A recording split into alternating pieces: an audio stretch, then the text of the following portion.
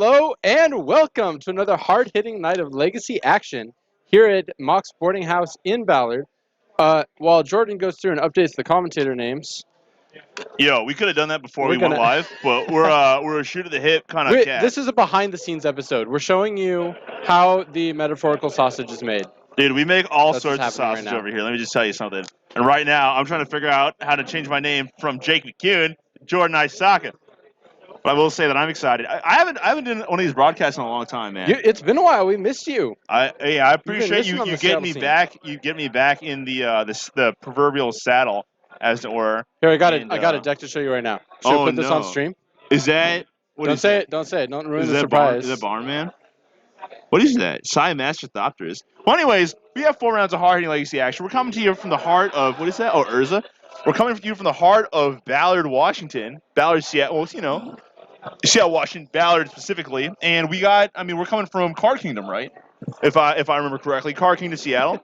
I think, am I on the left or are you on the left? I don't know. All right, well.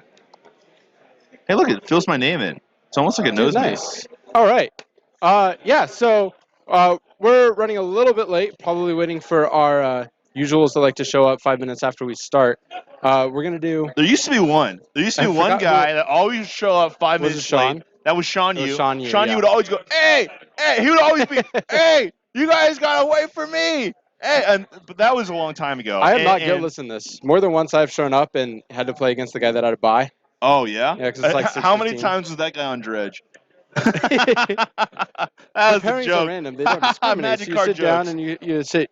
Yeah, it's not great. But you know what? I'm excited because I have not been in the meta for a little while, and obviously the meta's changed significantly. Control is back, baby! Is it? I wore is my it really Grixis bad? control shirt.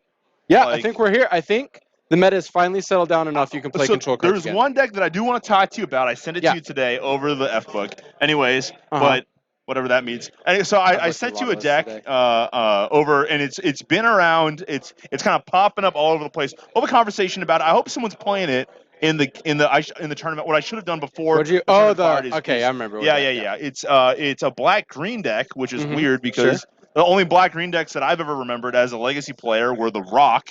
Yeah, and that's Evergreen. it. Him and Torak Tarmogoyf. Yeah, there you go. How do you lose? Yeah. And I played that last week. No, you did. Yeah, I did. Was Well, it I in splashed modern? red for Ren and 6. Was it in modern? No.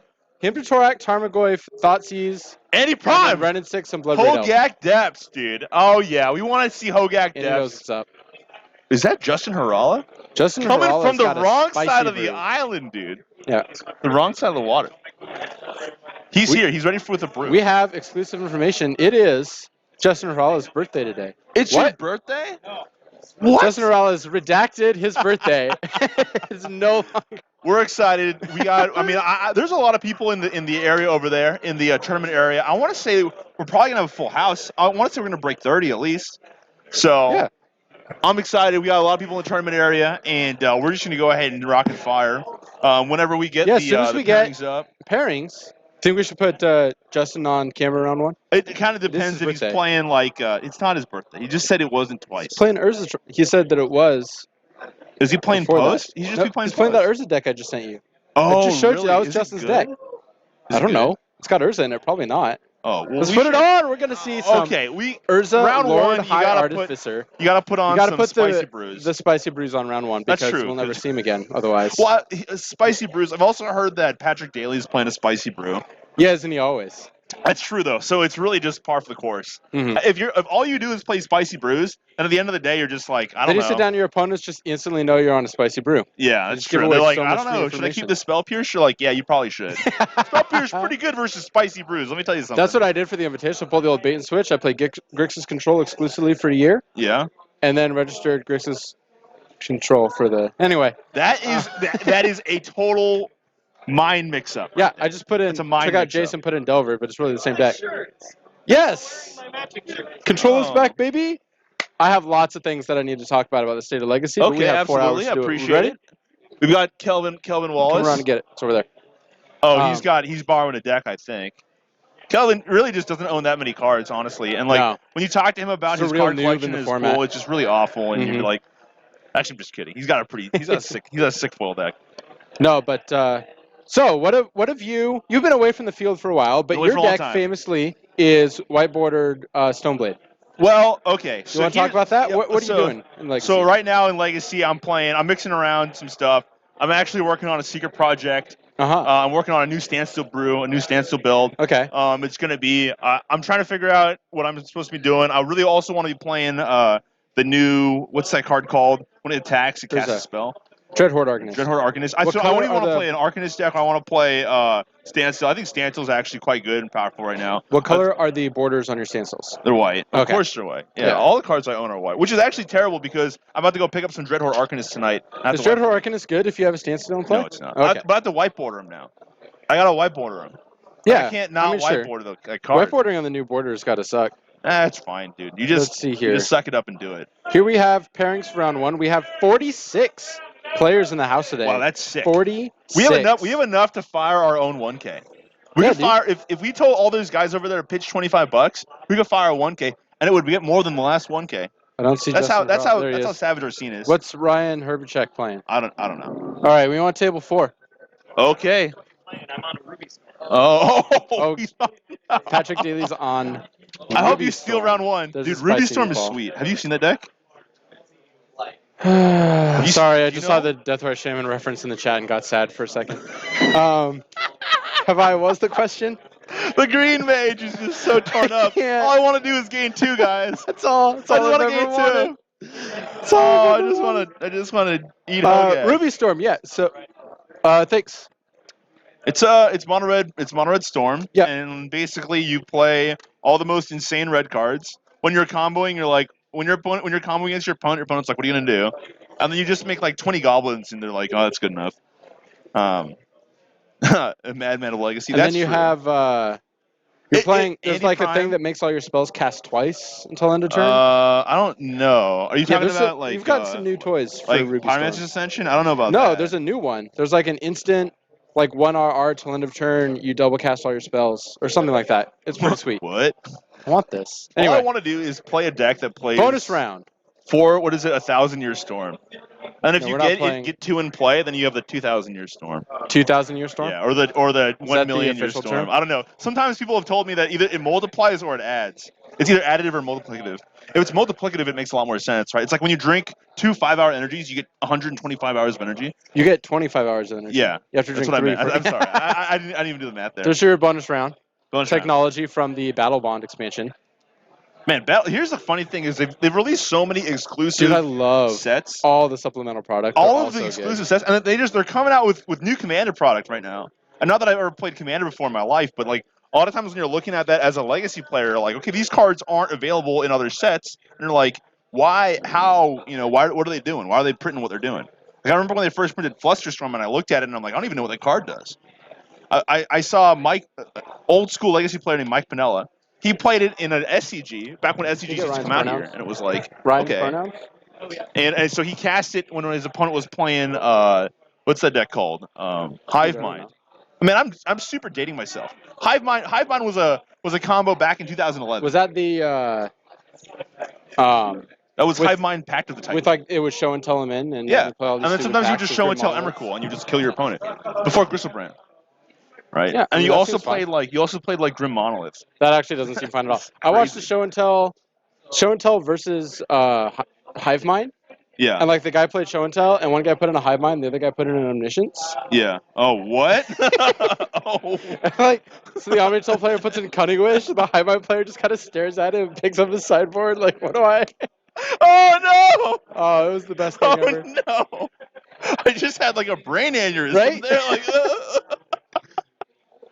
I also remember there was a guy that was playing. He was playing. It was show and tell versus what was it? It was like Battle of Woods Zoo. So the guy's playing like Wild and Cattle and like other things like aggressive. He's playing Oh, yeah, aggressive yeah, deck. just like and the guy puts 200 plays creatures. The guy plays show and tell and he puts in Battle of Woods and wins. Super dope. Battle of Woods Zoo. All right. All right. We got round 1 starting here. We're going to take it down to the match for you. We have Justin Hrala on one side. Swit. If you guys are Yeah, we're looking at the swapping those board up. right now and it looks like it's tilted, that's because it is. All right. But we've got That's another one of our behind the scenes. So we've got Urza.deck, and we've got Ryan What is Herbeck this? Is playing this- I don't know. He just Herbert check's cycled. how I pronounce yeah. that. So he's got a Bayou and a Barrymore. This looks like Agrolome. I see Mox Diamond, always the If you, Wasteland. yeah, I mean, this is a pretty typical Agrolome start. yeah. It looks like Agrolome specifically because he has the and he has a Mox Diamond. He's on a Wasteland We'll too. call it Loam. It's Agro Oh yeah, something. yeah. It's We don't Agrolome. know that he has Loam, right? Almost certainly he does. I mean, So- look at his board. There are modern iterations of this deck that are playing 4 Ren and 6, 0 Chalice of the Void. Life from the Loam. Yo, Chalice the Void on 1 when your opponent's playing baubles and stuff. I don't think so. I'm pretty sure that's a Yeah. no from me, dog. 1 is, so in this opening, 1 is the wrong number for me. This It's looks like 0. a Chalice 0 deck. Yeah, it's a Chalice 0. In fact, if my opponent goes Island, Bobble, Bobble, I assume that they also have Chalices. yeah, of course. I don't right? think there's a single 1-drop in Justin's deck. Oh baby, here it comes. And watch this. He's gonna get another 0, guaranteed. Yeah. It makes turn on Metalcraft, absolutely yeah. turns on his Mox Opal. Yeah, it makes 0 sense for Ryan to just automatic autopilot into Chalice on 1. Like he should have just Chalice on 0 right away. I mean, like based off of board texture and gameplay, it just seems like that's the correct line. So tilted, okay, because legit. Dude, I read that. I was trying to figure out how Sig was tilted already when we were on like turn 3, but then I realized man, it's there not you about the go. camera. All right, well, there's a Mox Diamond hitting the battlefield from That's pretty Morale. He's good. gonna go ahead and discard a land. He's got 2 mana of if once this Mox is. And listen, if Ryan had that Chalice on The 1, Chalice then on 0, look how good would that be right now? How good would that be? That would be pretty I good. think but, Justin's going to play a Chalice of 1 now with 2 mana. No, I don't think so. But I mean, yeah. So Ryan, you correctly identified that Ryan's probably on loam. And if you look from his deck, yeah, there's line. Now the Reliquary, he's got double Bayou. I'm not All quite right, sure why. I want to zoom in on this micro play right here. Okay. No, I'm not. This is worthless. Never mind. And he's gonna cycle. I think he should have gotten. I was going to comment on the end of turn fetch, but he's using his mana, so we're fine. Yeah. Okay. Table is tilted because the OG Walker is manifesting. That's right. What's the OG Walker? Is that Deathrite Shaman? No, that's Urza. Urza was a planeswalker from before there were planeswalkers. Urza was such a Isn't powerful that Nicol Bolas planeswalker. too? Isn't he also a Planeswalker? Maybe, I don't know. Urza was such a powerful planeswalker, they had to rewrite the rules of planeswalkers because the story with Urza and it wasn't compelling because he was too powerful. Oh, look at this Wasteland. But Justin's already got all the free mana. We know Justin has a backup City of Traders in his hand. Man, too. Justin might just go the distance with his Trained Org. I'm really excited for Trained Org, though. There's no way. Well, okay, so I've seen, let's talk about Agrolome. Agrolome's been going through Wait, it's not Trained Org. What's the card called? It's Grey Ogre. Grey Ogre. That's what I wanted. Thank you. Agrolome's been going through a couple of iterations Yeah. where there are like quad Ren, no Life from the Loam builds because Ren can take the place of that card. Yeah, that's And once who's you better. have quad Ren in 6, then you can start thinking about shaving Punishing Fire. Oh. And so that's kind of the direction that these decks are going is they're trying to, like with a lot of mid-range decks in Legacy, they're seeing what new avenues are available to them There's the K. playing Ren in 6. Oh, he's gonna blow up a land here. What a guy! Look at this. If he blows up the Mox Diamond, he deprives Justin of 2 mana. Wow. Does Justin care though? I don't think he. Oh, he went off the bobble. No, that can't be right. There's got to be a response. Oh. Yeah, He he's shows just him a showing Liliana. Ryan. He's just showing a card in Oh, his okay. hand. Here's what I got, dude. Yeah, Urza's Bobble is. If when you Ryan sack just targeted the bobble, my head's gonna explode. there's no way. Well, nobody knows. They're talking about some jibber jabber. Versus bobble. Look, it's like a Throw it it's up like on the screen for It's you. like a theme deck you get when you're a kid, like a pre-con. Yeah. You got the Everything's Urza, got Urza you got in the the Urza, title. the Artificer. You got Urza's bobble. You got like, look at this. This is amazing. Have you seen people resolve this trigger? They like roll dice. I'm like, this is the most work for the least amount of payoff of any Magic card. It's just like, let me go grab a D6. That's a to good. look at That's a card good from question. random. That's a legitimately good It's like question. some Juju What's Bubble the- level what's the- dribbling there. What's the word? What's the card that makes you work the hardest? That gives you the least? Like I think that's it. Ice Cauldron or like Rushing River. Those cards stat from mana. That's way more. This Ice card gives you Cauldron- very no, close to Ice literal Cauldron. nothing. I would argue that Ice Cauldron is confusing and not does. relevant. But it does Or- tap for mana. What's the card that like gives you plus X plus Y or something like that? It's a land, Dude, I don't know. and it's like it takes like 2 cards that are blocking, like switches them. Yeah. You Anyway. need like 4 targets in order to activate that card. Seed of is the what I'm Synod saying. for Justin, Synod, is Oh second no, artifact. that's a real card. Trinket Mage down. Justin gives him the shrug. Have you ever seen the Justin shrug? He's just like whatever, I love the Justin Shrug. whatever, No one dude. cares. I'm just playing colorless cards. Justin's got What's his okay. He's got hand? 4 here. He's cranking it up. Just kidding. 3. I don't know what I that don't card know does. What that is. That looks cool That's Psy. though. That's Psy, right? Oh yeah. Oh yeah. Oh, you know what's insane? Justin. So Justin, if he pays 2 for his explosives, he can make it for 0. Oh, Justin totally messed up. So he could have actually paid 2 colorless into his explosives and blown up both Chalice of the Voids. Not that he wants to do that or not. I don't know. But he could have done it if he He wanted just played an to. explosives for one, so this should get countered by a Chalice Yeah, he Trader. should. Oh, yeah. Justin's like, oh, yeah. Yeah, so you could tap City of Traders. That's amazing. Isn't that cool, dude? That's why Magic's awesome. He could tap City Traders for 2 colorless, play explosives for 2. Yeah, And for 2 mana using 4-2 0 colors. using 0 colors, yeah. Put 0 counters on it. Blow up his Thopter. And then blow Amazing. up all of his. But all I know is that like And his own Mox. I don't know if his own Mox. It'd just be a great play all the way around. It'd Like, be worth. I don't know. It'd be worth. Basically it's a Well, it's a if 2 you're for just 1. gonna pitch it into the Chalice, right? You don't need to pay the No, mana. no, that couldn't have been intentional. That's true. I mean, it would just be a 2 for 1, right? Because Justin would lose his Mox, and he's not like the Chalice on 1 doesn't affect him anyway. So Yeah. all right. Well. Oh, so apparently that's a Treasure Mage or something. Oh, it's yeah. Any prime we would identify it as Psy. So discard card. Justin discards a land. Yeah. I want to know if Justin's playing like Thirst for Knowledge or something cool like that. So he's got Karns. He's got Cavern of Souls. Psy, Urza. Like how does think he I saw like him how before does he that. win? Is he just like play Karn's a 4-mana enough, card? right? You good Karn and then If Micah your Gladys. goal is to play a 4-mana spell really fast, there's no way that's good. That's good. That's not good. Oh, Justin wants to know if his land is in play or not. I'm pretty sure it is. But yeah, it is. Yeah, he went Island Synod, City of Traders. That's true. Oh, he just drew Chalice. That's just not a great job. Caracas is the Chalice. card in hand. He could play Chalice on 2 and really make things crazy. I think it'd actually be kind of good. Well, he wants to play the Chalice to get a Thopter. He's just going to discard it. Yeah, that's true. Okay. Yeah, that Chalice makes on sense. 2, if I remember correctly, Chalice on 2 is really good against the aggressive Loam deck. Yeah, what is he gonna do?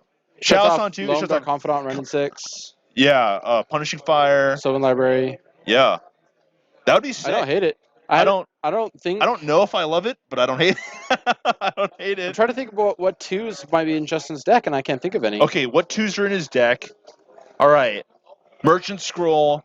All Echoing right, back up Truth. Liliana for Ryan. Yeah, that's not. This Upticks. is not looking good as Psy is currently controlling the game. Yeah, Justin's else would be in his discarding deck? Caracas here, but yeah, this isn't. Yeah, this looks fine for Justin. I mean, Agrolome has a lot of draws. This is kind of part of Agrolome's game plan. Is It's just kind of starve him out. But yeah, I mean, it discards your hand and then tries to draw better. But Agrolome's not well equipped for dealing with oh, 1/4. is that a welding jar? Yo, yikes though. That's a yikes for me, dog. You like that discard welding chart? Oh, did the Engineering Explosives line would have killed the Mox Diamond on the other side too? I like that line more and more. I don't know, dude. All I know is, wait, that Liliana's at 4. Yeah, Come goes on, to 1. Ryan, tighten up, bud. Although now, I mean, I don't even know if he wants to activate. What does Ryan Liliana. need here? He How does needs. it start? Abrupt Decay for No, Psy. he needs. What's it called? Punishing Fire? Plague Engineer is good here. Ooh, Plague Engineer is good here. I was confused why I discarded instead of making a Thopter, but I remember Ryan doesn't have that technology. All right, time to go into BattleBots. Justin incorrectly moving his dice around, just making more. Yeah. He could. It's If actually he a played big this chance for to 4, if he two. makes it a 2, it's really good. I think it's really good. I don't know what Justin has on 2, but like, it seems like it'd be good. It's got to be. It might be Thopter Foundry. Yeah, Sword's but really it good cuts with off Urza. way more cards. Like the percentage of cards it cuts off is way big. Yo, that could potentially. Oh, end that's the a game. problem. That could potentially end the game. It's a problematic. Well, Magic I mean, card. Justin's probably got infinite blockers. Looks like 5 lands in the graveyard. Yeah. I mean, it's a big boy, but that's Oh, always 6. been the case. 6 Actually, lands. it's a girl. You know that, right? Yeah, everyone knows that. Everybody It's a knows girl. that. Woman, I think she wants to be. It's a gal. Yeah. You know, non-discrete age of a female figure. It's a gal. All right, chat. Post why you think, or what 2 drops Justin could have in his deck. Transmute Artifact. That's an option. But probably not No, here because this isn't like a Transmute toolbox Artifact. deck. And Trinket Mage is your He's playing toolbox card. Stompy. Uh-oh. There Yo, it is. Look out. Urza, Lord, High Artificer. is in Urza, the so building. such a strong planeswalker. They could only make him in legendary form. When I saw this card, I was like, I'm really glad that Urza is broken as balls because I would have been mad if there was an Urza card that was like barely playable like Gerard. But Hey, no, Gerard this card Caption's is cool, insane. man. Insane. Gerard Caption's cool. They made a new Gerard. And the Yeah, creator they said it's did. red white. But you know what? He's He not good. sucks. Yeah. He's so bad. He's Oh, we he's got a reader. hideous. He's hideously bad. And Rest how in- big is that? How big is that token, dude? The token dude is a 7/7. These are problems that only a Agrolome deck would have. He's just thinking like, Dude, man, my is deck's this so token bad. bigger than a knight? It's not. It's close. Am I too loud? No, you're good. You just. But anyways.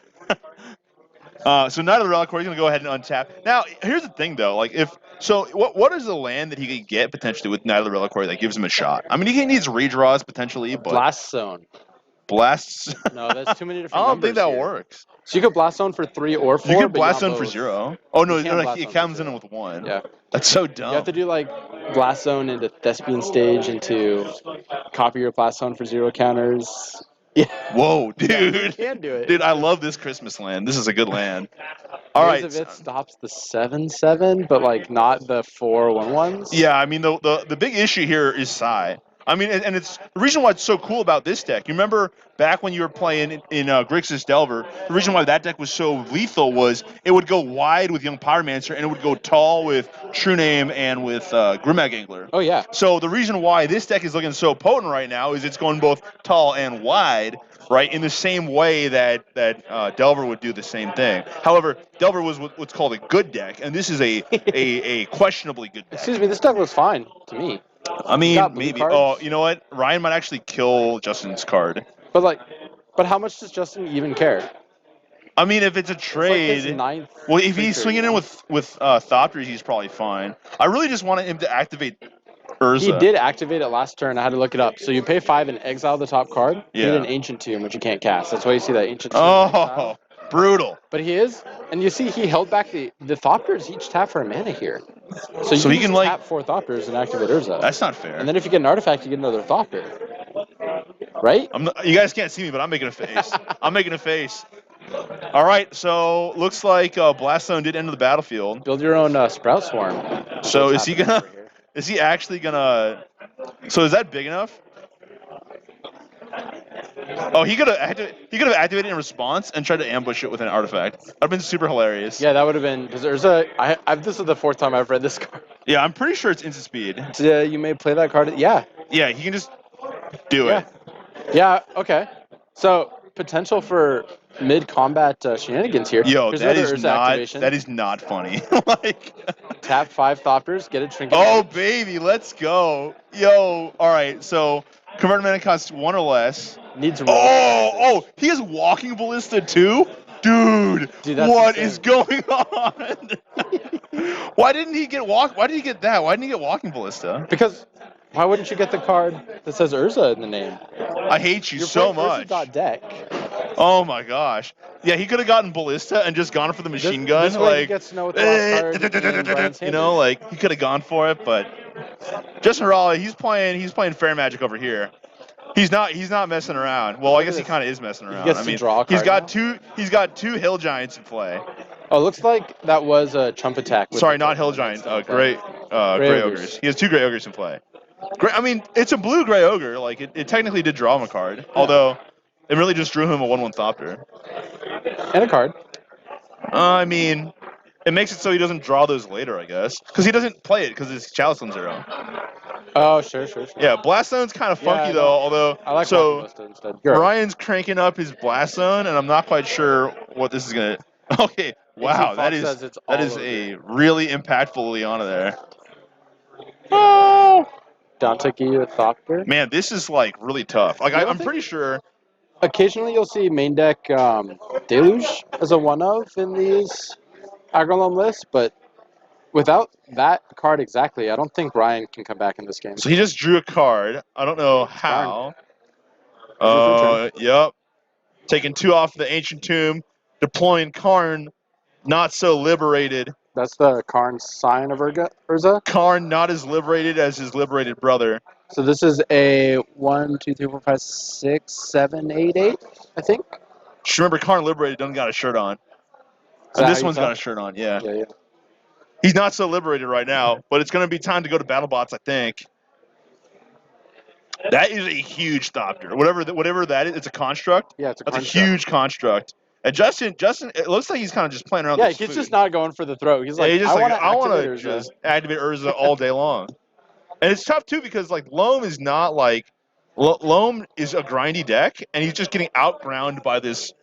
Like both of these decks are just top deck Yeah, decks, who's gonna? and the Urza deck is just really is like way grindier. Well, the Urza's deck is just drawing so many Oh, more he cards a got turn, shallot. including the Urza Mazovith. activations. That Mazovith really going to be important and impactful versus all those Thopters. Let me tell you something. It looks like Knight's a 10-10 right now.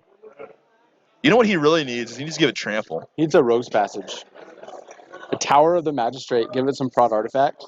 Oh, dude, Tower would be Let's do sick. That would be amazing. Let's Although go. he could shrimp box 3 times and lose. The old technology against Ryan's gonna call the it. He's gonna go ahead and Batterskull scoop him up. strategy. All right, I'm gonna go fix the camera.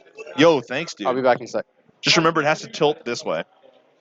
It's like currently this way. You gotta figure out how it's rotating. All right. Okay. So right Thanks, now Chris. Ryan's Yeah, side yeah. is too high. All right. Now that we get the riffraff out of the booth, we're gonna have an intimate conversation. How's it going, everybody? Jordan Isaka here in the chat. I have to leave it on. Oh, it's going more the wrong way. No, more the other way. Other way. There you go. But we got Urza. I guess it's like an Urzatron deck versus it's worse. Go the other way. Whichever way you were turning it, go the other way. It's like when you're backing up and you got a trailer. No, turn the other way. Turn the other way. Oh, yes. Yes. A little more. A little more. Muy pequeño. No, that's fine. I'm just kidding. All right. Oh, it's almost time to talk about spoilers. This is so good. They're playing Magic over there. They're deciding who goes first. Rock, paper, scissors. RPS is the official way to decide who goes first. You gotta use the paper ones though. The paper rock. No. Tiger. You got to do it like a man with your hands. No. And Rock like you're lobster. like, and then after you win, you have to like take your hand and then like grab your opponent's hand. Like watch this. Here, let me show you. Okay. It's like this, right? All right. No, throw paper. Throw paper. That's not. Yeah. Watch this. All right, throw paper again. Okay. All right, and with that, we'll go back. That's what you got to do. If you're not doing that, then you're not playing the game. Like that's it. And you have to like make it really awkward by touching your opponent too. Like you like grab him right in the hand. You don't like the cutting the paper with the scissors.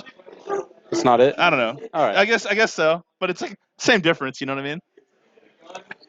All right. Ryan looks like he's got a lot of cards coming in for this matchup. I wouldn't expect Akralum to have.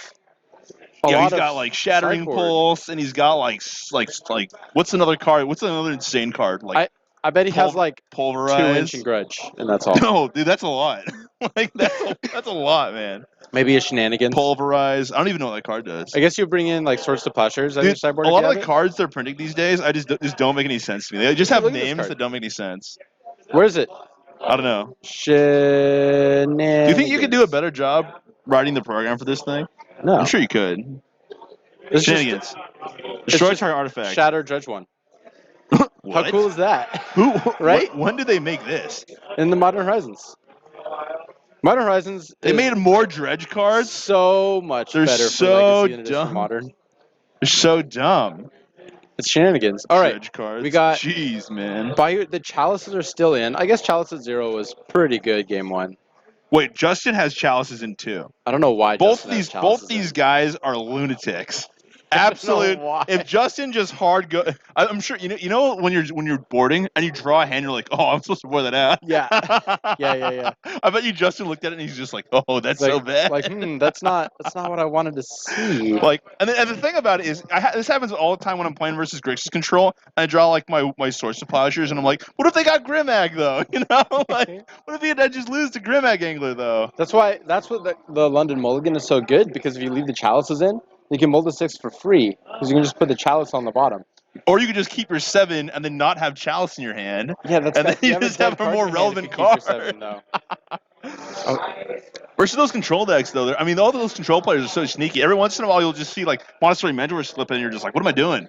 What am I doing?" Like he goes turn 3 Mentor, and you're like looking at your hand, you're like, "That's so bad right now. Like This is why you I'm gotta just play so Grixis. dominated." Because then you can just Kolaghan's commanded or Abrupt Decay. Yeah, you're gonna use all these Kolaghan's cards. command, Monastery Mentor. Don't even look at me Is like that you what you're can gonna do do? that. You're gonna tap 3 to kill their 3-mana spell, and they're gonna beat you by just doing anything? Yeah.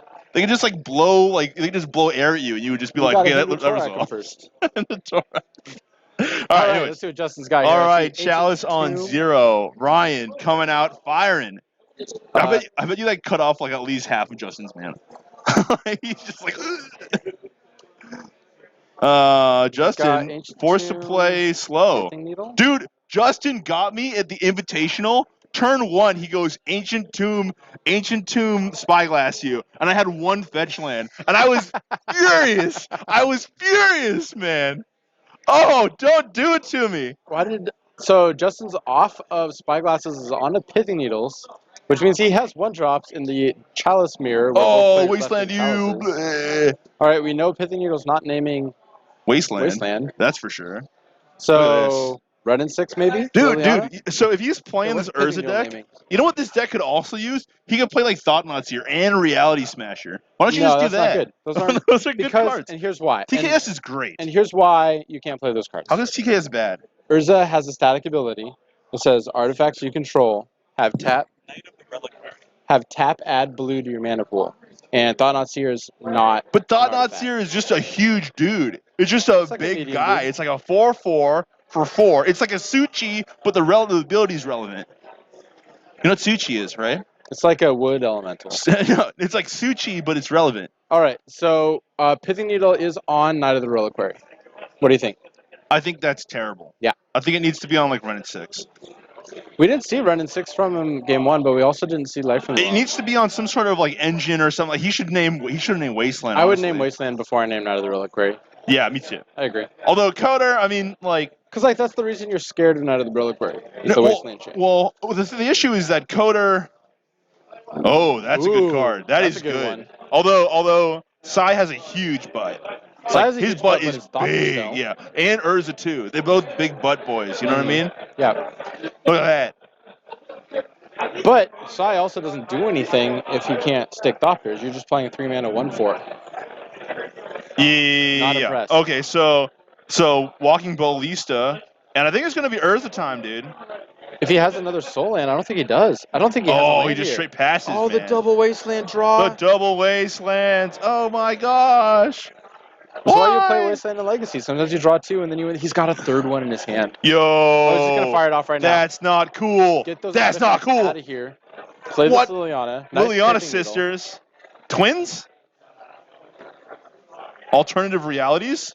Needle. And it says, this is, yeah. All right, Mox Opal goes to the bin. Yeah, And this game does looks a look lot like more we're going to one-sided game 3. for Orion now. There's a land. There's a land. That's amazing. I've never seen one of those before. So his hand is 4 drops. Chalice on 1. If Ryan brought in hand destruction, this is a reasonable play. Or Swords to Plowshares. Or swords, that's true. But I mean, I think that this is really Ryan's avenue to win is just to get ahead, attack the mana base, and stay on top with your. Oh! There's number 4! There's at least 5 of those in his deck. Who needs Ryan Night of the has Reliquary? all sorts of wastelands up in this business. He's got literal strip mine. Strip mine. Yeah. That's so sick. Dude, I'm sick right now. Oh, he's still got the Punishing Fires. Top deck, Yeah, I mean, Justin's you gonna don't just even need- and Justin's gonna play it out. Dude, Justin is a good sport. He's gonna sit there and draw, take the licks. And there is a giant Yikes. that knight has gotta be at least an 8/8. At least. Justin's gonna call it. He goes, look at all my Wastelands. Who needs... This Night of the Reliquary doesn't need to activate. Pithing Needle doesn't do anything. Yeah, it's just I mean, Wasteland you a bunch and then just play a 10/10 for 3. How different is that game if Pithing Needle's on Wasteland now? Yeah. I mean, But how do you know? How do you know? I don't know. Justin also mulligan. He should take out his Chalice of the Woods. Let's see if he does. Reach If for he your doesn't, sideboard, dude, Justin. come on, Justin. You had that sideboard. Justin. Just in time. Just in case. I'm gonna just pull your chair out from underneath you, dude. Abs just.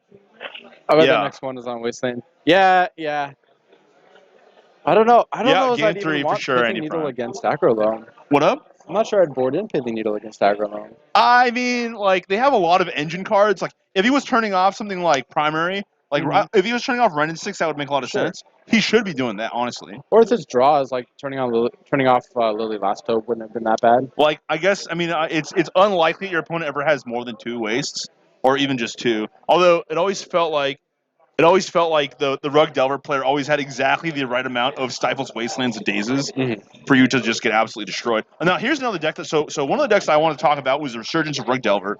And the reason why I wanted to talk about that was because is the trifecta back? Is Stifle Wasteland Daze a key fixture and a returning fixture that we're going to see in Magic again? I think it is. Or is it going to be, is it good because there's a stable creature base over the top? What makes it so good, and why is it good now versus before? Let's get into that in between rounds, but I think you're onto something. Yeah, I want to talk about that, guys, and I think if you guys have opinions about that at home, I would love to open up a conversation about that because that's a good classic deck. It's been around for a long time. So Justin got to play his 0 mana cards. Yeah, Underneath the Chalice, has 2 mana turn 1, uses it to pass the turn. I mean, what's so crazy about both these decks is they both have insane turn 1, like, they do crazy stuff on turn 1, Yeah. right? I would not be surprised if Ryan just slams Dark Confidant here. And if his deck isn't playing Dark Confidants, then I'd just be like, what are you doing? Chalice on 0 after Heral has already deployed all of his 0 drops. Punishing Fire among the cards in his hand. Let me get a good look at anything else. Oh, we're going to see one random here. It is a Grove. All right. So Ryan's got the Punishing Grove. Don't write it down, dude. Just remember it. Because then your opponent knows what you've seen. All right, so draw off Bauble. What I do is I look at that and I just shuffle it up. That way you don't know. Just more 0 drops? Yeah, I believe the way that the rules work on that card is your opponent doesn't get to know what card you looked at. Yes. That is so you correct. look at a card, shuffle their hand, and hand it back to him. I don't know if Justin should have actually cracked the Bauble there. That's so weird. He's playing Chalice on 1. Because he could have actually played his Soul Land here. Yeah, he has a Soul Land in hand too. He also has. He drew Mox Diamond though, which is not great, obviously. Chalice on 0 really turns off a lot of the top decks that Justin can have here. And I wonder if Justin has a lot of ways to remove a Chalice on 0. Actually, Chalice on 1 makes sense now because it does open up his Mox Opal. Yeah. Which is important. Yeah, I think you're right, Andy Prime. He cracked it looking for something to play. He doesn't care about his Mox Opal tapping for mana because he has infinite Soul Land. So he's just trying to find a Trinket Mage. Oh, this is actually kind of good. So now it looks like Justin might have access to 2+. I mean, if he plays, so he can go and play his Trinket Mage here. And I would actually see Seat of the Synod makes a lot more sense than a lot of other cards he could be getting here. I want to get Engineered Explosives and blow up your opponent's Chalice and Mox. Yeah, that makes sense too. But the thing is, if you get Engineered Explosives on 0, it blows up your Chalice and your Opal too. Your Chalice on 1 doesn't matter in this matchup. That's true, but I'm just saying. But it sucks that you blow up your Opal. Yeah, that does. I don't know. He's got to get out of this. He is mana tight though. You're right. He's got a Mox Diamond to replace his Mox Opal. Like if he can, and his opponent didn't miss a land drop, but is low on mana. P-Fire? Okay, yeah, there goes. Yeah. Doesn't matter. Like, but which okay. one, dude? All right. Top deck from Brian, as he has only 1 land in play. He's still got that Grove in hand that we know about, though. Yeah. This would be a great turn to resolve a Liliana if he's got one. Yes, sir. I think it is. Yep. Man, you just know the cards. Liliana hits the battlefield and a discard from both players. Justin. Tomb, keeps hitting. Oh, it discards Mox Diamond, sure. That makes sense. Yeah, okay. I mean, he's got all the mana that he needs, potentially. Top deck here. That's a Ballista. That could be strong here. Actually, that's really strong. Ballista on 2. Ballista on 2's big. Because yeah. So if he goes to minus, he can go ahead and response blast with the Ballista. So I like this. And certainly it helps. Okay, so you did it. Chalice 2 turns off a lot of potential cards. The Punishing Fire. Yeah, the P-Fire as well as other cards. Now here's the issue though, is that Liliana at this point is going to grow too big. So he cannot just sit off of Ballista here. Because the oh no, the land times bigger every turn. Well, it's 3 now, right? So that's good. Yeah. Chalice, and okay, and a land deployed here. So Andy Prime makes a good point that Karn's uptick turns an artifact into a creature, so it can kill Chalice. He just lost his what's it called? And this is huge. So this is going to be a big Ballista, a 3/3 for sure. Frost taking 2, and he's losing his thing, but he's losing his City of Traders. This is fine though. Liliana can't remove it. Yeah, Liliana can't kill it without sacrificing herself. Now that being said, how many how many Lilianas have you seen off the top of Ryan's deck? And he just Usually rolls it's them off 3 the main top. deck and 1 in the sideboard. All right, so our battery's running low, but that's okay. We got to flag down tournament director or We'll figure it out. yeah, we'll get somebody on that real quick. Top deck for Ryan. So this Chalice at 2 is actually backbreaking for aggro. I see, it People seems don't really realize powerful. how many 2s this deck runs. It's only Liliana, not the Reliquary at 3. Well, he runs Greensun Zenith too, if I imagine. Right? Sometimes. I would. I don't understand how that wouldn't be the case. It's right? not locked anymore because you gotta cut something for Ren and 6. Yeah, A that's lot of true. times players are going after the 2 of Agrolome, or the 2 of Life and Loam, 2 of Crimson Sea. Wow, that's really crazy. That's really bad for Ryan then. I Yeah. mean, this makes a lot more sense for Justin. I mean, he's in great shape as long as now the Reliquary doesn't hit the battlefield. Top deck from Ryan, he's just kind of sitting there. There's not a lot going on. I mean, the only card that I can see being really relevant for Ryan here. Oh, and there's Karn. So this is Karn, the Great Create. This is the one that doesn't kill chalices. Yeah. This is the one that draws cards. So Ryan's gonna go ahead and just. I mean, at this point, I'd like Karn just to draw cards. You just want Yeah. raw advantage here. Yeah, Like that's all there's you not, he's not being pressured by anything on the battlefield, so he's gonna go ahead and get. He's taking Chalice of the Void. And Chalice, okay, Chalice of the Void It's is on removed. silver Got counter. it. Okay. Chalice is on 0, 1, and 2. So, see, Chalice, can you Chalice on 3 would be hilarious, and actually probably turn off. Chalice on 3 would actually turn off Ryan's deck, I think. but it also shuts off Trinket Mate? Well, it does shut off Ryan's Oh, entire dude, deck. look, You're right. look what just hit the battlefield. Yo. That Karn is only at 6, so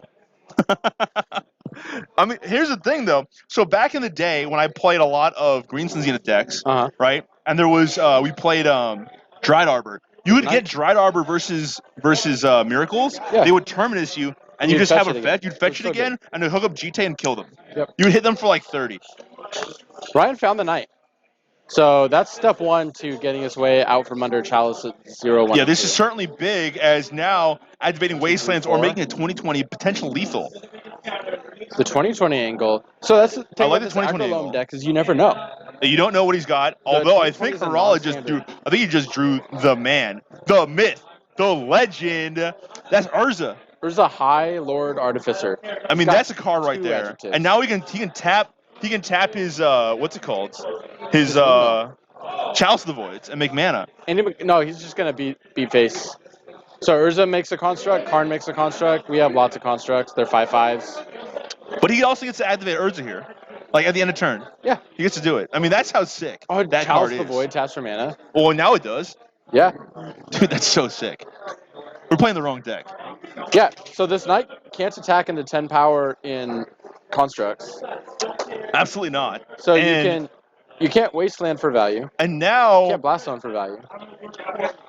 you certainly can't blast on for value. You can't. You could get Merit Lage if that's something in his deck. Oh baby, look at this. This is so sick. Top shuffling it up, dude. So my problem with Urza in this deck is that most of his deck is like 0 mana artifacts. Okay, but it's still like, I mean, you're still drawing cards, right? Bam. Oh, there we go. Oh, that's so sick. Show me Walking Ballista. Yeah, it's time to get a walker. Or what if he has Hangerback Walker? Or something like that. This is just a way cooler version Chalice of on Stumpy. 3. Chalice on 3, baby. Let's go. And, yo, that's going to be huge. Like, Ryan can't beat a Chalice at 3 in the main deck. yes, he can. Or a Chalice at 2 and 3. He can beat, so draw he goes, Abrupt Decay. The case is only out. Yeah. Or he can have sideboarded in a 4-drop. If he boarded them in. Shattered, like, Smash Smithereens. No, like random 4-drop planeswalkers. A lot of times I will play that's like true. 3 to 5 planeswalkers in the sideboard. Okay. So, Justin going to sit. And I actually don't know if that's the right line here. I think there's some issues right now. I mean, if Ryan does go 2020 route, like, Justin might be a little short for defending it. He's got to find a side to make the flying blockers. Yeah, the flying blockers is important here. So, but also keep in mind that Ryan only has access to two forests as well. Top deck. Harala pondering here. He's got 3 mana in play. There's the side. That's size, so that's going to be This huge. is all over but the same. Yeah, this is a kind of a repeat of game 1 where you saw Harala just lock down the board, Yep. take control, go wide with his board state, and then win. Discards a Chalice to make a Thopter. Yeah.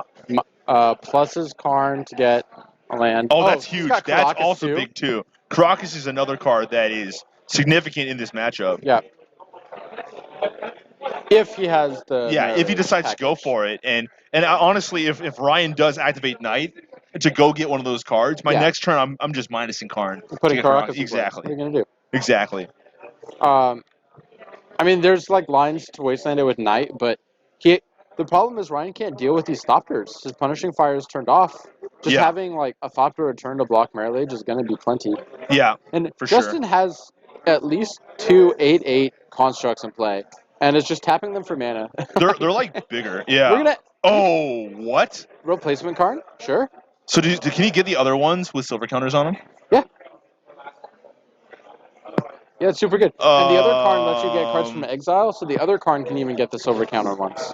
All right, make My another brain giant is duder. just cracking at the seams right now. Because you remember back in the day when you used to be able to play like Cunning Wish for cards that were exiled. So you could like Cunning Wish for your exiled Cunning Wish, and then they removed that rule, right? So if you played Force of Will and you pitched a card, you could Cunning Wish for the card that you Force of Willed. Yeah. You can't do that anymore. Because they made Because now, Exile Zone. Exile Zone and what you're getting from outside the game is different, right? So here's the Night Activation. Is it a Dark Depths? Does he have access to the package? It is a That's Blast just Zone. Blast Zone. Yeah. Yeah, and so if you're Ryan, I mean, here's the issue is that Ryan never saw any of his good advantage cards. He never saw Dark Confidant. He never saw not Life from the Loam. Renin 6. Renin 6, or what's the other card? And I think that the other issue is that Sylvan Library. Ryan Loam, is accruing yeah. advantage too slowly. Like, Yeah. Ryan's advantage accrues, and he tries to build a strong board position, and his creatures are good, but if you look at the way, the velocity in which Justin has accelerated into the board state he's at now, it's way faster. Like, And it's just like tapping soul lands and playing 4 drops. exactly, right? And you see that the cards that Justin has access to are way more powerful than the ones that Ryan's playing with. And that's kind of the risk you play when you play one of these like very consistent mid-range decks. Is they're really good at like oppressing decks that are smaller than you. Yeah, like, but anyone that's going bigger than you have a really hard time with. I mean, like, he would love to play against. Well, I mean, there's certain decks that are like fast and big, right? Like Eldrazi is a deck that would be fast and moderately Or like big, 12 post. but Loam is bigger than that, right? Well, they dismantle the decks they dismantle them with Wasteland. Right. Like, Whoa, Loam is whoa. never beating 12 posts, but No, also never getting so them 12 aggro posts. Drazi they beat with Night of the Reliquary. Yeah. Post they beat with Wasteland, right? Yeah. And then if you're playing and if you're Loam and you're able to play against like Delver, you have Punishing Fire and all this stuff. But this is one of those weird decks, this is kind of like a New Age Steel Stompy version, right? Yeah, your axes of attack of Loam are like make giant blockers and disrupt their mana base. Yeah. But none of those work against the Urza deck. Right, because the Urza deck actually goes wide with both. Oh, that's really There's brutal. another Karn. So he doesn't cast that, right? And now he can also like go get He's get reaching Lattice, for right? sideboard. I just haven't the faintest idea what you get here. He probably got gets 4 Lattice. mana. He probably gets Lattice and he wins. Look how Ryan's still at 19. Well, yeah, I mean, there's no real. I mean, for Justin to risk an attack here, I think so. I don't think that Ryan can't actually play Lattice. plays. Oh, he has the Urza in play. He can just play the Lattice right now and just lock it up. Yeah, Lattice would probably be game. Lattice would turn off all the lands as well as like absolutely everything. I hope he gets Lattice. He's got to have one, right? He has to have one. I Yeah, mean, you that's don't the whole put Karn reason in why your you play deck that card. without- Justin going into the bag of tricks here. Pulling out a die. Please, dude. He has to reveal it because you have to prove that it's an Yeah. artifact. He's looking. Is it? Uh-oh. A foily signed Lattice. Yo, that's a sick one, though. If you're going to kill your opponent with it, it may as well be fun to look at. Yo, that's so nasty. Boom, And baby. Yo, I love that. What a sick combo, dude. And that's Justin Rala. Wins round 1 with his Urza deck. Let's see what we have time left. That in was round, nice. looks like. That was nice. 9 That was minutes. cool. Let's That was see a the new age soul land. The soul land decks have traditionally been called stompy decks, right? Right. That's not really. That's more of like remember the moon control deck? Yeah. Where it just tries to rush out moon, or that seems more of like that style of deck. And before that, you had like the green Stompy decks. 12 land Stompy. I'm not talking about that deck because that deck's a soul deck. What I'm talking about is, do you guys remember back in the day there was a deck called Sea Stompy? Yeah. Oh, Sea even older, Stompy. sure. Yeah, even older. Probably one of the. Well, I think Sea Stompy and Nine Land Stompy were in the same era. Mhm. So Sea Stompy played Serendipity, and if you guys want to look up, if you guys really want to date me, look up a card called Sea Drake. Sea Drake's a real card right there. Oh baby, yo, you guys like Drake? Yo, here's Drake. Boom, baby. Oh, what's this art? 3 mana, 4/3 flying. Yeah.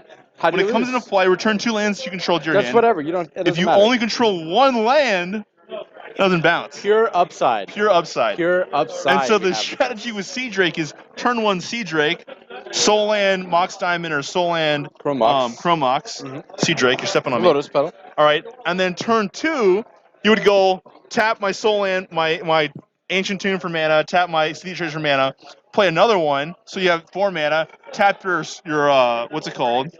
Your Mox Diamond, and then you play Sword of Fire and Ice, and you just hit him for a lot. Yeah. And then Hit you for 8. And then you had your.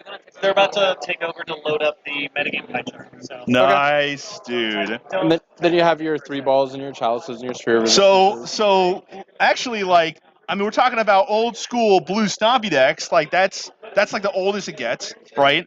But now you've got the new ones with like Urza, who's sick, right, and Sai and these decks and the were. Karns, and the Karn brothers. can- You know. It's fascinating. You can trace the lineage of these 2 decks. So they were colorless for a long time, Yes. right? There was the 12 post variants, which started out being like blue and green with show and tell in prime Yeah. time. Then the Eldrazi Oh. got printed, and then they split off into like fast Eldrazi and big Eldrazi, right? Yeah. Sure. And now you have all these. So like the Antiquities War and now Urza, and now suddenly there's a blue artifact deck. oh yeah, the There's, like- Antiquities War deck was bad though. I don't ever think it won anything. Do you remember the old Affinity with Asian Ebolas? Yes. It's like a mid-range Affinity That deck. wasn't that old. I mean, it was Scars of Mirrodin. It was pre-Batterskull. Oh man, am I that old, dude? I'm so old. Yeah, Jordan's been playing Batterskull since like the dawn of time. I'm so old, dude. But No. Before that, I played Rug, and before that, I played Merfolk. You Like, know how to cast Stifle? dude. Oh, I would cast Stifle at the Invitational, dude. I learned something. I have today. whiteboard Stifles. Yeah. Don't trip, dude. Don't trip. I have. You can search me, man. I have a top 2 finish versus Jeremy Edwards playing Grixis Deck, playing your deck. All right.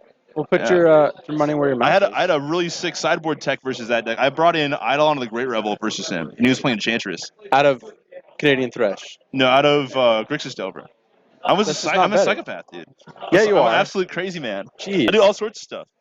But All right. I love me some Legacy. I mean, I haven't talked about it in so long. Here it is for an extra special treat for everyone at home. Yeah. Lee has volunteered to manually, out of the goodness of his heart, Yo. type in our metagame here for Yo, us. data entry. Let's go, Lee. Let's go. So we're gonna get our Let's metagame go, chart up here. baby. Momentarily. I hate this. I mean, if we had like if there was some sort of program I'm that working on one. automatically uploaded all of the deck lists from everybody who was playing called Cardboard Live. I don't know about automatically. That's what it does. it's ready. Are you battling? There it is. I won. Oh story. my, bro! You see, oh, one- what year is it? They're just Yo, all ones. All right, so we got what year is 5 it? Canadian Thresh. We got 4 4-color Ren decks. Yo, this is the 3 worst. depths and This one is of everything the worst else. data analytics chart I've ever seen in my life, dude. Just a- This is just It's hideous, just a wheel with spokes. dude. But like, It's what do not you- even organized in like descending order of like largest quantity could just play. have- It's just like some random glob of like Rug Delver, It could just be Manaless other- Dredge, Mono Red. What are you gonna? You're gonna put other, and then you'll have 1, 2, 3, 4, and then everything else will be other. Right. So, pardon the complaints, but that's what I gotta say. But as you can Listen, see, Work in progress. what does on our this? Monday What night- does? If I'm a business owner, what does this tell me? it tells you Kidding. on a Monday night after the Invitational. That's Legacy's true. in flux right now. Modern Horizons just injected like 17 new cards Hey, in the when it- format that we here's have the to thing, explore, though. and that's Here's the what thing, people are doing. When formats are uncertain, You play what's the Sneak best? and Well, when formats are uncertain, you play proactive. Yeah, you play Right. linear You combo play- decks you while play your opponents are proactive. dirtling around. You Either kill them. linear combo decks or aggro control. You start going. You swing Sure. for the knees. You try to take them out of the knees, right? That's true. Rug Delver always really good against a wide open meta because your opponents are trying to figure out how to stabilize these decks. Yeah. And Rug just punishes any kind of stumble or trip at all. I mean, Rug Delver, listen, so here's the deal. Rug Delver is like a knife fight in a telephone booth. That's what Knife Rug fight Delver is- looks okay, like. sure. Rug Delver is like, I got a knife. And then like the guy, like the blue-white Stoneblade player, he's got like this giant bazooka, and he's just like, come on, man, I'm trying to shoot you. How do I And every get once in a while, Yeah. he just like launches this giant like grenade and it blows up, and there's like Batterskull in play. But really, it's just, and then the Delver guy is like, oh, I'm gonna stab you, and that's what happens. I mean, you're not wrong. It's a very So- apt description. So let's go back to this metagame. I have a question for you. Yeah. What percentage of these decks are playing one or more cards from New Horizons? Rephrased, which of these decks aren't playing a card from New Horizons, do you think? I would wager aside from Enchantress probably too. I don't even know what no. Enchantress is doing. to be Enchantress honest. is playing that They've new probably got the something white new. land that gives back enchantments. Right, Hala Heliod's Embarrassment, That's Generosity. that's a secret. Yeah. I'm working on that card. Give Uh, back standstills. Sneak and Show is plain and boring. Let's go in order. Dredge got Hogak. Maverick got all sorts of bad green cards. Good green cards. Red Prison has got the just red cards. I There's don't know. the Goblin Engineer. I don't think it If makes you're playing the a cut. pain, I don't think it makes the cut. They got good stuff. They got better stuff. Infect, probably Infect. Thank you, Ruby sir. Storm, Appreciate probably it. Ruby Guys, Storm. I just got my list of cards here. Yeah? I got some What's on your Squee list? Goblin to Bobs and Eternal Witnesses. What'd you get? I got a Squee Goblin to Bob. Oh, I got the good version too. Mercadian Masks. This Look at was that. the very first rare I ever opened out of No Booster way, Bag. dude. Yep. So Sweet when I Goblin to Bob takes me back. When I first saw Sweet Goblin to Bob, I saw a guy discard it to Survival of the Fittest, and I was Right. like, that's so unfair. That's so unfair. And then you find the Eternal Witness, which is also in this pack. Oh, yeah. Are you gonna play Birthing Pod? I'm going to play a crappy green-red EDH deck. Oh, no. All I'm right. so unhappy right now. Just the amount of disgust just hit my face. I got immense. a Foily General. I forget what it's called. Okay, so anyways, so Rug Delver, so it makes Rug a lot of Delver's got sense, Ren right? at 6. Rug Delver and 4C Ren, they're both proactive decks that want to get out and ahead of their opponents quickly. Delver, Stifle Wasteland Days, that makes a lot of sense. 4C Ren makes a lot of sense because a lot of times you're trying to go Mox Diamond action, right? Maybe. I mean, think about this. So 4C Ren is like 6 different decks right now. It's really frustrating. Like, as a mid-range control player, I just have no idea what to play or what's good.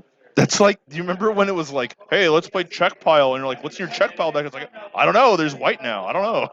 Like, I don't know. Yeah, this is just 4-color control do you- splashing Lingering Souls. Do you remember back when, like, what was that deck called? There was the Cascade deck that draws 3. Yeah, I don't even Charlotte's remember. Bug. Yeah, Charlotte's Bug. Yeah, I I hate the won- deck so much. It's so I bad. top aided a Star City Open when that was the best deck. So that deck, right? Like, at one else? point they were splashing white. Yeah. To play like Meddling Mage because Mhm. they didn't. Like, And they Lingering have. Souls from the mirror. They have terrible action versus combo. That's because right. they don't have any static of it. Static. But threats, now, right? why do they have terrible action versus combo? Because they're a bug deck, and bug just has bad game It's versus because combo. you can't play soft counters in Charlotte's Agent Shell. That's true. Okay. Well, I mean, there's a couple reasons, right? But now you have Force Negation.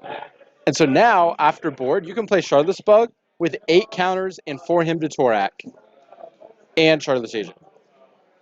And it all That's plays messed- nice together. That's messed up. That's great. How come no one's doing that? How come no one's Because doing? look at the You could even metagame. play. You could even play the card that makes 4 rhinos. You could take out Tarmogoyf and put in that Rhino Maker card. Where is it? Oh, do we really not have a Shardless today? I'm glad we don't. That We deck had a Shardless That deck was Rug. furious. Like you'd play Charlotte's Agent, you literally just take a die and throw it at your opponent. And if Yeah. you hit them in the eye, they would explode. Like it's so we, terrible. We had a Shardless Rug last week that was playing it alongside Dreadhorde Arcanist. And Dreadhorde Arcanist attacks as 1 or less. So you can flashback your Ancestral Visions. No, you can't. You can. No, you can't.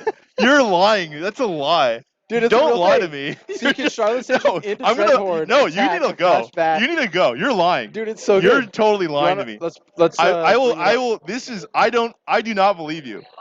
I legitimately do not believe you. Oh, it just turned to me. There's like 9 different. Where's chat? Right there. Can't argue. That's not Dreadhorde Arcanist. Okay, you know what? Where's chat? Okay. I don't believe you. Chat. All right, we're audibling to Twitch chat. Chat, please help me. You cannot, with Arcanist, Look, you cannot I know the flashback. World Series of Poker. World of Series of Poker. Cliffy, don't lie. Cliffy, that's not okay. No, so we got There's a 0 mana spell. I'll get this off the screen. There's a 0 mana spell that makes 2/4/4 rhinos that you can play. So you can Arcanist into 8 power and rhinos. Get to do that. You- No. Look at that. Twitch chat's got us. What's the No. card called? Is it Crush of Rhinos? Probably not. It's never Crush of Rhinos. Dude, I 8/4. played that card when I was in grade school, man. Chat, help me out here. What's the card that makes It's the Rhino the Maker. Rhinos? Yeah. I just call it Rhino Maker. But you can, dude. so you can Shardless into it, right? So you Shardless into 8 power and rhinos, and then you I'm so you play a unhappy Dread right Horde, now. and then you attack. Okay, but here's the next level. While we're leveling, you can play Noble Hierarch. Just if there are more, I'm trying to read. Guys, stop typing. I'm trying to read the card. All right. It says you may cast target Izzet Sorcery without convert mana cost less than equal to Dreadhorde Arcanist's power from your graveyard without paying its mana cost. That card. Look at this card. I'm so unhappy, dude. I'm spilling things. Jordan I'm just so spilled his mad. water all over his phone. That's not my to water. protest. That's somebody else's Jordan water. just spilled my water all over his phone to protest what Dread Horde Arcanist does. So this card costs 0 mana. That guy does. Anyway, I saw Case Q Naga cast that. Dread Horde Narcissus is a magic card. So Yeah. you can play it in your 8 Force of Will package. You can play Punishing Fire. You can play Ren and 6 with Yo, it. be careful. Water hazard. Be careful. Careful. I'm so unhappy right But what now. I'm about is you can play Noble Hierarch to give it 2 power when you attack. You can flashback Abrupt Decay. You can flashback Hymn to Torak. You can flashback Accumulated Knowledge. I don't know. Mission Briefing. To target another thing in your graveyard. How do you lose? Ladies and gentlemen, this is the state of Legacy right now. It is literally There's too many- driving Jorgen Guys, there's to too many. explode on Watch out, watch stream. out. There's some That's water what's down happening. there. I just don't want you to Mhm. slip. Yeah, that would be bad. There Although, 10 okay. power for 3 mana. There's 3 cards. For Thanks 3 so mana. much. I appreciate that. That's somehow my fault, even though it wasn't my water. I don't know Alright. who would have put water on the Yeah, who casting would do table that? while they were casting. Who would do that? Do you have a drinking problem over there? Yeah, I do. I'm just drunk. Um, I'm so unhappy with the state of Legacy. yeah, we got. There a- needs to be got there a needs lot to of be great- some amount of just. You just of- want to stifle the I crap just want out of some there. structure, guys. No, I just want structure. That's all I want. I want structure in a metagame. I want there to be a clear best deck that I can openly target when I want to just rip down somebody off their high Thank horse. you. That's how I feel. Well, we can't do that right now, Christopher. So there's 2 Pox Watch decks in this, the room. I know one Kobe. of them is splashing Ren and 6. All right, and that was Jordan Isaka, everybody. We do have Grizzlebrand. We have a sneak and show. Do we only have one? There are only one Grizzlebrand deck in the room today. Don't tell anybody, but I missed the garbage can on that shot. Yeah, nobody will ever know. No one will ever know. The internet All right. forgets everything. All right. Well, Got okay. one Grizzlebrand. The internet always remembers. We It got, remembers everything. A fair bit of Chalice, a fair bit of Hogak. Last week, we saw somebody use Nimble Mongoose to cast Hogak. In fact, he's back here today. That's not okay. Yeah, it's this That is one right not here. okay. It's 4-color Ren with Graveyard Sean shenanigans. Miller. He's got There's a Sean Miller. Ruby Storm. Ruby Storm is up a game, ladies and gentlemen. Up Okay, a round, I what should say. what does Dreadhorde do versus Teferi? Nothing. Also, I played Jun last HC, week. what are you doing? I played Jun last week, and Teferi shuts off Bloodbraid Elf too. It's really frustrating. Well, I mean, then the Bloodbraid Elf kills the Teferi, but Oh, It's, you're talking about the Cascade. that Teferi, the lame one. I'm talking about the cool one, like the big one, the one that like has. and I'm talking about the one that's legacy playable. I'm talking about the 5-mana one that just dunks, yeah, just I mean, goes that up one's top pretty and good. just takes the two hands with the basketball, and just boom. I don't know. No, I don't it's think like- this card is legacy playable, Jordan. I'm just not about. What is this? Right? Okay, listen. Currently, I have a deck that plays Eternal Dragon. Okay. Is this what you want to do in legacy? No, I don't was love talking this. about the 5-mana one. I currently play. I've got a deck. I've got Oh. Eternal Dragon sleeved up right now, dude. What do you know about that? What do you know about Eternal Dragon, huh? Think you're so smart? Think you got? I mean, knew I all don't the think moves? it's good. I got Eternal Dragon, dude. I got what's it called sleeved up? I got Dude Ranch sleeved up. Yeah, Keljoran Outpost. What do you know about Keljoran Outpost? That card's really good. I don't know if I don't know what good. There's your 5-mana Teferi over there. Dude, Comes that play card. instant speed, blocks, Okay, unflipped this Elvis. card is actually savage. You go Cavern on Wizard, Teferi, Uncounterable, they can't beat it. Sure, they yeah. can't stop it. Mhm. Then you go untap, They just plow it. they can't because they can only play spells at sorcery They speed. plow it on their turn. Okay, and then you play, what's it called? Yeah. Isochron Scepter with Orm's Chant. Here's They what's up lose. right now. You see Absolutely, they lose. this? Right. Hard Keep in lock. mind the text on this card. Hard lock. This is what you do. That's just an EDH combo. This is amazing. That's an EDH We combo. call that a hard lock, ladies and gentlemen. Hard lock arena. Okay. This is happening here. Listen, you can't just come through here and play all these random. I'm playing that card right now. Yeah. That card is actually Sorry, sick. Finish the sentence. You just can't I'm come playing here and that play card. all these random EDH cards. This card is not an EDH card. This is Okay. not an EDH card. This card is a plains early in the game Yes. and a 5/5 flyer when it matters. When it's time For to come out, when it's time to bring the dogs out. 14 mana you can get out of your graveyard. No, for 11 or 12. For 5 plus 7. You can math. Yeah, I'm playing that sure, card cycle right it. now, dude. I think Okay. that card's good. I don't. It gets it's a plains, and you can cycle it through. What's it called? Standstill. Come back when you have a 2 mana 5/5 instead of 14 mana 5/5. That card is sick though. That's a cool card. It's a good card. That's a good card. Unfortunately, the decks that are playing it are all in rug shells, and so they can't play the double blacks. Have to play Angler. Yeah. So listen, all I know is that I got support in chat. They're telling me Eternal Dragon's the way, and it kind of is. I was also playing this card. Yeah, that card's fine. This card is sick. Yeah, I have no problem with that card. Snapcaster Mage. Boom. It make did more. get obsoleted by Etreanthe Angels, but other than that, No, you can cycle this into speed. you can't Snapcaster. It's good sorcery. You can Snapcaster on your turn. It's like a lot of mana, though. It's a lot of mana. You can play 1, 2, 3, 4, 5, 6, 7, 8 for 1 Angel and a Snapcaster. I did that versus Caleb Durwood on a stream. Dude, nice. Yeah, he was playing Jund, and I made like 30 angels. Hey, do you have an opinion on these Ren and 6 plus Lonely Sandbar decks that are going around? Yeah, they're Yeah, so stupid. no, they're great. No, this is the evolution of 4-color control. You play Astrolabe, and then you play Island, Swamp as your 3 basics. Okay. Which cast Ren and 6 Okay, just fine. Here's my issue with these decks. And then, yeah, they don't do anything. you gotta assemble the contraption. Then you can plus Ren and 6 and get back your Lonely Sandbar. Okay. You know what that does? You know what's really good? These decks are really good at. They're really good at losing to Blackwood Reanimator. You're about to do all these You things, just play and then all of a Gristlewill, sudden there's whatever. Gristlebrand, and he just Gristlewill. shows up in the I middle of nowhere. I don't understand. So that's my problem when you're playing these like very like clunky like it's okay. Here's the thing. So Twitch chat and I think this is a good discussion, a good legacy discussion. If you're playing a clunky engine, you're gonna get wrecked. Like if you're sitting down there and you've got like one of these like 18th century steam That is true, engines. AC Fox. If you got an 18th century steam engine, right? Yeah. 19th century steam engine. 18th century didn't have a 19th century One that steam has engine. far more horsepower behind it than any modern engine. No, just if you're playing a steam engine and it's Coal-fired, clunky, right? baby. But it's cool because like it's all steampunky, Yeah. right? There's no way that's gonna win a war, It right? will. If you're playing like something and that's here's why. super, So if you you're take- playing like the Sherman tank, right? If your engine is a Sherman tank, and then also you're developing some sort of weird wonder weapon on the side, Mhm. like that wins the war. Okay. You got to have the Sherman tank Now, here's and the what's up. crazy wonder So weapon. you want to right? be over here in like the super sleek, fast combination deck. It needs to, you Right. need to have. You're going to drive a Ferrari. You're going to go down this road at 200 miles an hour. You're going to go faster than every other deck in the format. But what happens if a Ferrari and an 18th century steam engine hit each other? I'll tell you what's going to win. It's the 18th century steam engine. Listen, at least my car is designed with purpose, and your car is like an 18th century steam engine. Look at the chat. All guy I'm going, saying is, the all guy I'm was saying is, standstill in Hall of Helios.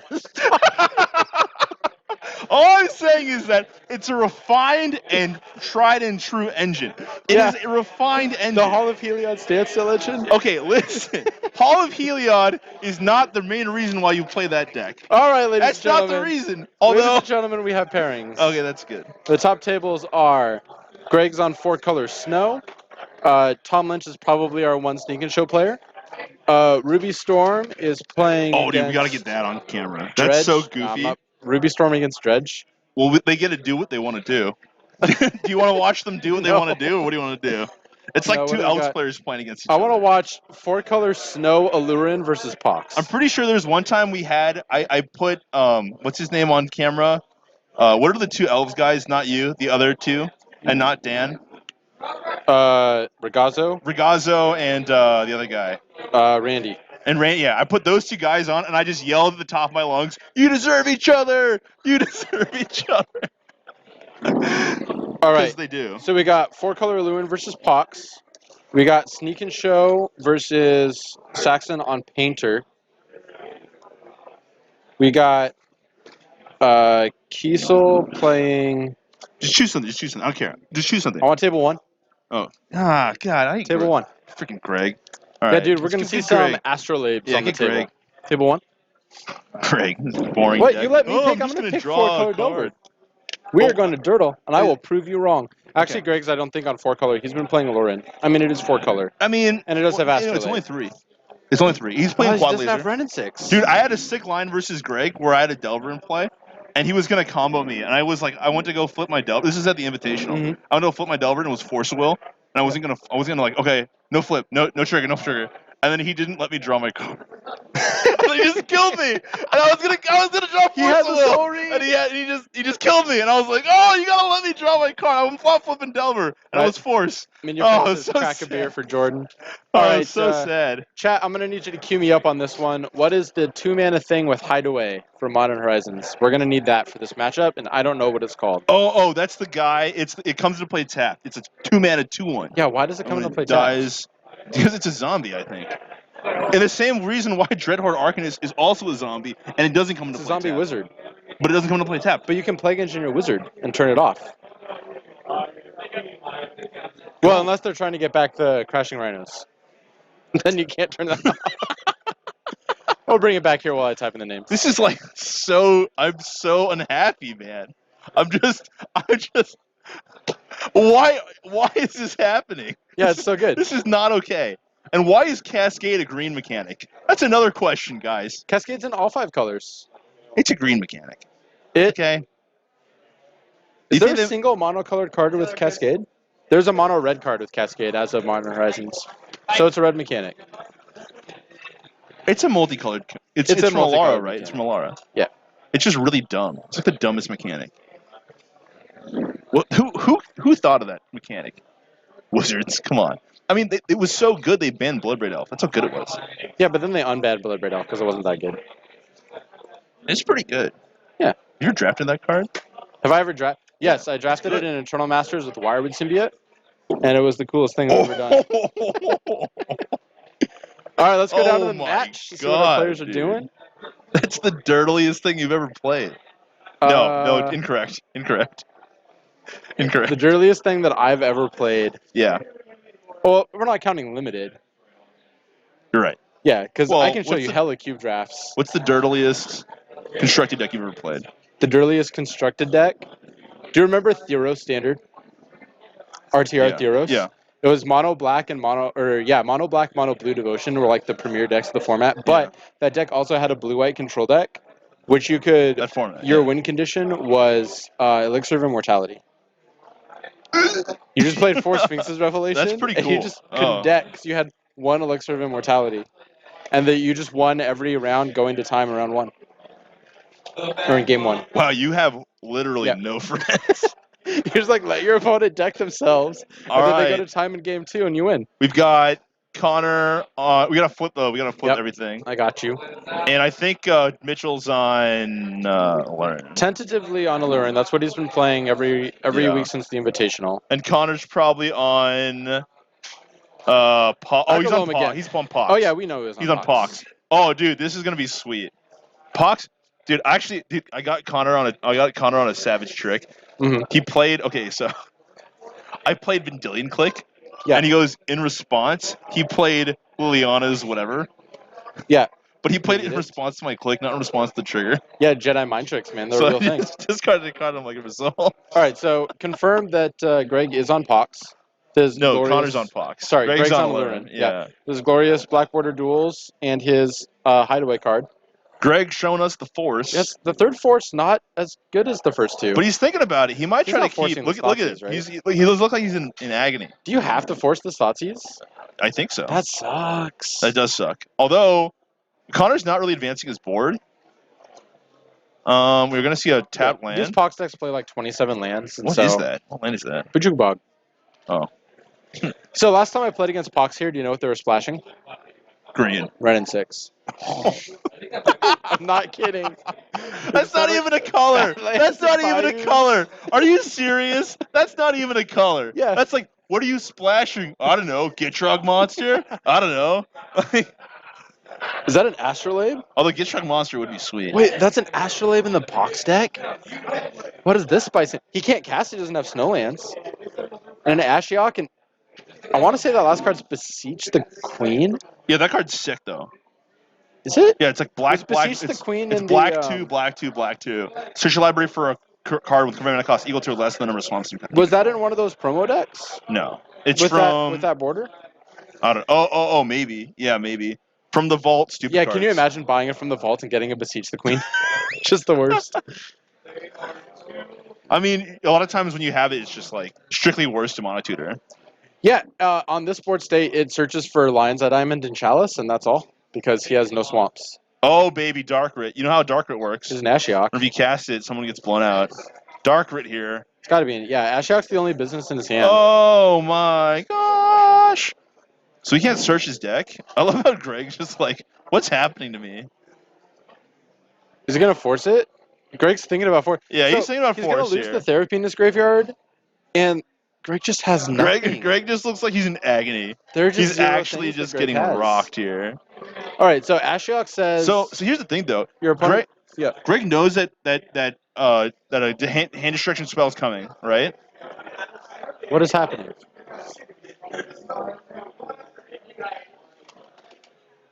Oh, he's gonna wasteland first. Yeah. Okay, whatever. That's okay. Why is Greg looking at 5 cards? Because he's gonna do the Ashiok thing. Oh, it's milling with that. Okay, yeah. I was like, that's not a hideaway trigger. Okay. I thought Ashiok was just exile the graveyard. So Ashiok doesn't let you look at your deck. It does doesn't it let you work? search your library, and it doesn't let you ever untap with graveyard value. Just never happens. So we're going Well- to trigger the hideaway land. Dude, Ashiok's super weird here. I don't think it's good. Yeah, but it you're in doesn't Pox, impact you can the have to main board. deck all sorts of nonsense. I suppose. If Ashiok... So I think his logic is that if he gets lucky and Ashiok can shut down like 2 or 3 fetch lands, and that's fine, while it's being like a lights out card against decks like Oh, he's Storm. milling himself. No. He would exile his graveyard. I think your opponent's graveyard gets exiled. Otherwise, I wouldn't. I'm not sure why. Let's bring it up. Yeah. So he wanted to turn on his Bajuga Bog, or not his Bajuga Bog, his -2/-2 land. He's gonna go ahead and activate that now, and Greg gets a card out of that. That could be big. That could be big. Astrolabe, draw a card, and Greg. Dream Render, maybe? Target player mills 4, then each opponent... Okay, Yeah. that's spicy technology. But I here's did the not thing, know though, it is did that Greg is drawing these fetch. I mean, the brainstorm is actually terrible because there's no way he can shuffle his deck with Ashiok in play. He can shuffle his deck, you just can't search it. You can fail to find all you want on fetch lands. Oh, I mean, I don't know. You're like, that's still not good. That's But still what's not he going to great. do? That's Not not cast the Brainstorm? I mean, I don't know. Yeah, this is a super weird spot. Now, Connor is not likely to activate Ashiok because it's going to clear the top part of Greg's deck. Although I think Greg is hoping that he does activate Ashiok and clear it out. Yeah, I don't like activating Ashiok every turn. I think I would rather just leave it and play it and like save it for when Greg puts something. Oh, he did that. in his He did graveyard. minus. Yeah, I don't. That was weird. I I don't know why don't you think do that was good, but that's fine. So I want to play Ashiok down ticket once and then just leave it there.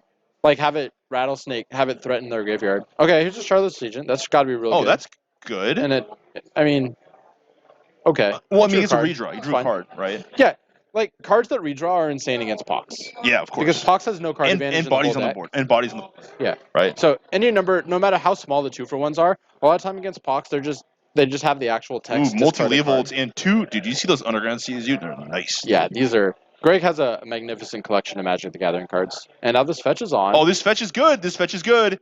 This could be the game. This could be a Greg right has here. really clawed it back. I will say that Greg's position is substantially better. I mean, he's got like actual cards in hand and things on the board. Well, it didn't whereas help like Connor, that Connor like never played third land. well, he did. He played Wasteland, Oh, that's true. but He played used exactly it, 3 lands yeah. and then sacrificed 2 of them.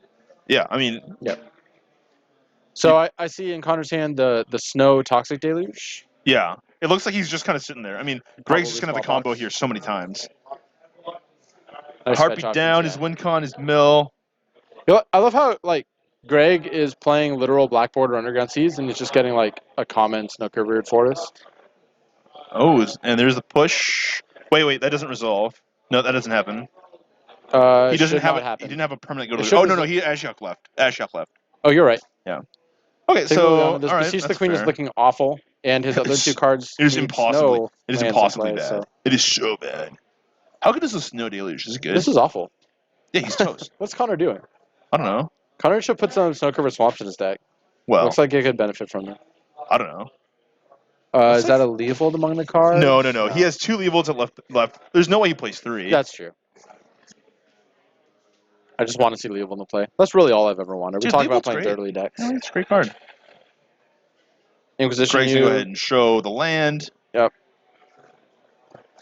Oh, for look 1. at that battle, dude. Brainstorm. Is that a stamp Did card? chat come through for me and tell me what that card was called? I don't know. All I know is that HC is just like looking at Greg's deck, being like, "Wow, Greg's Watch deck it looks so tomorrow. good." I love Greg Mitchell. Yay! Yeah, I really enjoy putting Greg Mitchell on camera because I enjoy. Oh, it's a 2-1. He's got 2 power. Yeah, it's like Just better why? Voldian Soldiers. Oh, Do you know what that card does? Look at Voldian Soldiers. Voldian, Yeah, soldiers. Palladian, maybe. No, it's not a magic card. I don't know. Is it? Voldaren. Somebody help! I need to find Voldian Soldiers. Oh, Greg just drew a Cavern Harpy and a Fanged Strix, and now he Harpy gets to is bounce the a Watcher. game. Yeah, he gets Harpy to is a get the good guard game. back. Yeah, this is lights out. Oh yes, dude. Voldalian. Soldiers. That's what I wanted. There we go. Oh, it's a 1/2. It's not even as good. It doesn't have text. I just know. has no- It's actually just strictly. You're just like it's strictly better Squire. Squire. It's Yeah. strictly better Squire. Squire It that pitches to pitches to force. Amazing. I knew it. I knew it. That's what I wanted. Yeah, so Greg gets to Dirtle to his heart's content right now, and Connor is at least 2 Snow Cover Swamps away from doing anything. Oh, dude, HC bringing out the flavor of Voldalian Baham- Soldiers. What is happening? You just bring out the flavor text. Wow. It's a cool card. How man. is the flavor text for this card is like 9 paragraphs? Tyler James Gardner? What's going on? All right, Connor sitting idly by. I always thought it was Valadian, not Voldalian. I don't know. All I know is that it's a cool card. Yeah, I this owned match those is as a over. kid. Those are Greg's cool. going to play a bunch of 1/1s and draw a bunch of cards, and Connor, if he gets really lucky... Ooh, If he gets really lucky, he'll play Pox. Pox. If he just plays actual Pox. No, he can play Dark Grit Pox. the Shadow of Tomorrow or whatever it's called, the Wrath. If he draws 1 Snow-Covered Swamp, then he can Deluge at 1, and that's fine. Well, I mean, then he still gets, like, all of his cards. Yeah, and then Greg only has a Charlotte Station and a Cavern Harpy in play. That So, seems pretty good. yeah, I don't know what could... What could ever go wrong? Oh, look, there's Parasitic Strix. The best part about I love our Twitch chat. They're so helpful. the best part about Alern's back is the backup plan. All it just does is Yeah. goes in there and just starts attacking with like random dudes. No. The best part of Allurin is that you have this backup plan that's a 4-man enchantment lets you win the game.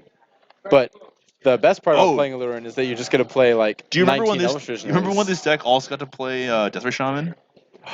Why do you do this to me, Jordan? That's so good. I have this dude. deck built on Moto with like just the value of Allurin, like no recruiters. Yeah. Like You you're play just on Moto? playing. You're just playing Bug, You play Moto? like draw cards. Moto? Elvish Visionary Tribal, as I call it. You played. This was before we got Watcher the Tomorrow, so we were still playing Coiling Oracle. Coiling Oracle, so sick. Coiling Oracle. And the ridiculous thing is you play Coiling Oracle on 2, and they'd put a land into play, and then they'd kill you on turn 3. It was so ridiculous. I remember those games. No, You're just so- you would just like sit there and just You just explode. play 4 Forcible and 4 Hymn-to-Torek in your sideboard, and just call it a day. I had a sick match versus. Well, it wasn't one that sick. Our I played sideboard's what against. it's got. I played against. I have a camera match from 2013 versus Martin Goldman Curse playing Alurin. You guys can go and watch it. I have some sweet names with Metal Mage. He's got Perish in the sideboard. You remember Perish? Yeah. When's the last time you saw that card played? Okay. More obscure than Perish, Virtue's Ruin. Yeah, the functional. No, that's the white one. That's a white one. Yeah, there's baby. also Nature's Ruin, which is functional reprint. Portal of had Perish. both a green and a white Wrath. Yeah, baby. Which is Perish is cheaper. But You know what's technically, Connor should be splitting 1 and 1. You know what is crazy is that Portal was touted like it was the beginner set as a right? beginner set. Yeah, And then here's but it's all so these crazy. insane cards like Sea Drake, So like I think what they just a thought rules was nightmare. like in this format vacuum, it doesn't matter that we give you like a 3-mana demonic tutor because all the cards in Portal are bad. Like, what are you going to tutor for? Oh, you're talking about Grim Tutor, Grim yeah. Tutor? Yeah. That's a good And point. the same thing with like Imperial Recruiter. Like, what's Imperial Recruiter searching for? Like, nobody thought these tutoring effects would be busted because the format was such a low power level. Anyway, it's Well, you it's just been got a like minute. really like you just got really that was a lot. There's a lot of good stuff in there. There's a lot of like if you every guys are little- listening at home, you could try to make a podcast out of that. Every Just out of little that corner of concept Legacy, there. right? Yeah. Every little, there's just so much to eke out to bring Oh out of my every little gosh, corner. dude. But let's We're go not- back. Yeah. Or one more anecdote. Yeah, Last sure. time I saw Parisham play against me, it killed my Progenitus. Oh, that's so It was the sick, technology Oh against my your Elf God. sideboard plan. You can dude. Perish Progenitus. It is so good. Oh, Yeah. Anyway, I need a cigarette after hearing that, dude. I need a cigarette. all right. Greg Mitchell is boarding in or out. Oh, Looks like he's boarding out some disgusting. Allurans, which is fine. Like, Allurans doesn't do anything in this matchup. Like, you play 3 Baleful Strixes and you're going to win the game. Yeah, Yeah. that's true. So, he recognizes he doesn't need the Alluran plan. Looks like he's cutting into Cabal Therapies. Got some nice Carpet of Flowers in the sideboard. Yeah, Alurin's actually been a deck that's been around for so long. I mean, I can think of like a million times when this deck has like come back in like various forms. Like the version that Greg's playing now, like this snow build, I is love very value. It's very value-y, and it feels like it's kind of like remember the value elves deck that Regazzo's playing now. They're kind of similar in that regard a little bit. Although I will say that like Alurin's top end combo is a little bit more. Well, like, they have the Powerful. same strategy, right? Yeah, You have yeah, the yeah. Cavern Harpy Baleful Strix, and you have the Wirewood Symbiote Elvish Visionary. Yeah, Like, other that's than- just a good thing to be doing. Absolutely, right? I mean, drawing cards and going long is really what these decks are good at. They're good at grinding. The issue with these decks, though, is if they come up against a dedicated combo deck, they just get owned. Like, there's no way. And we saw it even in this example, as Greg he's got the For Him to Torak sideboard plan. Yeah, Like, you just have to dedicate such a large chunk of your sideboard, and Elves too, yeah. to, I mean, to these combo matchups. if- But luckily, if you're playing a mid-range fair deck, like a Yeah. lot of times, and Greg's deck is like a little bit on the like it can do something unfair, Mhm. but it's not. I mean, it's not going to like primarily racing a default combo towards deck. it. You Exactly can't win right. before There's turn no 4. way it can. Right. what percentage of the Field of Legacy is a combo deck? Like, dedicated, not like Elves or Alluran, but dedicated Plan A combo. Okay. Here's a weird. Okay. Plan A combo. I Yeah. want to say like 20%. mechanically 25. Yeah. 25, 27%. Mhm. And I'm being precise only because I think that that's the correct amount. And so you can just build a deck and say, I'm going to win against all of the Delver, all of the mid-range, all of the control. Yes. I'm going to play the super dirtily Death Touch based card draw. Sure. And then against a quarter of the field, I have to luck out on my sideboard games. Right. But I think that if he was more built around that strategy or that understanding, what he should be doing though is he should be min-maxing his sideboard specifically to beat combo, right? And it's hard to say that he is. I mean, I don't know if Him to Turok is really a savage card against combo. I assume this is in addition to like 4 Force of Will and a couple of Force Negations. Possibly. But Possibly. and he has no end of like crappy blue cards to pitch, which is nice. Yeah, that's true. So I mean, I mean, when you're talking about deck construction and sideboard plans versus meta, like I think that it's certainly like some considerations to be made.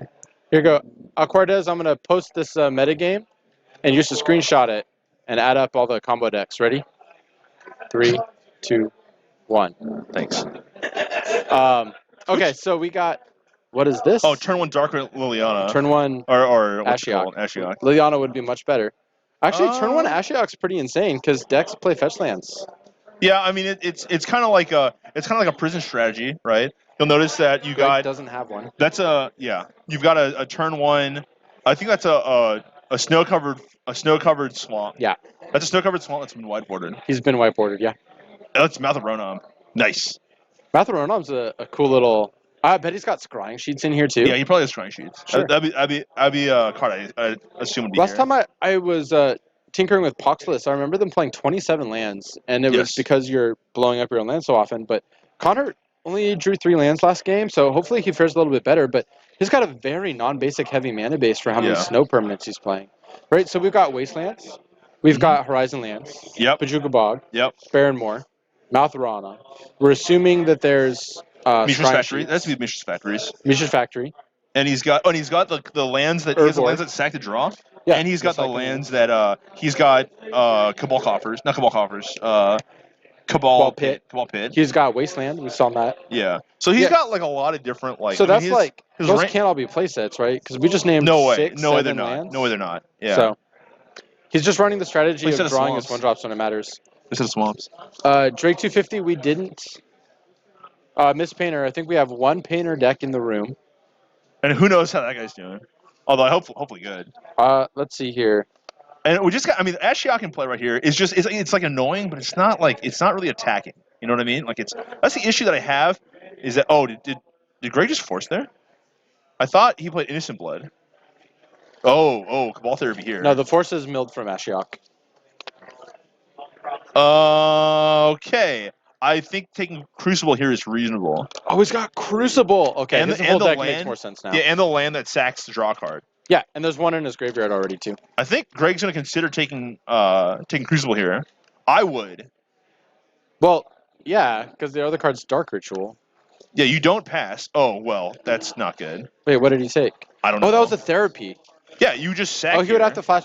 Oh, He has to though. Yeah, I don't like Otherwise, this from he's in Greg at really all. bad shape. Well, Ashiok's going to eat the therapy. Yeah. So if he doesn't flash it back this turn, he's not going to. Well, I mean, and he's gonna lose his opportunity to take a card. I think Greg is just like, dude, this sucks. Oh, Greg's got an Assassin's Trophy, so maybe his plan is just to kill the Crucible. That's possible, but I mean, he could just also trophy the Ashiok if you wanted to. Does he have another land? He's got a polluted delta that he can't use because of Ashiok.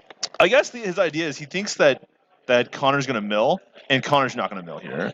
And honestly, it's a bad spot for Greg because now he's just trying to like gain advantage here. If he plays actually this fetch is bad because now Connor can go back and get Wasteland and then just blast the fetch, and there's nothing that Greg can do.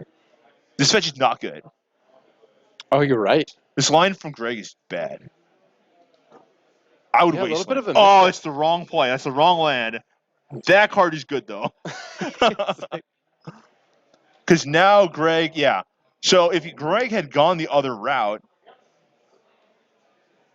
What does Greg need to do to come back? I guess just Crucible- rip like a bunch of lands. yeah, he in needs a to row. rip a fetch. I guess he didn't know that. Going to be really punishing. Leon, yeah. That's what I was saying, dude. I said that. Yeah. I said that. Greg, you gotta be listening to me. Come on. Yeah, you're right. I would have taken the. It was a therapy. So you'd have to sack your guy, and then you can't pressure Ashiok. I still think you have to take Crucible and like try to get lucky. Yeah, I think so too. I mean, that's just that First is scroll. that is bad news. There it is. That card is the fact that card is still seeing some play somewhere in a deck is amazing. Astrolabe is going to allow Greg to cast this Assassin's Trophy, and you see him just like grab his head. He's into the tank. There are 4 high value permanents against him and 1 Assassin's It's Trophy. got to be Liliana, I would think. Either that or Crucible, which he should have taken before. Does he also have? So he's got Trophy Strix. He can't go to main unless his I'm plan hitting is to Crucible. blow up. What? I'm hitting. Oh shoot! He should have just All taken your the guys are Crucible. 1 toughness, Yep. So he has to take out Liliana. and the But Crucible's now- a draw engine. The Ah. Crucible is really good. That's why I was saying you got to take out Crucible, especially when he Greg saw. agrees with you. Well, that's literally like, oh, he's going for Ashiok here. That's fine. Liliana. Sorry, I can't. I don't I know how get- to talk. The idea is that you if you kill the Liliana, the baby Baleful Strix can pressure Ashiok. Maybe. I don't see it. I mean, now he's got He's got a Curse Scroll in play. Maltharon on him. You Cur- can just crunch. the Curse Baleful Scroll Strix. now is not good. Let's throw Maltharon. What do you think our Legacy fans at home have seen I Maltharon know on that before? card does. It's Snow 4, activate, deal 4 damage to target attacking creature. Yeah. EDH staple. No. I played Standard in this era. card's I bet you insane. didn't know. You play this with Crucible, and you just crunch every creature your opponent does. This was in the same Standard set as Charmwife, Look at that. which I also played. You have to. I'm Greg's- old man. Greg's got to kill the Crucible before he can start playing creatures. I guess Baleful Strix is fine because you draw a card. All right, Dude, I'm so s- here's the. Oh, Curse Scroll can kill it too. Yeah, I don't like Greg's position here. He has to draw like running basics. Oh, Greg's trying to get lucky here. You know what? You know how Curse Scroll works? Yeah. You have 3 cards in hand, and you name Fire Blast, and they're all Fire Blast. That's how it works. That's how it works. All right. Activate Scroll, Shows Fire Blast. shows Greg a Perish, then draws for turn. Excellent sequencing here from Connor. You want to draw after the Curse Scroll to minimize the randomness, but I wouldn't have fetched. I would. Oh, he ended not turn drawn there. off. He ended turn. Well, I wouldn't have cracked it. I would have left the land in place. So Yeah, he can that way you don't crunch have an the extra Baleful card here. Strix. He's got Nether Spirit now. That doesn't protect his Ashiok. It does not. It's unclear how much his Ashiok matters. Smallpox. This card is good. That protects his Ashiok. Oh, and we're getting a force from Greg. That was Yeah. insta. That Snap Force. was insta. If now Connor has land activate scroll for a 1 and 3, unless he has land from hand. Although Dark Writ would make it a 50-50. So now I just downtick the Ashiok and get value out of it, dude. I don't know. If he Engineered Plague. That's that was an some nice. That's That's a sick card. 7th It's edition. not a Nature's Ruin at all. It's a sick card. Or Perish. And that's probably going on either Owl or Bird. Yeah, that's what I thought. Wow, what is this? That's the wrong art. Ugly ass. The best Black Widow art, Nature's the Ruin best outta art. here. If you ever seen that, is the art from Portal. The Portal art is amazing. It's so good. It shows like this white. I think it's like a white. Yeah, it's like a Bushido guy. Yeah, Before they had Bushido guys, it's like a white soldier, and he's just like getting crushed. I do believe there's a white border version of the 2 portal cards, but I'm not 100%. I don't think there's a white border one of. There's one of Perish. There's a regular printing of Perish. Right, it came out in a regular set. Perish is in Tempest, yeah. Right, but Virtue's Ruin is actually like randomly expensive because it only came out in that set and in a From the Vault set. Yeah. From the Vault Devastation. Oh. Oh man, see Yeah. man. There's a white. Okay, but he's got some custom whiteboarding. I don't think there's a whiteboarder print in Nether Spirit. Jordan knows his magic card. See man. This is. I asked him. I asked Connor if he was gonna ever For Connor, whiteboarder right. his Lilianas, and he's like, nah, dude. Whiteboarder his Wastelands. Wasteland's like $40 right now, dude. It's expensive. Yeah. Remember they got down to 25 and I couldn't believe it. Remember when he Plays got down a- to like 15? Plays a Baleful Strix and it dies immediately. This is Engineered Plague. It looks like it's naming Bird because Baleful Strix only got one. I think Greg can still win if he goes to Learn plan, but he boarded No, all no. of his Learns Cavern out. Harpy is a bird. Oh no, it's a beast. Never mind, I'm wrong. It's a beast? Yeah. Oh. Cavern Harpy is a beast. Oh. Fangquaddle is a snake. Charlotte's Agent is a human rogue. And Baleful They Strix should is a bird. just call it a Learn Zoo. Yeah. A Learn Zoo. Yeah. After Zoo rattling learn. off that sentence, I don't like Engineered Plague very much. I mean, I guess it stops him from ever winning. If your name is Beast, it's good. Yeah. It's If you just name Beast, state-based you just don't win. effects. It's like a Pithy Needle. It's better than a Pithy Needle. It kills it. Okay. You still get the trigger, though. Yeah. I guess. I don't know. Oh, Rex Age. Reclamation Stage is good, Activation but he's so response. far behind that he can't use it on the Crucible. Yeah. Chooses to go for the Curse Scroll, but yeah, I mean that's step like 1 of 10. Is that an Abruptic in his hand? Does he have an Abruptic hand? I don't I think that's a know. Cavern Harpy. Greg can Got do it. excited He for a just second. needs like good draws, and it's just not. I don't know. That Crucible of Worlds is just seeing too many cards. Yeah. Like- well, when he gets tired of Wastelanding, he gets to cycle and draw cards. The issue with these decks is when you have an engine that draws you an additional card. Like Elves is bad if it just top decks one card at a time. Yes. Right. If they have the best friend team in play, it's bad, dude. It's really Yeah. bad. You're Like- because all of a sudden, functionally, your 1/1s don't cost you a card anymore, and you have like this weird young Pyromancer thing that also kills you if they draw a card. Yeah. So like if you think about it, Pox is similar in the regard that like the random cards that it draws off the top are not that good. But if it draws additional cards every turn, then it's really good. And Right. Pox isn't a deck that you think of as having that capability. That's true. Nether Spirit, almost certainly, I would say 90% to be the only creature in his deck. And so you have this Crucible Cycling Land package that Pox has never had access to before. Yep. You wouldn't play Horizon Canopy in a mono black deck. I mean, you could. There are I mad men. mean, yeah.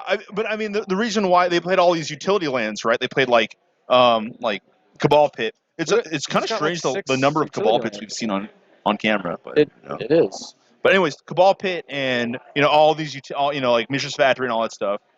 I'm I kinda think curious Factory. about I think this- Factory is really good right now. This one honestly. white border swamp. Oh, he Ronoms. It looks like it's got the same art as all his other swamps. It's just yeah, white it's bordered. white bordered, snow covered. Did you just Dotsies. color it white, or is there a white border? Oh, nice, Greg. Brainstorm comes. He's got the Thoughtseize moves like lands. Jagger, and these cards are terrible. I think Greg's gonna scoop it. Thoughtseize land. Veil of Summer is a good one in the What's matchup. Veil of Summer? Oh, it's a sweet card. Green Elemental Blast. So 1-mana Cryptic Command, which you're playing against a black deck. Cryptic Command? Yeah. Counter target spell. Draw a card. Oh, okay. Yeah. I mean, it's not flashy, acceptable. but it is insane. Counters Abrupt Decay. Man, I'm trying to think of like the old school hosers versus black. What was the one card for green? It was green 1. It was an enchantment. Whenever your opponent has a black card that goes to their graveyard, you draw a card. Compost. Yeah, I played Compost. that in Yeah, Legacy. compost. Here, check this out. Got some life. I don't want that. I want this. Let's go, baby. I've played that That's so in my sick. 4-color control sideboards. Oh, really? Yeah, for the mirror. Yeah. Because like they K command you and draw a card. Like, Ooh. That's so it's savage. fine. Dervish is another classic. HC is bringing out. What's going on, man? Man. This is a great game. It's sick. Yeah, well, I mean, you're a Pox guy, so. I love me some pop. Yeah, I mean, it's sweet. He's really working the advantage. Yeah, Whirling Dervish, another good anti-black. We're just talking about black hate cards. It's a Monk, right? Yeah. So if you can name Monk and hit at and Monastery Mentor with your Enchanted Plagues. Wow. If someone's playing That both is at the same that. time. Yeah, you got your Whirling Dervish Monastery Mentor deck. Uh-huh. Yeah. Let me tell you Monk something. Tribal. You play Cavern on Monk. There you go. Cavern Harpy. Thought That's you would relevant. take your Cavern Harpy. Yeah. The Cavern Harpy Baleful Extension's not a bad one. at Cavern all. Harpy Charlotte's Agent. Yeah. And with the way that the board is working, he Ronom's here. Yeah, props to Greg for identifying that he needed to kill the Curse Scroll.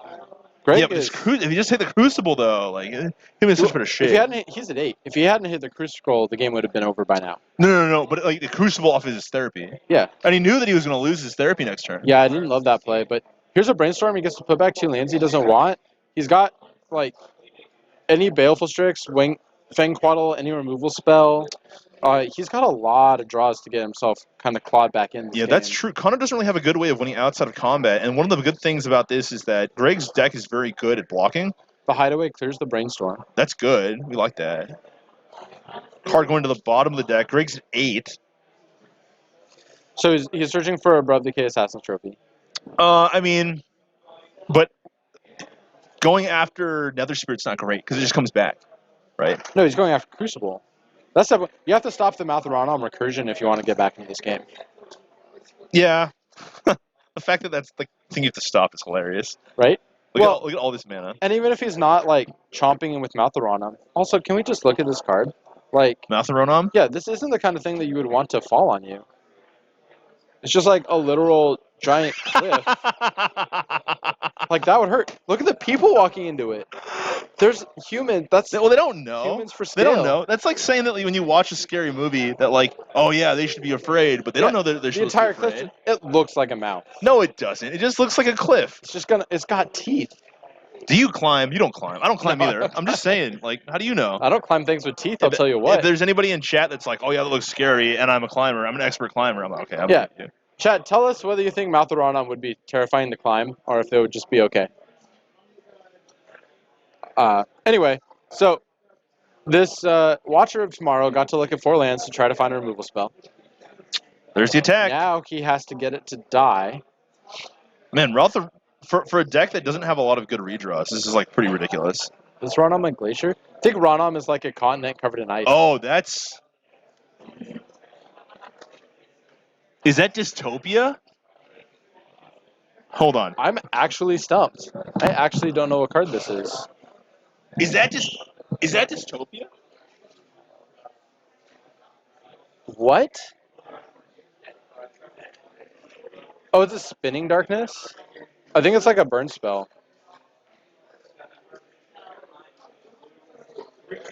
No, it's not Spinning Darkness. Withering Wisps? What just happened? It's Withering Wisps. The end of turn, if no creatures are in play sacrificing. Withering Wisp deals 1 damage to each creature and each player. Play this ability. That card is called... Play this ability. No more times each turn. than the Wow, number of I could snow-covered not swamps. identify that card for the life of me. Did you I've never seen that card in my life. I've legitimately never seen play that this card. ability no more times than the number of snow-covered swamps you can? Ladies and gentlemen, we are going deep. Ladies and gentlemen, we have entered the mouth of Ronom. That is good grief. Play this ability no more than the number of snow-covered swamps you control. So if you have like 5 snow, Jesus, and then oh no, it's got the pestilence clause. So it's a pestilence with a limitation that's 1 mana cheaper. Is that right? Why aren't we breaking this card? Pestilence. Pestilence. It's only 3 mana? At the end of turn, sacrifice deals 1 damage. Okay. It's just pestilence. Only 1 mana less Okay. with a snow-covered. Whirling Dervish. Whirling Dervish and Withering. We did it. Okay. Whirling Dervish and Withering Wisps and snow-covered bayous and Oh no. it's getting weird. Greg's reaching for his sideboard. He has no idea. I would just be like, He's going, I have what? What beats Withering what Wisp? beats this? He just like played Withering Wisp was like for you.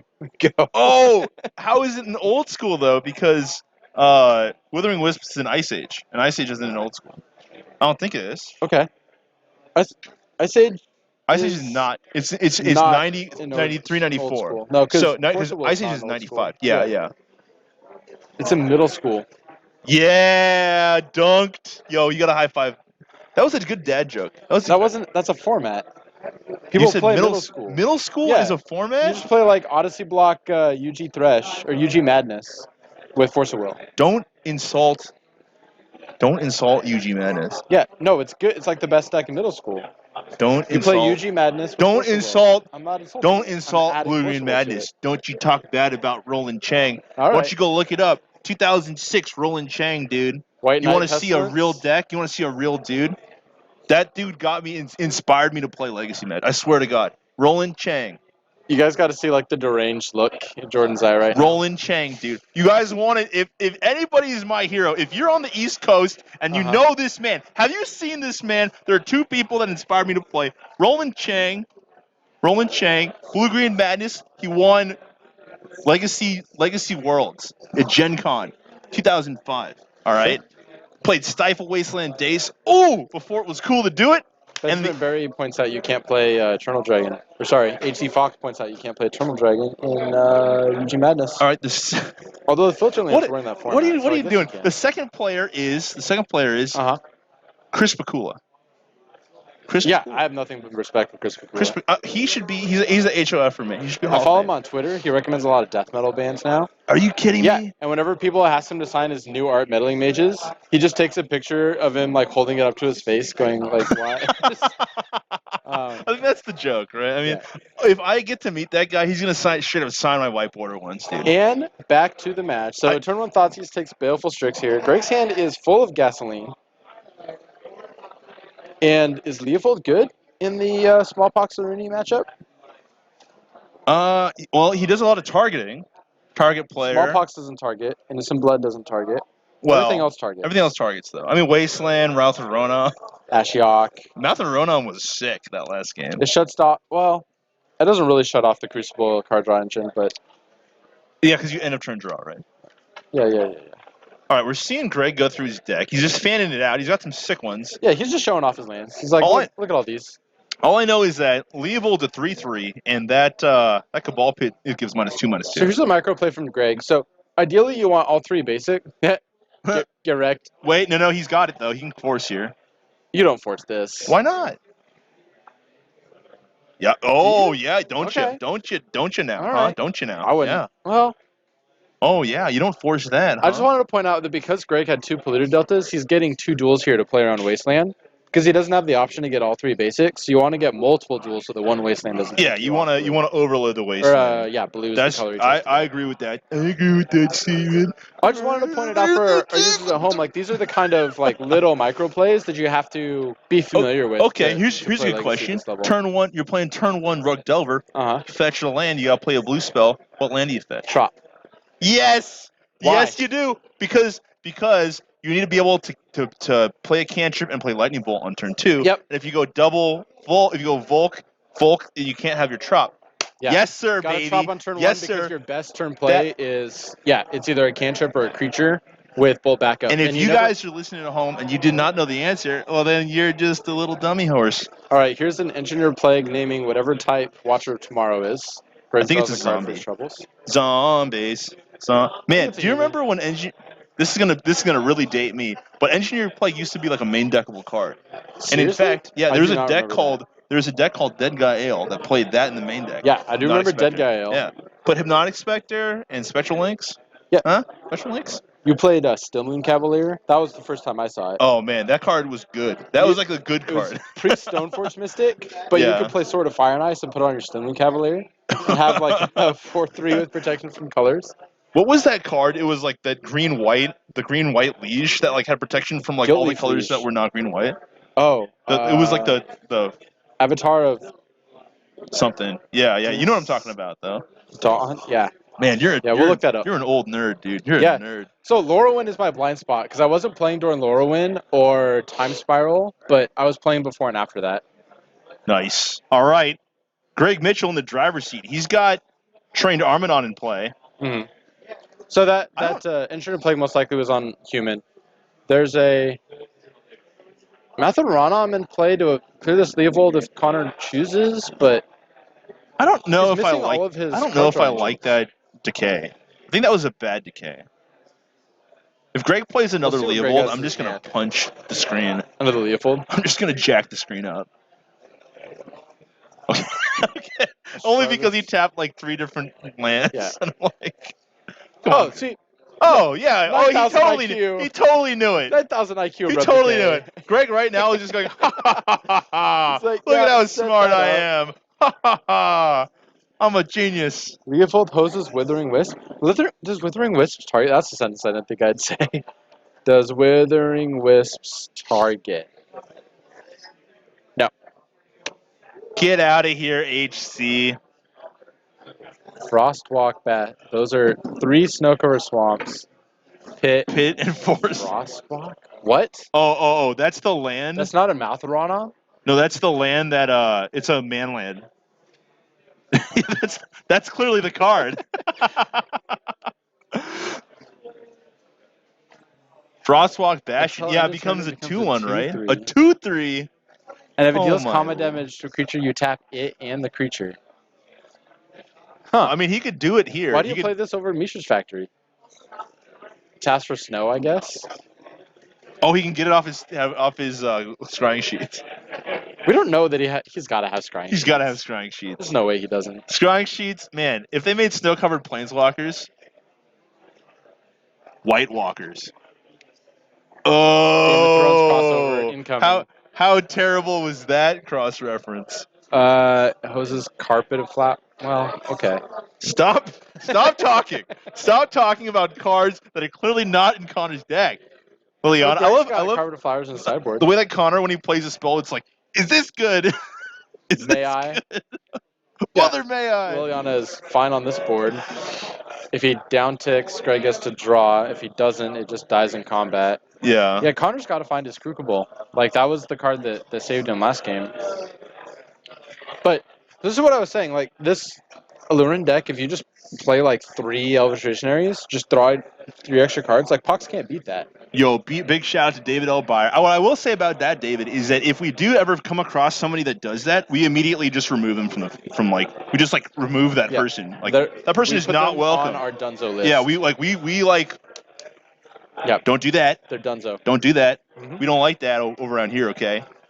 We don't like those. We don't like those We kind. got like a really tight knit community here, and like the people here value being able to come and play Legacy because there's so few options. Yeah. They aren't going to do anything to jeopardize that. And so like if you do that, right, then you get removed from the community and you never come back. So everybody is just like it's just kind of like this banding together of mutual understanding. No one's trying to cheat anybody else. No one's trying to walk out with like, oh, I got a 16 card sideboard, or I'm playing 6 card apes in my zoo deck. Yeah. I mean, so Yeah, it's real chill atmosphere. Everyone's here because they belong here. yeah. Like, They want to be here. No one right? questions like if somebody else belongs here. That's the thing that I really enjoy about Yeah. the Legacy community more than anyone else. Is, like, Absolutely. there's such a barrier to playing Legacy, and I mean Yeah. we try to pretend there's not, but there is. Yeah, of And so you course. kind of know that like because they're in a Legacy room, like you know that they've done a lot of work to like earn their spot. You never have to think about that. That is a great point. Mhm. And a lot of people that have come here to play have put in the time and the effort. I mean, a good example is like you got a guy like Connor who's trying to break through. He's Yeah. working on his deck. He's playing some unique cards, some things that are different. But he's working deck for it, right? looked I mean, Good when Yeah. the pieces came together. yeah. When everything dropped into place, and It we're looked- like, how does Greg ever break out of this? Yeah, it was really firing on all cylinders. That being said, this might not be a good matchup for him. This is a tough This matchup. is probably the for worst him. matchup in the room. Yeah, I would say. absolutely. So This that's and like tough. a turn one but- combo deck. So, But anyways, a big shout out. What else is going on here? People, Yeah. B Trout saying I'm talking about Michigan Forester. Well, Michigan Forester card needs to make a comeback. Michigan Mystic? Forester. All right, I gotta look Ooh. this one up. This card, they used to play this in Threshold because it has Threshold. Protection from black. No, this card's got a white mana cost. Well, because they used to What? This card's Threshold. Threshold used to be. It's just a 6/6 prop black. Threshold used to. There's 2 different Threshold decks. Canadian Threshold was the red version. Look up Fledgling Dragon. You want to see a real card? You want to see a man? You want to see? I don't. Get that out of here. That What? Why- Janky. you- No. Oh, No. okay. How do you we spell have this? a block on Leovold with the Frostwalk Bastion. Leovold will not untap. How do I spell Oh, this? Greg. How do I spell Fledgling Dragon? What? I don't care right now. This card is a real card. This card.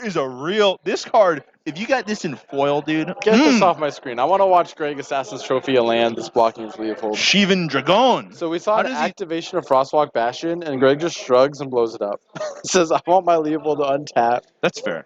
Well, he would also lose it to Pit. It would get pitted. Sure. Actually, he'd probably pit first and then activate. What he could have done though is Well, if he pits first, then Greg has the trophy. Yeah. he should probably pit first and then block. That way his How sick Bastion is it lives. that Bug Deck's going to play a Stone Rain? It's not a Stone Rain. They get a land.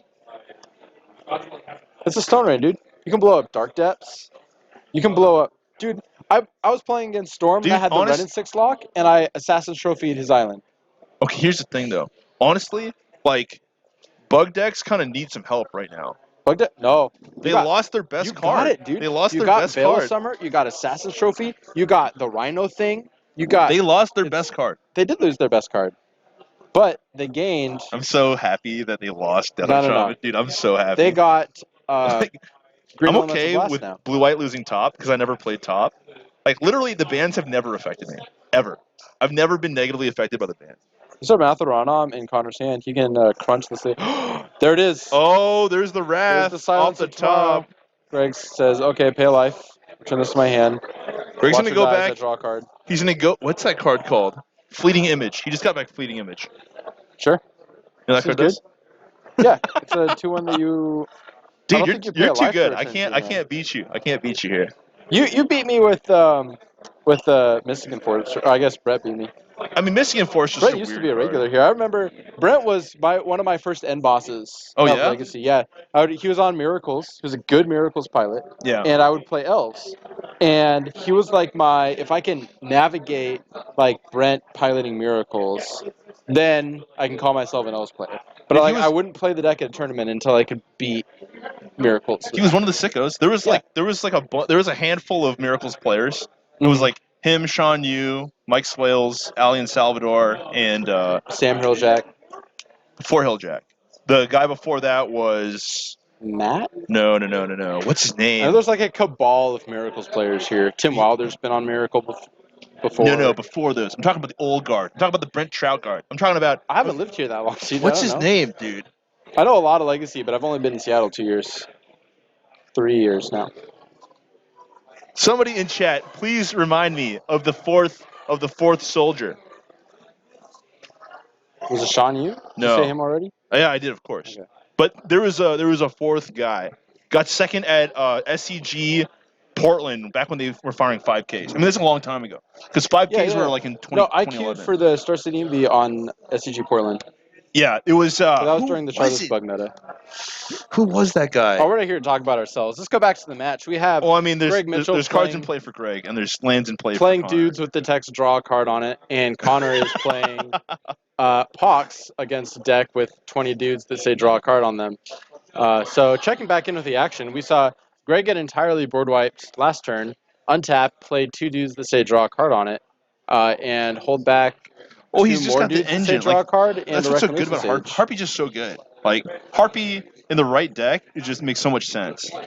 Yeah, and here's a small, like, just none of Connor's cards do anything. This is Smallpox. Yeah, he's just trying to like limit the board so he can maximize his Liliana. Hey, he's if a he draws 5. one. I mean, Is Greg fighting here? he probably should. He has essential No, lethal. he's on board. debating what to discard. Oh, I see. Like, he doesn't have the tools to fight. This sack. Oh, he's gonna leave his Harpy in. Oh, why? That I don't like that. Why do you do that?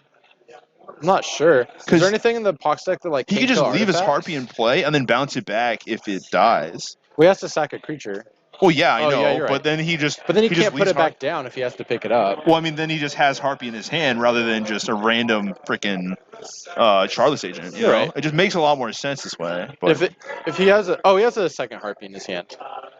Everything is right with the world. Everything makes sense. oh, he just deploys more dudes. Yeah. Fair enough. He's like, hey, Connor's how about rubbing this his 2-1 that hands. draws a card? Connor needs to find Snowwrath. Another one. Yeah. Yeah, and bringing in Engineer Plague is really interesting in this matchup because all of Greg's creatures have different creatures types. Oh, Top Deck Dark Rit. What a classic. Greg Mitchell gets Alright. it over Connor. Bringing it back to the casters. So that match went about as well as we expected. Chat. Well, we have a little bit of a break here because the round ended 30 seconds ago. So if there's any decks you would like to see, if there's any decks you want to know how they're doing, somebody asked about Imperial Painter, who is up a round 1, and All playing right. against Tom Lynch. What do you think about the Imperial Painter versus Sneak and Show matchup? Good matchup. Good matchup for Painter. Really good. What? Yeah. Like, you just blast, you know? Monkey Blast. Build your own Force of Will. So good. You know Monkey Blast, right? You have such a good poker face, I can't tell if you're serious right now. You know what Monkey Blast is? Yeah. Spirit Guide Blast. Yeah. There's no way Painter wins that matchup. What are you talking about? That matchup's abysmal for Painter. They just counter your. Really? Just play Sneak and yeah. Show and Tell's got Force of Wills. Is They it can bad? beat, Is like, it really Red bad? Blast. I don't know. I've never played it. I've never seen it. I gotta played. believe gotta it's be good awful. for Painter. No, They have it's Bridge. good for. They have spells they can put on the stack against a combo deck that's designed to. All right, chat, weigh in. Where's our straw poll? Ember All right, Truly straw Aeon's poll Torn right stops now, vote. combo. I'm just gonna type vote in the chat. You're gonna know what I'm gonna mean. Imperial Painter versus Sneak and Show. Who's favored? Yeah. A billion Red Blasts and a bunch of bridges? Come on. That's gotta be for Painter, right? No way. How about this? We'll See, decide. so, We'll like, decide. so what you're saying- we'll decide how Just good the like, matchup just play is. an Omniscience and you win. Whatever. He's they not. can He's beat off Omni. Bridge. He's not playing Omni anymore. No, everyone plays Omni. No, because he's not playing Wish anymore. Yeah, He you cut- can play cut- he Omni cut without Wish. Wish. What? Go Omni for Emerald, cool, and then you can't beat a Snaring Bridge. Dude, I don't know. Just figure Okay. it out. No. He's not playing. He's just playing straight up Sneak and Show. It's a less powerful version. It doesn't go way over the top. I mean, if he was playing the Omni version, it's probably better. But honestly, I think it's favored for There's Painter. no way. If he's playing regular Sneak Attack, which he's All been right, on we'll as go. of. We'll find out momentarily when the next round starts. Yeah, I remember looking at his sideboard and he didn't have any Wish targets. I'll bet you beer on it. Done. Oh All wait, right. well, beer Tom on Liff what? is my champion. On the matchup or what? On the match. On who won. We're gonna get. Oh, I don't standings. know, dude. What? I could bet a beer. Tom Lynch is my champion. Tom Lynch, if you watch this replay, you're about to earn me a beer or not. That's so bad, dude. I'm just gonna lose because Tom Lynch is a good player. like I just lost a beer because You're Tom like, Lynch wait, is just a I didn't know it better. was Tom Lynch. He's just a good. He's just good. Although I've got a good record against him. But I have won a lot of games where I didn't have any cash on the line and lost everyone that I did. to Tom. Yeah. Yeah, he beat me in the That's Envy so last year when I was in sad, the dude. final. Let's go down this list. Oh, Let's yeah, throw our yeah, yeah, metagame you back were- up here. yeah. Shout out what you want to see, chat. Weren't you also the runner-up this year? Yeah. How's, Always the that bridesmaid, never the bride. What's that silver medal taste like? That's let's so see what mean. Chad I thinks. wasn't even in top 8. Chat says he wants to watch anything but show and tell. They need a win with 1-1 and 1-3. David O'Brien says I look rested and healthy. I actually Can't just combo need to game get a 1-3 haircut. then. That's the only thing that I've got going on. You know, I could see literally any tier 1 deck versus tier 1 blue deck. I would be happy to see. look at that. Painter can't combo against the Emrakul deck. What are you going to do? How are you going to win? I understand, but How are you ever going to win? He's going to play sneak attack, and you're going to have 9 red blasts in hand. And you're just going to put your head between your knees and draw a deep breath and go to the next game. you're probably right. David Byers says, Jordan, you look rested and healthy. It's only Let's because verify that I real haven't quick. gotten my haircut. There's a lot of hair. See, I look healthy because Can't I've got relate. a full head. Yeah. You got a nice shiner there. Yeah. You can see the moon.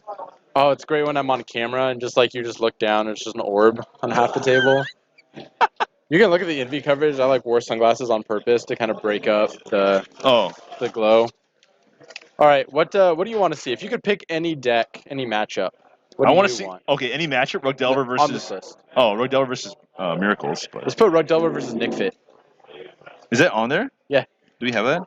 We don't have pairings yet, but like they're here. Oh, I'll put Leo Zeckler on in a heartbeat, dude. Leo was actually he's been a regular for a long time. Yeah, they have to out of the board. He stepped away, and he came back recently. He went to Australia or he went to New Zealand for like 6 months. And he lived out of a van. You know that, right? Who did?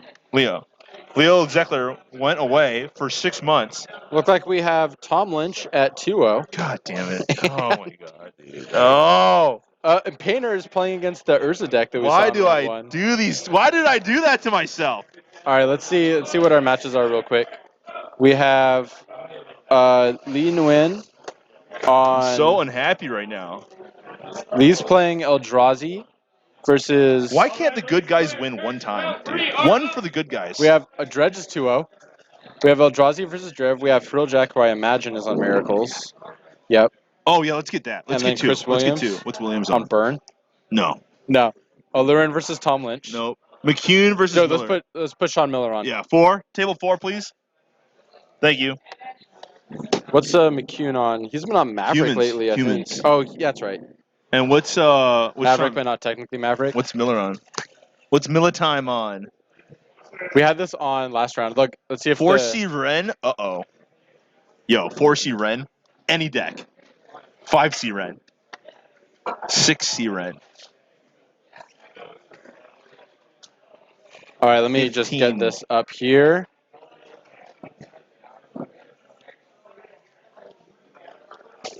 Versus Sean Miller. Yeah, so Sean Miller is the guy that we saw last week. He was playing, dude. So he had Nimble Mongoose, Force of Will Days, Jace, Baleful Strix, Ren and 6, Leovold, Dryad Arbor, Are you just naming and these off the Hogak. top of your head? These are in his deck. You just named those off the top of your Yeah. head? Because I And spent Hogak? I spent an hour trying to figure out And what the hell. Hogak? Yeah.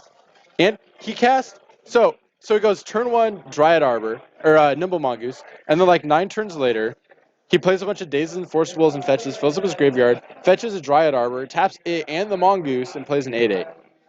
Did you play like Colony Garden too? You know what he was playing against? What? Jake McCune loaned out his Humans deck. Literally, we're running back the match we had last week. What's Jake on? Humans. Why? What's going on here? Because I'll fill that in when I know what side they're sitting on. Back down to the match and see what our players are shuffling up. We Jake have the- McCune's on the left. Look at that. Blood artist painting a picture. I love that. You It's have a- Bob Ross painting a painting picture. of Blood Artist, Blood painting artist a painting a picture. picture. All right, here's a magic trivia for you. Okay. Do you know the card that he's painting? No. See if I can remember it.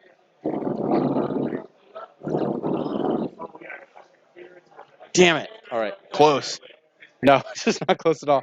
I That think it's a card curse. looked similar. We're hearing Jake's on the play.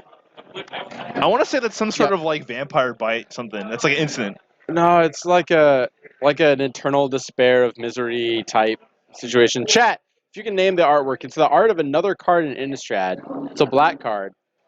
Of course, it's a And black card. yeah, if you can name the card for Blood Arts, we will give you a promotion sponsored by Card Kingdom. That's cardkingdom.com. The best place to get your singles from What are Modern you Horizons. saying? Sell your cards in, get a 30% trade-in bonus. And now we're going back down to our You match. get those anyways. We will. You're just lying. Stop lying. Stop lying. You get that anyways. Everybody gets that. That being said, Card Kingdom does have some There it sick is. deals. I was close. Curse of Oblivion. Wrong game. Wrong game. Wrong game. Exhaustion, Oblivion, tomato. So this matchup, Jake has the benefit of having casted this last week, which is kind of strange. But that said, this matchup looked embarrassingly bad for humans. Well, So Jake's playing no basics. Sean's got the Ren and 6 Wasteland shenanigans. Wait, there's a Shardless agent now? maybe he's What? not playing. Maybe he's not playing it, dude. Maybe he swapped it up? Sean That's- Miller. There it is. That's Hogak on the screen in front of you. Yo, Yogak. Hogak, Lord of the Arisen Deep. Hogak, I don't know. Lord of the Arisen Deep. Dude, I don't know what Hogak's subtitle is. Hogak. I heard it's like a chicken sound. Okay. Okay. Arisen, yeah, just Lord or Arisen whatever. Necropolis. Just a bunch of like really big It's sounding just, words. yeah, it's just like, I'm a walking city of death. Curse of fuck, he beat me to it. There you go. Excuse me, this is a PG-13, so I'm only allowed to say that word once, I believe is the rule. I'm not sure. Josiah, when are you starting to stream again? Never. I'm done. When I get a new computer. I might even stream other games. All right, so here you see the Then- legacy staple of Ponder into Stitcher Supplier Milling. No. Stitcher Supplier into Milling 3, one of them being Ponder. No. Wasteland, Yeah, you're right. Stitcher Supplier as a card that you play in Legacy is just like amazing. What is that? Genju of the Cedars? That's another Stitcher Supplier. And a Wasteland and an Aether Vial. What are we talking about? Why'd you type in Genju of the Cedars? Because it's a sweet card. Get out of here. It's so cool. I love that card. I love Genju all of the the Spires Genjus. is so much all, better. All the Genjus are cool. No, Genju of the Spires is the only playable one. The Disagree. 6-1. Disagree. Or Genju of the Realm. You're 6-12. That card's sick. If that card could be a general, I'd play that. It's so troll. It's so All right, big. so Sean misses his second land round. And Land gets drop, and lost Jake landed. has the punish. So luckily Jake has an Aether Vial. So let's talk about this humans deck. Are you familiar with it? Yeah. Yeah, I lost to it miserably like a month ago. Yeah, it's the same mono white human shell, Thalia Thal's Lieutenant, that you get from Modern, Champion of the Yeah. Parish. But you're adding Mother Runes, and basically you're playing all of the same Modern humans. You're just also playing Mother Runes. So I think that's your only legacy card. That And of seems course, good. your mana base gets much better because you get to include Wasteland. You know You what's see Jake has two of them here. You know what's sick? Sean could actually just play Hogak here if he had Hogak. Yeah. He goes Stitcher Supplier, Hogak. Yeah. From the graveyard. But and you can play it from your hand too. So if this Ponder finds a Hogak, Well, he tacked first, which is a mistake. oh yeah, you're right. The other thing about this humans deck is that it doesn't play removal because none of your lands actually tap for white. You're playing Caverns and Ancient Ziggurats. That's true. and- Yeah. I am familiar with the mana base being abysmal, Yeah, you but have only like for playing your cards. you have like Horizon Canopy and Caracas that tap for white. Yeah, But you can't play like spells. Your deck is just only dudes. It's like Joey Wheeler's deck at the start of Yu-Gi-Oh. whatever that legacy human, whatever. Yeah, I mean we're seeing basically two modern decks, right? I mean this is it is a Ren and 6 modern or a Hogak modern thing. He's just playing it inside the legacy shell of like good blue cards. Hogak and Hogak Bug. Man, this deck looks so bad. Last week he had Ren and 6. He might be playing a different list because I don't think I saw Shardless Agent from him last week. I love how like WotC keeps on trying to like put out like new cards and stuff. It's like, oh yeah, last time we put out a cool card with Delve, it was, It was perfectly Dictor fine. time. Yeah, totally fine. You can go find me on social media. The day that this card was spoiled, I put like a 3-page rant about it into our group chat, Which and one? I screenshot it Hogak.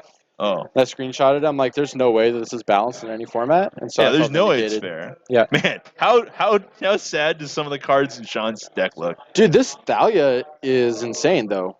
But that being Barring said, exactly how does Hogak, humans beat Hogak? Like you have to like band together and you block don't. it. Yeah, but it doesn't matter because Sean doesn't have one. Yeah, if he had one, he could cast it, and it would be absurd. Strange attack. I don't know.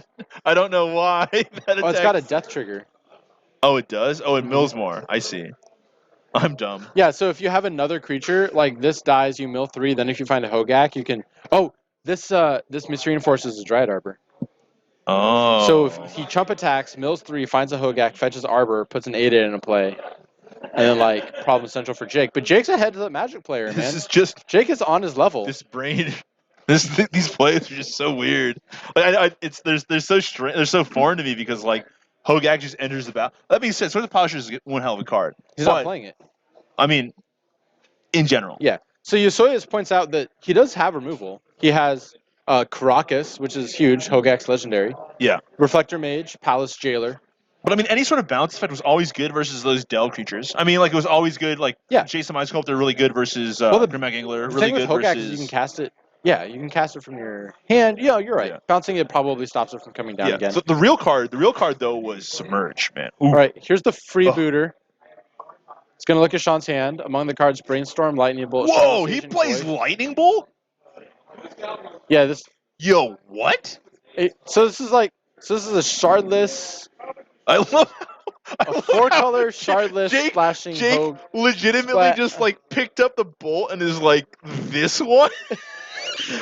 The Thalia, like all of his cards are creatures. Dude, Jake was so confused by that bolt. Like his brain literally just like went sideways. Like, Playing the card holy- without mana is never a drawback to the deck. So you can Shardless Agent into a Tarmogoyf and then tap the Shardless Agent and the Tarmogoyf and cast your Hogak.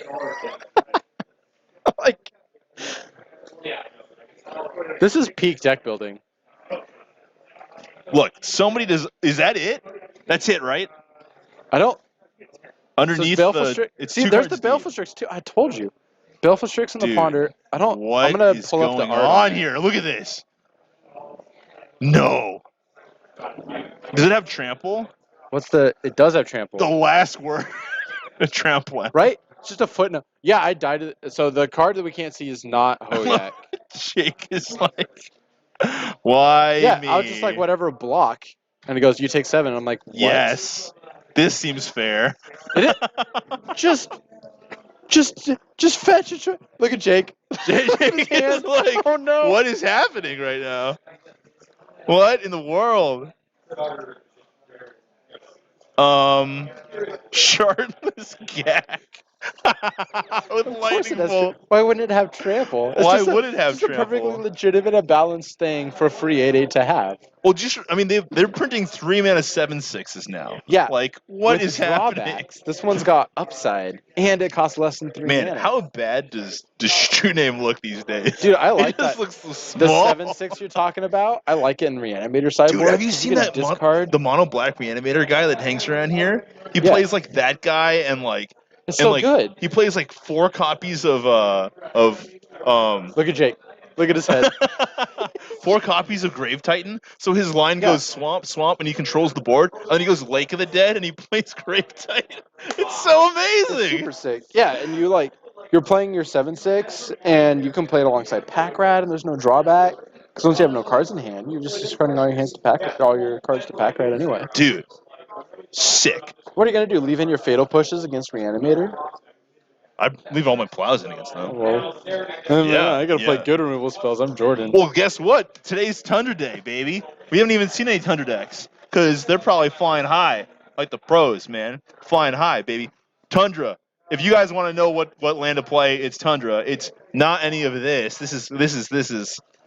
Get out of here. Come on, get back to the match. Watching some sweet stuff. All right, so, Yeah. So there's a Badlands. to oh, play. something big just happened.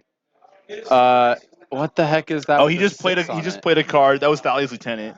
And Phantasmal Image. Oh, Oh yeah, man. make all your guys gigantic. So he's Phantasm doing some Image, crazy stuff probably here. on Hogak, right? Freebooter is rolling deep here, boys. Yeah, you just like play your Phantasm Image on Hogak, and then he just Dude, chump blocks and what then plays is it for happening? free. You know what happens if he blocks? He's just gonna play it again. Right. Is that a Himdatorak that he drew? This guy's got a Himdatorak in his deck? Yo, all you know what This they guy's call a this? madman. You know what they call this? They call this mono sweet ones. That's what this deck is called. Mono sweet ones. Yeah, change the. Yo, this is so savage. In with my 8/8 trample. Yo, What's he gonna in with do? my Like, big dude. you just block and put it back into play for free. This seems fair. That's so sick, dude. Oh, yeah. Yeah, Tarmogoyf too. Yeah, duh, Tarmogoyf. We'll get our power and toughness check on the Goyf, but Do you I see a Baleful Strix, so I think it's a 5/6. Yeah, do you remember there was a guy, who is it? Is it Watanabe? It was one of the Japanese pros. And then they were interviewing him in this pro interview about like his favorite card in the deck, and he's like, Tarmogoyf. That's so good. Andy Prime points out that Tundra doesn't cast Ren in 6. However, Anzi04 online is playing Miracle Splashing Ren in 6. With the Lonely Sandbars. Andy Prime, yeah. Oh, the fact that Lonely Sandbar is making the cut these days. Dude, it's in Grixis too. You know what? You know what card's making the cut in my deck? Eternal Dragon. Eternal. Yeah. No. What's the transmute land? Teleria West. Teleria West. Teleria West for that's whoa. Ship it, broke Ship it, it, formats baby, wide ship open, it. cracked Yo, in half. Okay, Teleria West, you play standstill and you Teleria Anzi, West thank for you. your what's it called? For Heliod. For the Heliod land. And then you play it and you crack your standstill and then you just keep on getting your standstill back. Yeah, okay. Really sick. Yeah. Unbeatable. And then you play that along your Dreadhorde Arcanist to break your stance. No. I wanna play those are two different decks. But I do want to play Dreadhorde. I need to go get a copy. I need to go get a playset. Jordan's gonna play Red in 6 with Eternal Dragon. Oh, let's go. All right, so I expected this matchup to be very lopsided one way or the other, but it's... Well, I mean, they're looks two like Jake's beatdowny decks. Oh, there's the Reflector Mage off Recruiter. And there's a Violent play at 2 instead of 3. Yo, this is crazy.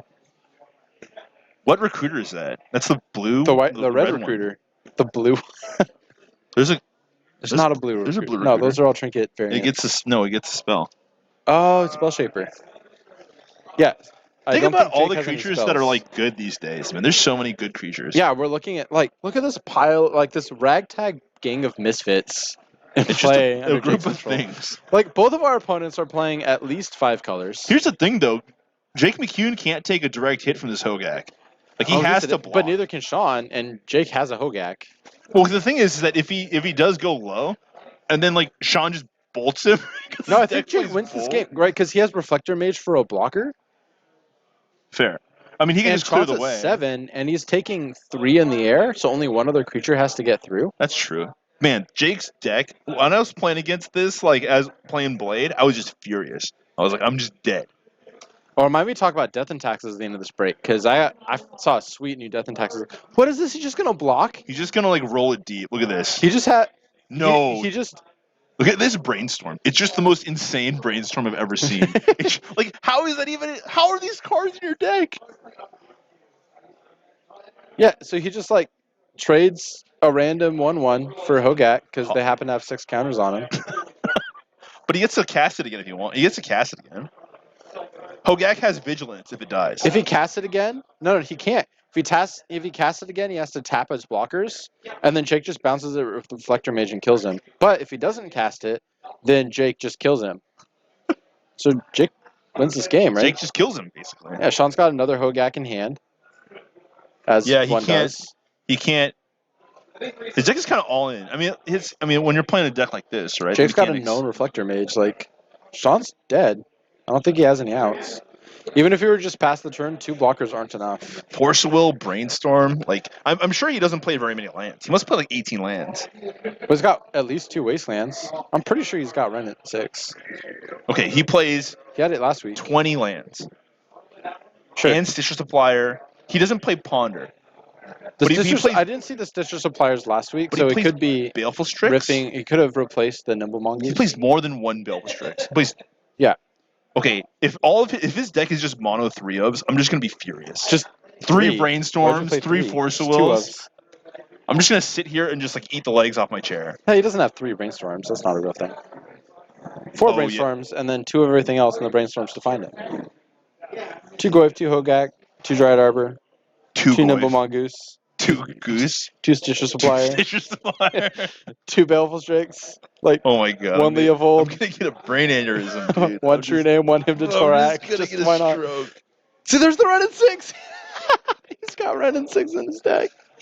Dude, I don't even know. My heart rate is just Dude, out of control Sean's right just now. like playing 4-colored trade binder over here. Let's look at his Sean sideboard. Miller, dude. All right, so Edicts, Blasts. 2 blasts, different More colors. Oh, more reds than blues. It's a Deluge. Needle. And a The sideboard force. force. Sideboard force, dude. I told you 3 main. 3 Because main. why wouldn't you? 3 main. And what else? Norod. Nolrod, dude. Dude, this is mono sweet ones at its finest. What's that? That's Lily Edicts. And then 3 Surgicals. Okay. I mean, I'm confused. Like, where's the source of Plowshares and Meddling Mage? Like, Where's your White Splash, dude? Where's your Lingering Souls to mill with Stitcher Supplier? Oh, Lingering Souls. Flashbacks are black though. Yeah. It's Yeah, already got black. way better. Yeah, way We did better. it. We're in. Faithless Looting in case you draw it. Tie everything together. This is a fine Faithless Looting deck, dude. You got Ren and 6, you got Hogak. You want to fill up your graveyard. I can Are you see just Faithless Looting in playing this deck. modern Hogak with like Force Wheel? Literally, just take the Bridge from Below, put them back in your deck, sign up for Legacy, play the Modern. The Modern deck, like the 75 Modern, has 5-0 Legacy leagues. It's in there. You'll find Just it. play Shocks. They just like took. No, they played 3 duels because on Moto the duels are $5 if they don't tap for blue, Oh, and so they just play the Modern deck, put in Legacy, play Cabal. Cabal Therapy is like the only upgrade. It's absurd. what about like good cards like Don't play those. Play Modern cards like instead. I don't know like Golgari Grave Troll No, and like no. Play cards with text on them, Jordan.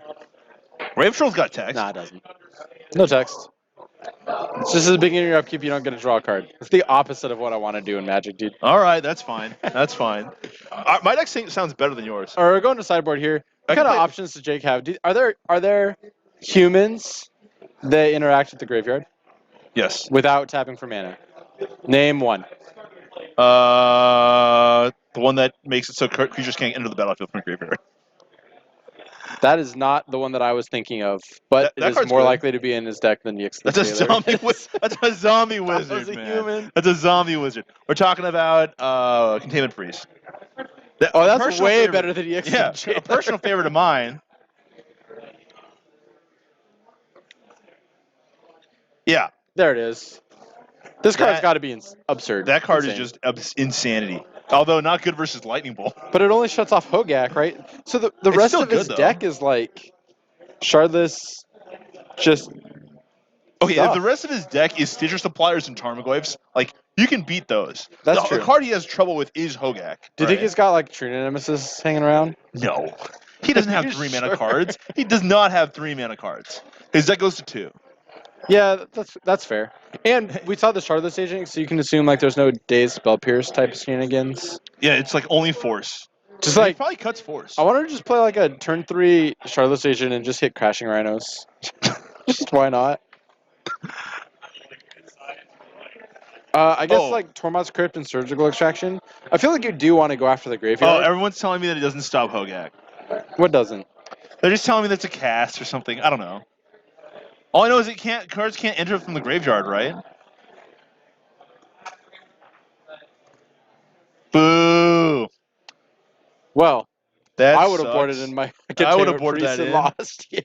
Wow. That's like, I dude, would've- that's like. They would have been like cast Hogak, and I'm like, I have a response. Got him. And then I would have You're like, lost. you would have been like Ashcoat Bear, and your opponent been like, ooh, good one. Ash Cope. Ooh, get him. Just White Man Lion. Get him. He'll have Marin of Clan Neltoth and Hooting. Dude, what is this? What is this matchup? What is Legacy? Name about Grafdigger's Cage. What year is it? Captain QC in the chat. What's up, Captain? This is just You two, and the Captain. this is make it just happen. Two modern decks, dude. I mean, that's fine, I guess. But Is they're like Shardless slightly Agents more in Modern? powered. Is modern? Yeah. Hey, chat. Would Shardless Agent break modern? Is there a reason they haven't given us like a sweet blue-green card in a format Okay, of turn 2 here's the combo deal. decks? So the thing about Legacy that people don't know, Mm-hmm. and maybe they do know it, I'm not sure, is that Legacy is actually just a place where you get to port all your sweet decks over. Yeah. So you remember back there's an extended there was a deck called Next Level Blue. It Yep. played top and counterbalance, and that deck actually eventually got ported over, and it was called Tarmo Top. Well, I guess it was Yeah, Goyf Tarmo Top. Top, Goyf Mhm. Top, right, or whatever. Yeah, I knew there where was you were like going with that. there were variants of that made their way into Legacy, right, and then they were like, oh, we should just put it in a blue-eye control shell. And then when the Miracle mechanic came out in Avacyn Restored. One of my Right. very first memories of Legacy was getting plow undered out of Goyf Top. Yeah. I don't know if that's like a good memory or anything. No, it was Goyf Top. It was Springtide. Like, Oh, that's a sick deck. it was the counterbalance, or not counterbalance, Thopter Sword with counterbalance. Okay. And then Trinket Mage, I guess, doesn't find all your pieces. I don't remember what they were paying. Transmute Artifact finds all your pieces. And then That deck's kind of mod. That's Maverick even Splash Blue. Blue and tax. Oh. No, McBant? for like McBant? Rocksworn Monk. Oh, yeah, I If you get remember many that type deck. stuff. Oh, you remember New Horizons? That was a sweet deck. With Terravor. Yeah. Yeah. And Terravor, it was called rah. New Horizons because it had Horizon Canopy. And then it was just like Bant And Tempo. yeah, and it played like not Tarmogoyf. It played another Reliquary. Nimble Sick deck. Mongoose. Yeah, sick deck. All right, on to the action here. Jake's got a couple of one-drops, but no Aether Vial and no second land. Look at this.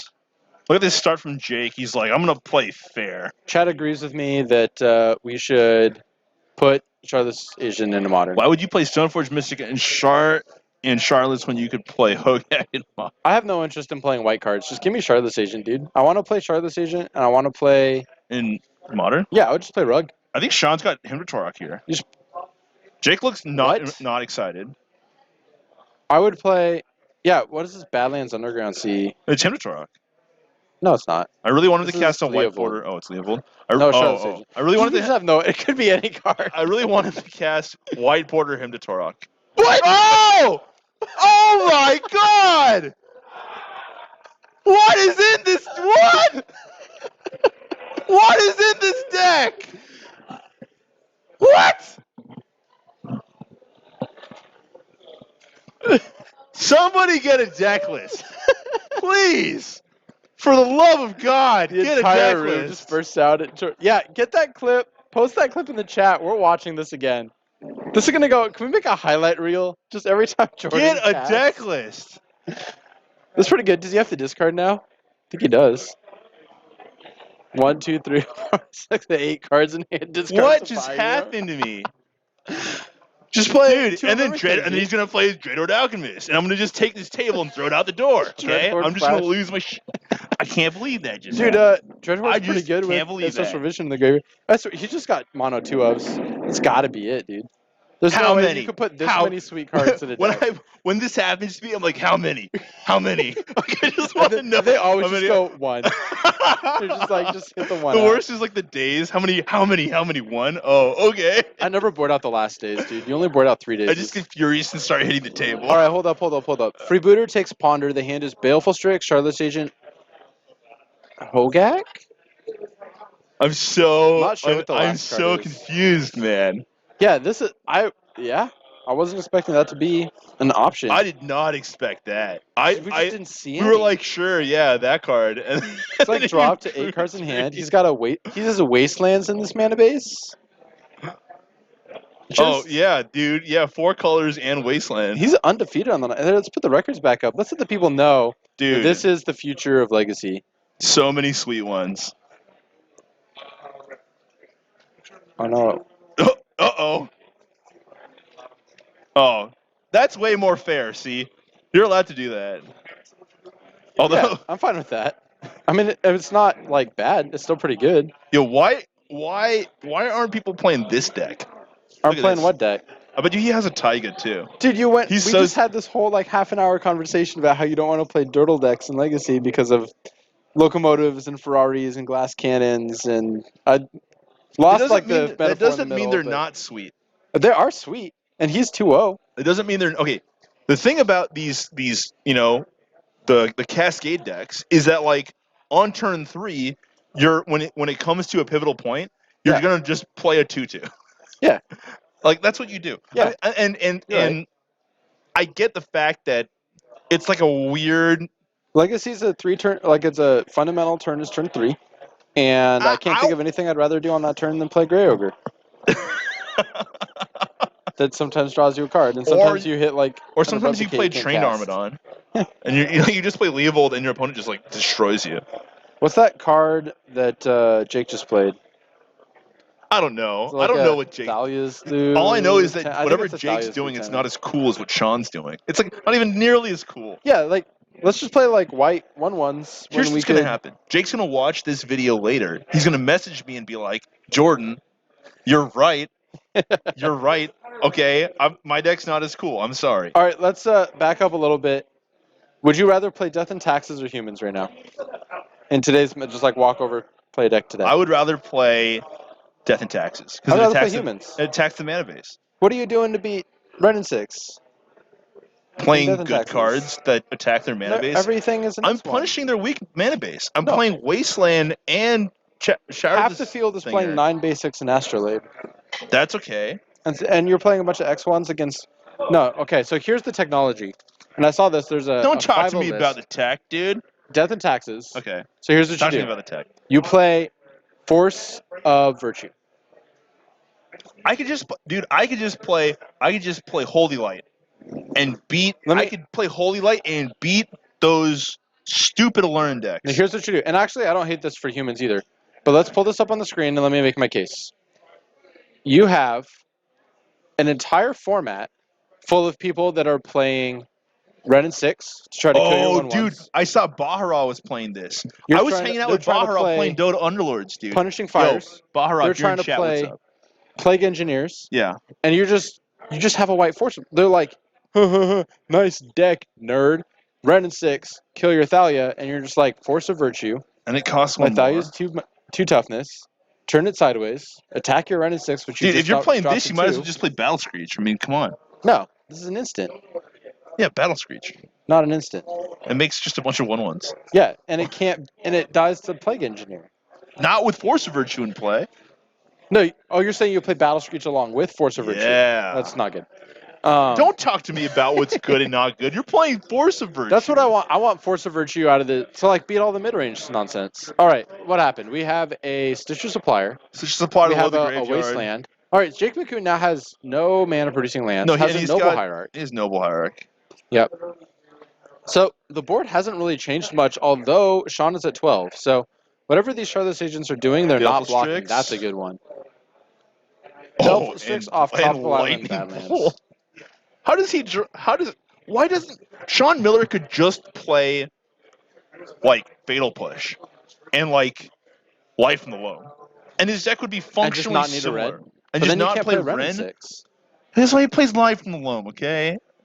He Ren could just is there to kill he could 1/1s. play a version of this deck that's like what's that guy who got second at the Grand Prix Seattle last year? Never heard of him. He lost to Daniel Duterte playing a mid-range bug deck versus the best deck in the format. Sounds like I should have played the mid-range bug deck. No, I mean I'm just saying that you could play the same deck and still play Hogak and all the powerful interactions. Jordan, look at his mana base. What is that It's a- land? That is a cycling land for Modern Horizons. No, dude. Yeah, I don't know what it's called. Dude. I just bought one. Why? You just bought. Oh, he gets it back with Red and 6. Yeah. Oh. Draw engines, because why? Because why wouldn't you with this mana base? How many? Oh, it's definitely one of. I always played one. I played one in Delver. Whenever I just see like these crazy deck lists, I always just yell, "How many?" He's got 2 of every card in his How deck. many? There's not a third Shardless agent in his deck right now. Oh That's yeah, my bad. Jeremy Dasani. Yeah, Lethal Biscotti. I appreciate that name. Yeah, Jeremy Dasani was playing that deck. He was and so it looks similar Waterlogged in Grove, terms thank of interaction. Like it looks similar in terms of like function. But Dasani's deck. I mean, you can play Dasani's deck and play Hogak and play like there. That's fine. I mean, but the thing is though, that You just Dasani's deck had one critical advantage. That's right, Shaman. And he wins. Jay picks him up. Go to game 3. Has no lands. Got above the Cade. Yeah, Dasani. Yeah. Oh, we haven't been incrementing the match counter. Yeah, Jeremy. Like, at all, all these Jeremy. things. His last name is a bottle of water. Yeah. Made by Coca-Cola. All right. So we have mono sweet ones featuring So we haven't seen Nimble Mongoose. I think he replaced him with Stitcher Supplier. Last week he was on Nimble. Although they might be there as a 2-0. This is like a hybrid, like Charlotte's Bug. It's like a Charlotte's Bug hybrid deck. All right, he's flipping through his decks here. So Thoughtseize, Renin 6, no rod. Dude, how many? How I demand to know. Goyf Ponder, the needle came in. Oh, are they done? No, he's going back to his sideboard for game 3. What a crazy. Yeah, guy. there's one him to Torak. That is the number. Just one. He's got more on the board, guaranteed. Him Torak actually sometimes kind of good versus these decks that load up I on don't see cards in him. hand. Like him to Torak actually kind of good versus. It's really good with like, Charlotte's Agent. Good versus goblins. Yeah, he just boarded Isn't out. there's any 2-mana spell good versus with Charlotte's Agent? So I want It's to like brew. saying Time Walk is good with I Charlotte's want to brew. Okay, so you take Charlotte's Agent with accumulated knowledge, and a Rug Shell. So you have Noble Hierarch to accelerate him out, and then you play Dreadhorde Arcanist, and Noble Hierarch makes it a 2/4, so you can flash back your accumulated knowledges. No. No, all right, we'll try. Because if you're We tried, flashing ladies back, and you're gentlemen. going to flashback your AKs too early in the game. Because you're trying to get I value. mean that's fine, but you're gonna also you're still playing cantrips, right? It's just like your late game value engine, and you have Renin But 6, if obviously. you're trying to flashback AK late in the game with Dreadhorde Arcanist Yeah. and a Noble Hierarch, Yeah. no way. No. What Too if many we, things have to So go what if we right. took out the Dreadhorde Arcanist and put in like Snapcaster Mage? Standstill? Snapcaster Mage. You can Charlotte's into Standstill. It's not the worst. You have built-in board presence. No, because you don't have control over the top of your deck, and if you're losing on board and you Charlotte's into standstill, and you just Can you just imagine? lose. Your opponent just Yeah. flips a Delver and you just Charlotte's and hit Standstill. You're like, well, that's the reason why. fun game That's the of reason Magic. why standstill is such you have to play a lot of these 1-mana instant speed removal spells and like engineered explosives too, because you need to control turn 1. It's like you're playing a control version of Rug Delver. Okay. By the way, I'm also playing Blessed Alliance in that deck. Yeah, that makes sense. No. All right, let's go through. And You don't catch even up know the chat why real that quick. makes sense. You just You showed won't- you Jordan don't- Hawk and Taxes. Yeah, that's what I was talking about. Is that the Bauer deck? Was he playing the Squadron Hawk? I don't know, but if you guys have Bahara in a chat on what's it called somewhere, just go get him and tell him I'm Yeah, go get Go on get Bauer's Bahara. stream. Bahara's a cool dude. Tell I him, hung out with him. If nothing else, he needs to be hosting us right now. Yeah, But I've hung otherwise, out he with him needs a to be couple in here. times. Yeah. Really nice dude. He burps a lot when I'm hanging out with him though. Dude, nice. Well, He just belches in his I think mic. it's your personality. How does that influence what he And does? we're shuffling up for game 3 here. The players have finished sideboarding. Going over here. Let's see here. All right, we're gonna go ahead and shuffle up. We got game number 3. So in a set, Racelandum suggested Torpor Orb coming out of the board. Talking about mono sweet ones.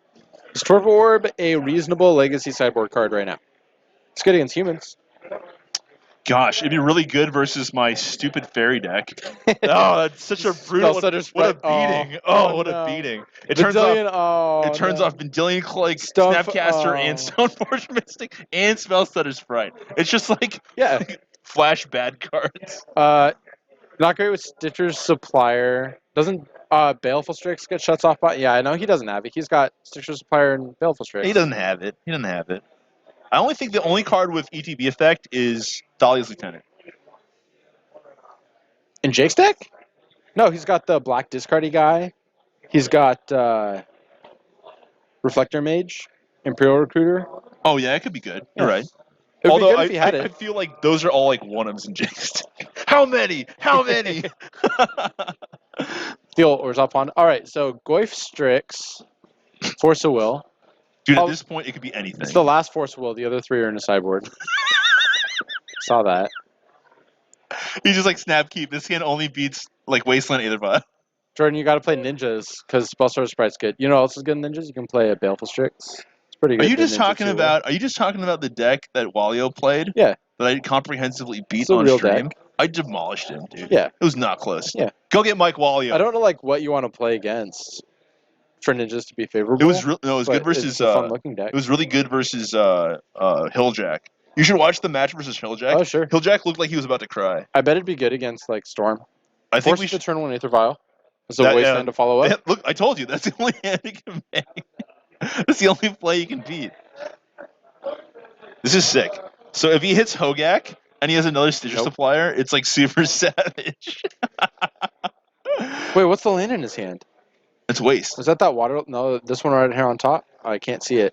It looked like a non-basic mono blue. Land. Oh yes, look at this. Toxic Deluge is the card that Oh, gets it is the thrown Waterlog out. Grove. That's Okay. the only card you can take. Oh, Oh, it does wow, have he's got Hogak. Goyf and Hogak. So if he has a Oh! green land, he can go Goyf Hogak this. Oh, he's one delve short. Oh, he's a fetch. He can go Goyf Hogak. Oh, Drew Stitcher Supplier. Dude, he can do it. Just gack you. Yo, I guess. Gaki though. Yo, this is not fair. Yeah. Sean just mills a Hogak. Sure. Let's play the one out of the graveyard. We'll brainstorm That's away not the other even one. fair, dude. He has to like set up his graveyard to keep the Goyf active. That's not even fair. if he can. How many? How many? How many? So there's 3 Stitcher Suppliers. So maybe he has 4 of that one. and What's then, the like, deck 2 list, Hogak, guys? 3 I Hogak. demand to see a deck list. I think Jake every other McKeon, creature's 2. I is demand 2 a of. deck. I demand a deck list. I'm This is going not okay. 2 Goyf, 2 Strix, 2 Charlotte's Agent, Don't say the twos. There's too many twos. 1 Ren and 6, 1 Hymn to Torak, 1 Thoughtseize, 1 How Abrupt many? Decay, 1 Assassin's I Trophy. demand to know. This guy's deck is insane. He's 2-0. Yeah. He's not even in like the derpy bracket. Is that? He's like Did crushing. Jake just make a clue? I don't know. I know that's It doesn't Champion of matter. Parish. His opponent's got an 8/8 with trample in play. No, you can just play 8 humans and then make your Champion of the Parish a 9/9. I'm clearly doing the wrong thing with my life. Is the right thing to play Waterlogged Grove, Badlands, Stitcher Supply? I don't even know how he's got a Badlands in play. I think he's got a Baleful Strix to follow this up. That's so ridiculous. Nope. I just have. I'm surprised that every yeah, time he go taps ahead. mana, Go I ahead. just haven't the faintest Yeah, idea it's just, what's I'm about just to happen. amazed. What's gonna happen here? And then he had the Ancestral. Oh, man. Yeah, and the ancestral visions. Like I One actually just Colony lost. Garden. I lost it. I literally lost it. Yeah, Jake's not out of it yet. If all you have to do is have a good board presence, like Humans is equipped to do that. But he's got to find a Reflector Mage. He's got to find like Yeah, his deck is Thalia's just Lieutenant. doesn't beat an 8/8 with trample. It just doesn't do that very well. So he's got a 4/4. Like Sean's card No, quality you're right. is just insanely high. And to be honest, Tarmogoyf is hard for even for Death and Taxes decks to beat. And thank God it's legendary, because there's another one in Sean's hand. Oh my god, think if it wasn't. Just double Hogak all the way across the sky. No, dude, so here's the other question. This is the real question, right? Guys, Tapping Hogak Guys. to convoke Hogak. guys. So we were going to talk about this deck as a black-green shell with just the black-green cards. What we're seeing right here is that this deck is like got way more. It's got way more range. Yeah, like he's just playing like your standard dirtily 4-color midrange, and you Well, have to and play a Supplier. win condition. and And so Supplier you and just Hogak. play, yeah. But you remember back Supplier in the and day, well, he cut the top end planeswalkers out of the Shardless deck and cut out what's it called? Citrus. He's cut out Deathrite Shaman for Citrus Supplier. Yeah. Totally fine trade. I mean, they're both good in different situations. Powers up Snapcaster Mage. Yeah, and so, but he's not playing Snapcaster. Oh. But now he's playing like Goyf and Hogak and Baleful. Like, I don't even know how he wins. Like, I mean, I know how he wins, What? but You how just does tap he win? your Baleful Strix sideways. How? I mean, By how? attacking. And he's got like six. So Like, Cliffy makes a good point. We don't know it's 4 60 blasts. cards. oh, dude, Cliffy, don't do If that. it's 61 cards, Don't- then like that makes room for all this Cliffy, stuff. dude, Cliffy, dude, do not do that. We're gonna get the There deck are list, 60 and it's gonna cards. be like, it's gonna be 2 pages front back. If there are more than 60 cards, It's got like 3 Battle I'm Wits in the gonna just- sideboard. there's 61. Oh, if there's dude, Cliffy has something to say to you. $5 says it's 61. I'm down a beer already. I need You're a little running juice. hot tonight. I need a little juice. I kind of want that. I kind of want that bet. First land from Sean Miller. His last card's Hogak, I'm pretty sure. So it's just the instant turn sideways. yeah, I mean Jake's at 9. Dude, Right, this Jake Goyf's- is in agony. This Goyf's only a 2/3 because I'm he dealt sorry, his entire Jake. graveyard for I Hogak. am so sorry. If I ever mocked you or made fun of you, I apologize. And he goes, if my Stitcher suppliers die, then like Yeah, he's just you doing the get math. Hogak back. He's just doing the math. There's no good block. He can block to Does stay he have to alive. chump Hogak? Oh no, he goes to 1. Yeah, this is his best block. He literally has to chomp everything. He can rip Reflector Mage. No, he loses to Goyf. Oh, he can chomp Goyf, I guess. Is he gonna cycle looking for Bolt? Yeah, I think so. That's so insane. Finds. Another land. His hand is land Hogak. Jay can't block with Freebooter. Actually, he can block Stitcher Supplier with Freebooter. So Jay can come back with Reflect. I think Reflector Mage is enough. The Goif's not bit. Oh, the Goif just Oh, got look giant. at those. Yo, if he also played Punishing Fire, then you know. Then we've arrived. There's then a we've Golgari arrived. Charm in his graveyard. Because why not? That's sideboard though. Yeah, probably. Got guaranteed sideboard. I like the old Punishing Fire Dak Faden emblem. Or Dak Faden synergy. That's what I was about. I missed that deck. Aw, Chase. Strifo, please stand up and recognize yourself. And now, like, Dak Faden with Punishing Fire, like, isn't even close to the dirtiest thing you can do. This is where I jump across the table straight away. So Jake's got 4 cards. Jake's got action, but one of How his do you have lands 4 is dead. cards? His Oh, land is shit. dead. I mean, gosh, you're right. He has a totally hosed land here. Yeah, sure, man. So he has land plus Reflector. 2. Tapping carefully. Is there a human that has, like, an 8-butt that he can chump with? That is about as close as it gets. That's, Jake's like, and then that's 8 Sean's power of butt. So he can like, yes. chump, 1 dies. He chumps Oh Goy. man, that was crazy. I would have played out. Oh no, there's a Dryad Arbor. So you All can right, get the do you Hogak. want to talk to him or you want me to talk to him? Yeah, I'm gonna put him in the booth. You can interview him. Okay. We'll see what he wants. Dude, Get some reactions over here. that was sick. If you guys want to know as much as me, and I want to know. Tell him to sit. He's gonna sit on the left. On the left.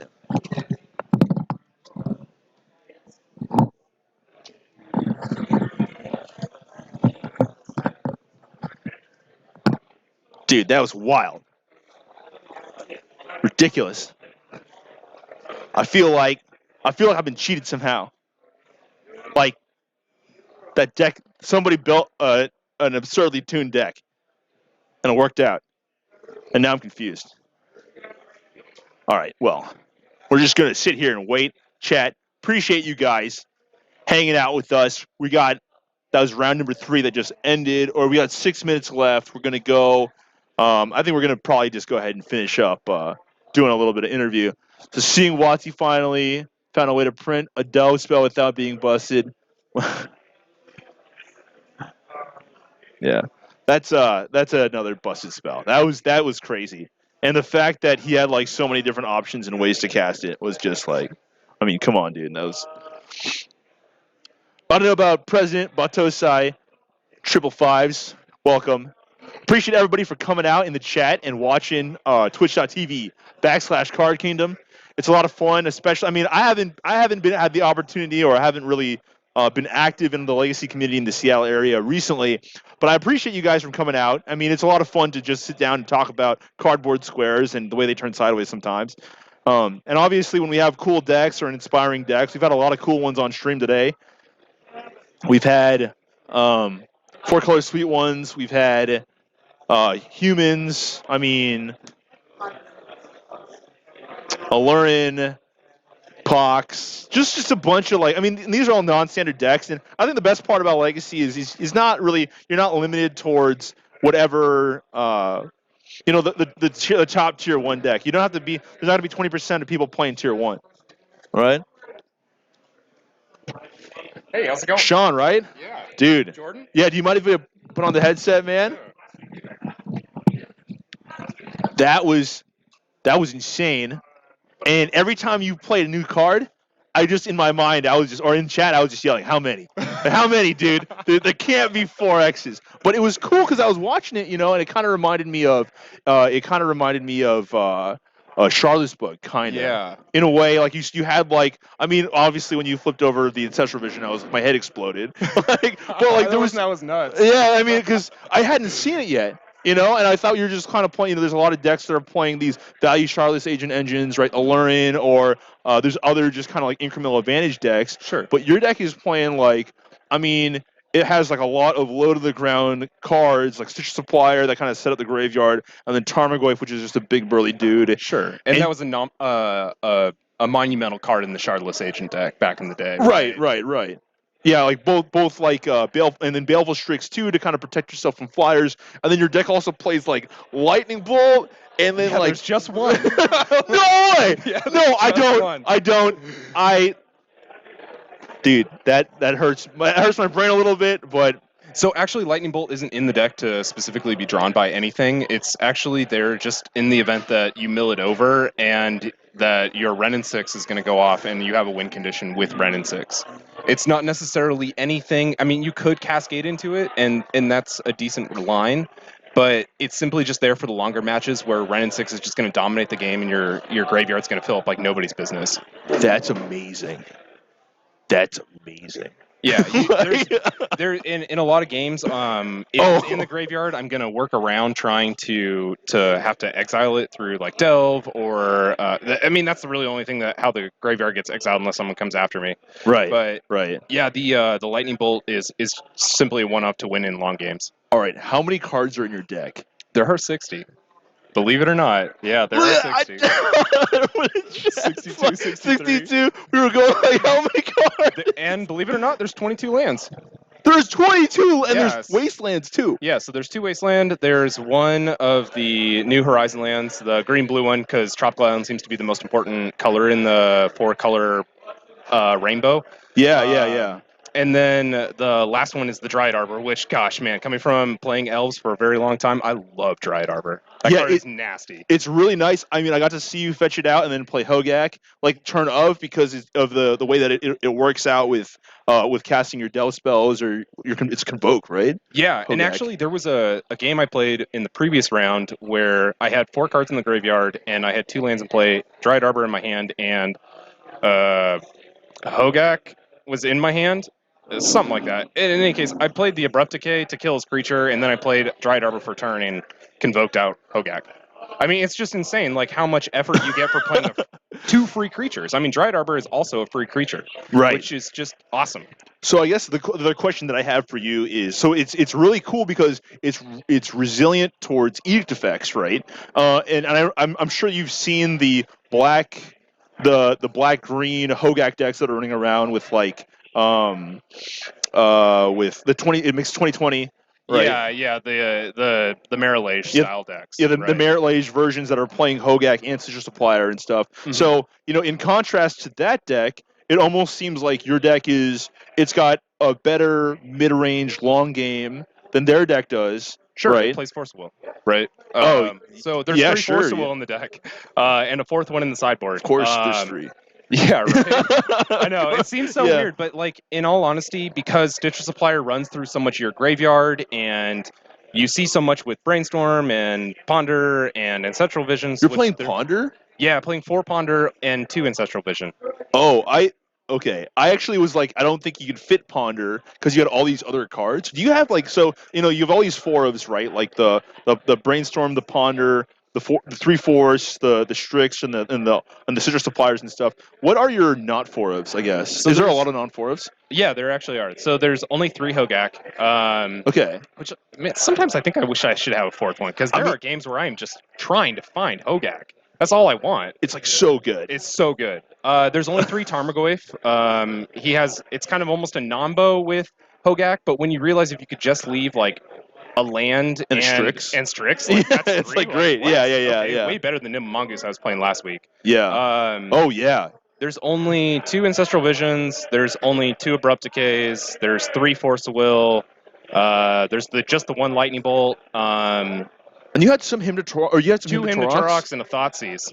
Okay. I So wanted just a way to interact because I'm not card playing Days diversity. anymore. Yeah. Card diversity. And I didn't see your previous build. Oh, that's okay. So when I'm looking at it from my perspective, I'm seeing like some pretty sweet sideboard cards. Right? You got like the blast and stuff, like red elemental, blue elemental. You got a bunch of like really nice permanent based effects that were good. Like you had like Torpor Orb and like other cards like a Null Rod. I saw. Yeah, no rods in there. And that's just in case like I play Bomberman. I feel like Bomberman's really good against me because they have ways to either make my stuff cost too much or that they can just eliminate my board. And without dorks on the battlefield, it's just like what am I doing? Find Tarmogoyf.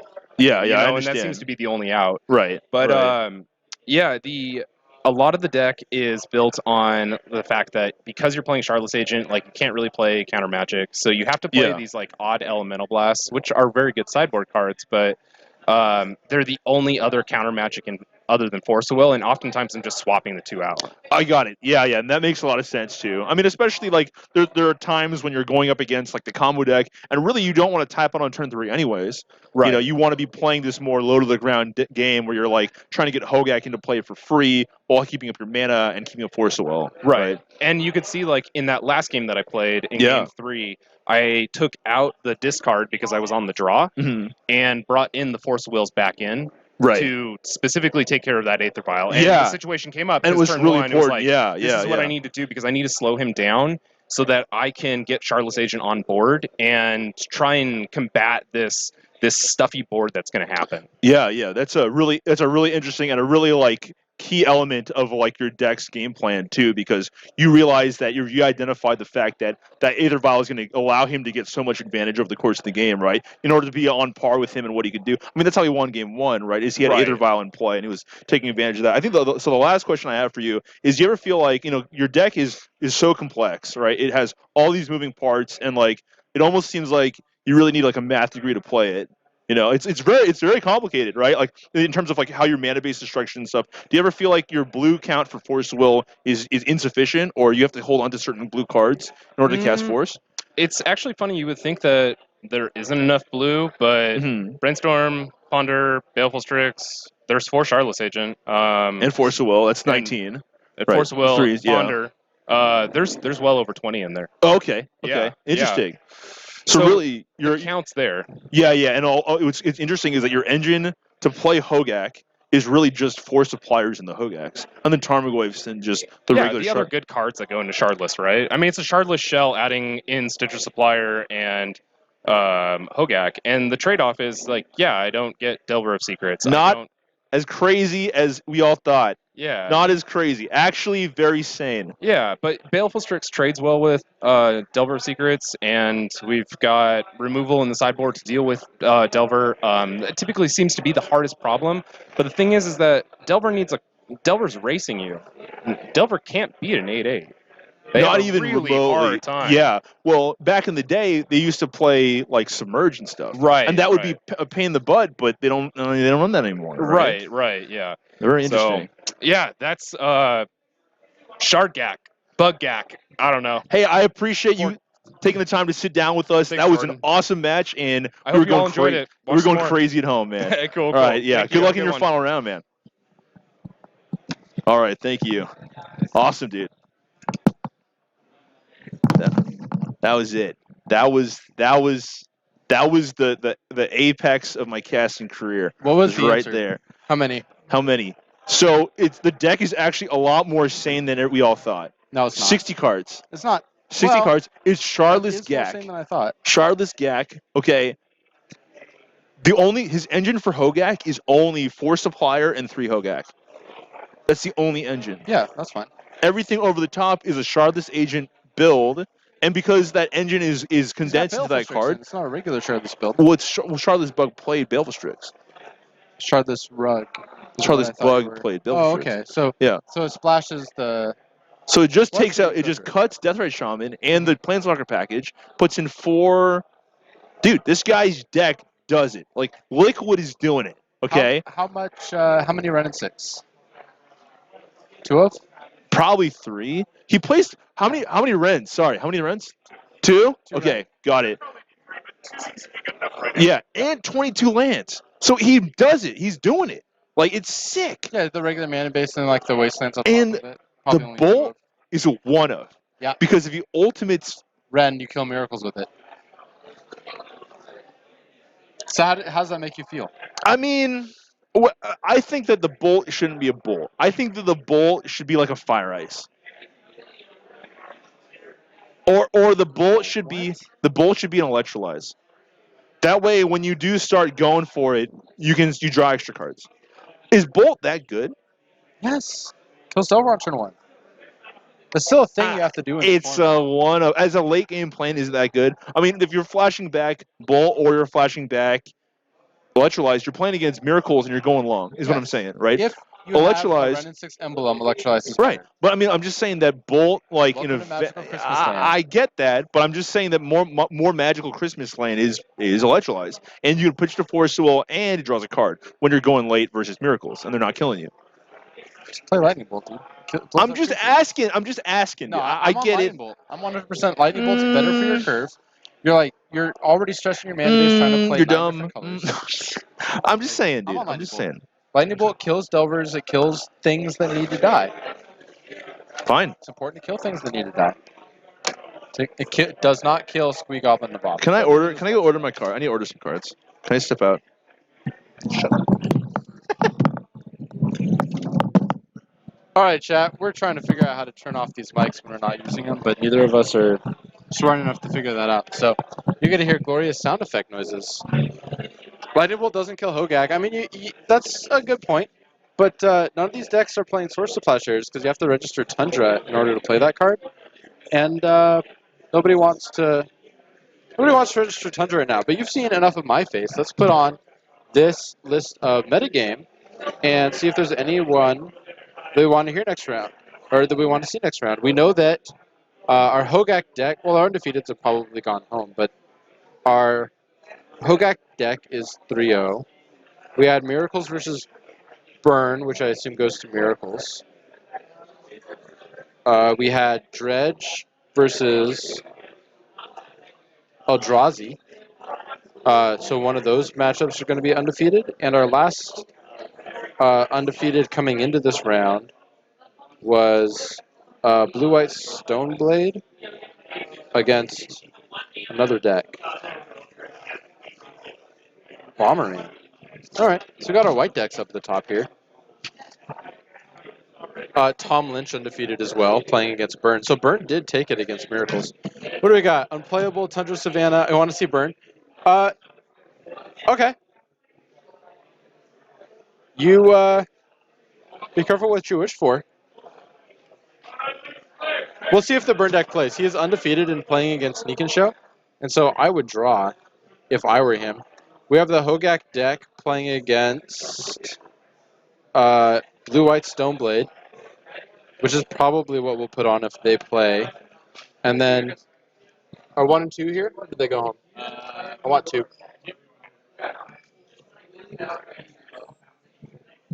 And then if we don't get, because I would like to see the Tundra matchup against the Hogak deck. I want to see if Source to Plowshares can shut this deck off at all. Please no Burn. Burn is playing against Sneak and Show, so it's going to be a short deck. I have one. I want to know who drew and went home. Table 3. Give me a second. We have Dredge versus Lynx. We have. Be here another point.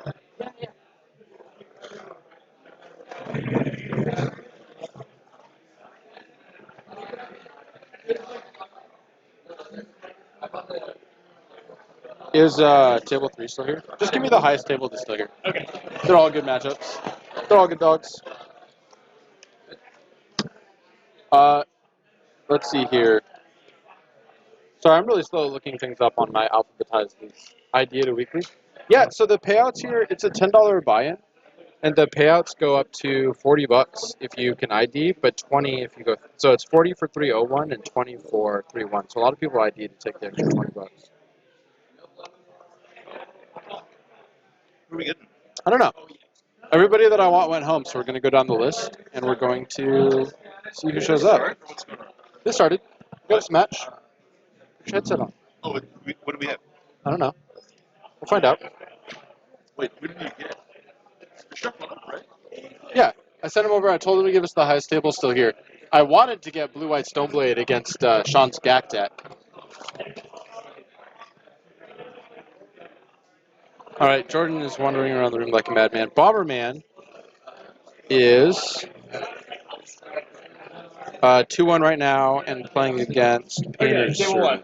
Servant. We got table one? Dragon Fist, yeah. We got... Oh, Greg. Wait, table oh, one? nice, That's dude. not We got- table one. Yeah. Greg and Chris? Tom and Chris. Dude, this is not good. Tom Lynch and Greg Mitchell's rounds were switched last round, Yeah. so they switched tables. So it is Greg and Chris. Not, Oh, that's phenomenal. Oh, we have good. a Lorin versus Burn. yeah. That's amazing. Nice. Chat wanted Burn. Well, half of chat wanted Burn. The other chat Chad said didn't want Burn burn. under no. What's going on, everybody? Yeah, someone's like, let's do Burn. And I'm like, well, we got Burn versus Sneak and Show. Is that we fun? just saw one of the sickest decks, dude. Don't lie, that was a Sickest- sick deck. Who's going to play against Blue-White Blade? Oh, ID. I would have. That's what I asked for. But he took the cash and he went home. That's fine. Good for him, though. Is he a local? What's going on? He was here last week. I should have He was asked. here. I should have asked. Yeah, who's doing the interview? I wanted to know about the deck, though. I was so interested. It's about I'm pretty the sure. people. I get that. Decks are piloted I- by living, I- breathing humans Okay, with feelings and emotions. no one is Hometown, more. favorite food. No one is more believes that more than me. Okay, I'm just gonna let you know that I get what you're saying, but everybody was so interested on how many cards. Cliffy was yelling 62, 63, and I was in there going like, yeah, man, more than one bolt, yeah, you Oh, gotta be he owes you a crazy. beer now. I didn't bet him. Oh, that was smart. I don't know, dude. I thought that there could have been 61. And I would have lost on anything 60 plus. I'm pretty sure he was like at least 45% to have more than 60 cards in his deck. Oh, I'm very surprised they only had 60. Let's take it down to the match so we can see what side. But after he was explaining what was going on, it made a lot of sense. I will say that Chris always plays with that giant bird playmat. It's just like the most ridiculous thing. Chris Williams always plays with them that. Oh, that's right. And it's always just like hilarious. Yeah, what is it? Is it a magic? It's just not. It's one of those weird. like, it's just series- I think it's like it's something. It's got to be. It's got to be Falcon or It's not something. a magic card. It's Falcon from- Rider. A while ago, the Canadian GPs they just commissioned art for their GPs. It's like a giant peregrine falcon. Yeah, Like, that's what it is, they're right? like, this looks like fantasy art. Let's put it on the playmat and give it to our We'll players. make a giant bird.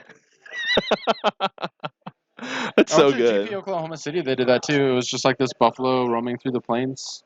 It was in Pillarfield Ox. No, it was like a You sure about that? a unique art commission. I was like, I don't want this. This isn't good. What cards you get? What was in your order? I got quadruple cards named. Hogak. No, You're like, I that don't- looks sweet. I'm gonna do it. Dude, if there was a green milk, well, I don't even play either one of those colors. Mhm. I don't own the cards to physically play those colors. Although I do own red cards now, so I got There you 4 go. copies of Dreadhorde Alchemist. Hey, you can play. There's got to be like a red green creature. I need another Volk though. You can play Wild Cantor. That casts Hogak. You can cast it with red mana. I can't play Wild Cantor. It's a red green hybrid. And to the match, we have a turn 1 Riftbolt off a snow-covered mountain. Okay. You know what I good could play. do is I He could has just any play technology. Vine Dryad and discard a green card, and then play like the stupid 9-land Stompy deck, and then play Hogak. Let's Oh, how do you speculate feel why about there's that? snow-covered mountains in our burn deck. We have a snow-covered basic land mirror here. I like Chris's lands. Well, actually, I Shatter mean, there.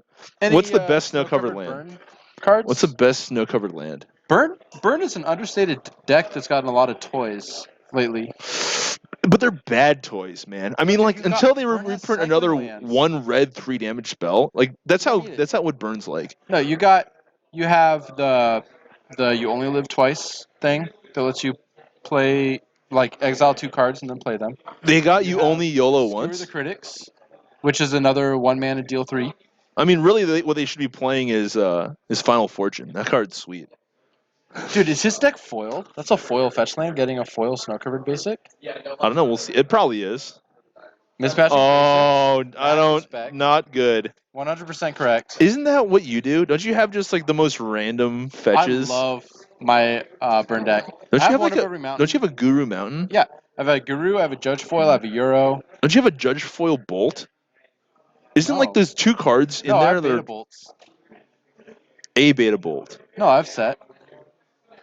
I don't play my burn deck. My burn deck is 1 unlimited, 1 N10, 1 FBB Portuguese, Oh, and 1 F10 that like has been like I picked it up out of a driveway. It's pretty sweet. all I Anyway, know is this So is we'll go like here. We have we're seeing Mismatch Eidolon. an Eidolon into a Leofold, which is really good against burn. I think you need to just bolt the Leofold here. Here's the This issue though is Fang Claw already has Death Touch. I don't think Chris's deck is actually that good versus. I mean, it's good, but like he's gonna run into some problems. Like Greg just can't gain life. How's Greg gain life here? If I mean, Chris Greg can't- plays, You're right, but Greg doesn't have any. Greg can play the matchup off only basic lands, which shuts off Price of Progress. You get a little bit of value that way. that's true. I gotta believe that Chris's matchup is good here, only because like Greg needs to. Oh, brutal. I mean, like he does get to draw cards. Lava Spike, shock myself, you draw a card. Yeah, well, it's the price of glory, man. Greg's Look at this. Here's a skewer.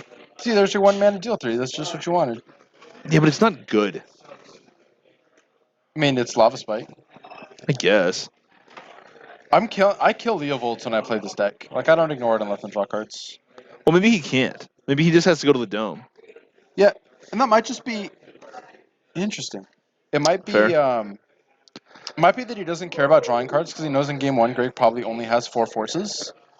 Yeah. That's my favorite mountain. The Zendikar Range. Oh yeah. That's the Rob Alexander one, right? No, that's Veronique Miod. So I tried to get mine signed. Yeah, it's a nice one. It's a nice one. I don't like Flart lands though. Oh, is They're that light up the stupid. stage? I'm sorry, I thought that was You're the Critics. Let's pull them up here because one of them lets you draw 2 and one of them is a deal 3. And I don't remember which one is which because they have the most generic names ever. Light up the stage is the draw 2. Yeah, that's light up. I mean, look at the artwork. Yeah. Oh, there's a Lurin from Greg, and Greg's just gonna pass. What? Greg has a Lurin already? That's not good. So there's Skewer. So there's your deal 3. So does he have it right here? Does he have Strix? You never know with Greg because he definitely always waits to the last minute. I think he doesn't have it. He's gonna kill Chris in response to the lethal burn spell if he can. Probably. Although he can still attack. I mean, he's got Leovold in play. Chris is thinking about it. I guess he's just gonna go for the dome here. Yeah, this Chain the lightning. Spiky Bird has Death Touch right now. Greg has 3 snow permanents. Yeah, so. Spiky Bird.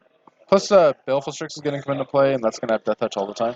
Yeah, I mean this chain is kind of a deal. Greg's taking 3 here, and he only play 3 more spells or 4 more spells, and that's not counting if Chris is gonna have Bolt or not. Clavian says if you like Burn, you hate Magic. Do you agree? No. Yeah, I Burn's think a that valid deck. Burn's a totally valid deck and needs to be 100% respected. support Burn. It needs to be respected. I mean, if you're for elite, all that I talk about casting Baleful Yeah. Strixes, like Burn is a legitimate deck. I'll register Burn. if you're Burn's a soft better to, if you're choice. soft to burn, then you're soft to burn. That's your fault. Like, sorry. Burn's a gatekeeper of Legacy. Like, Yeah, that's a deck totally. you have to be able to beat. Chris Totally. is at 6 already. If he has Bolt Fire Blast, he gets there. I This think. Eidolon has been doing a lot of work. Oh, Greg can't go off. There's not. Yeah, I don't want to play. I just got a nod from I like this. from the man, the myth, the legend. There you go. Leovold dealing 3 and Look at this. Look at these cards. a Barbarian Ring from Chris. So- Barbering is a big game. Barbering is a big game. Yeah, but Chris doesn't have Threshold yet. True, but So he one can burn Barbering spell. the Ice Fang and like attack, but that's a trap, right? Because he's running into Baleful Strix. Kinda, but Baleful Strix is going to deal Chris 2. So Chris needs, And you can't block there because Bull- you die to a Lurin. yeah, or I don't know, do you? I would assume you do. No, because he takes 2 damage every time he goes through a learn loop, or 4 or whatever. Not if you block. But I'm saying Chris doesn't want to. He wants to block because he can't go to 3 with an Eidolon in play, but he also can't block because he loses. Chris has Fire Blast. I mean, not in hand, but he has access to cast it. I think Fire Blast is the only spell. He could double Fire Blast. He could Fire Blast and then Barbering. I want to say Fire Blast is the only spell that doesn't deal damage to him, though. Yeah. Fire Blast Barbering doesn't quite get there.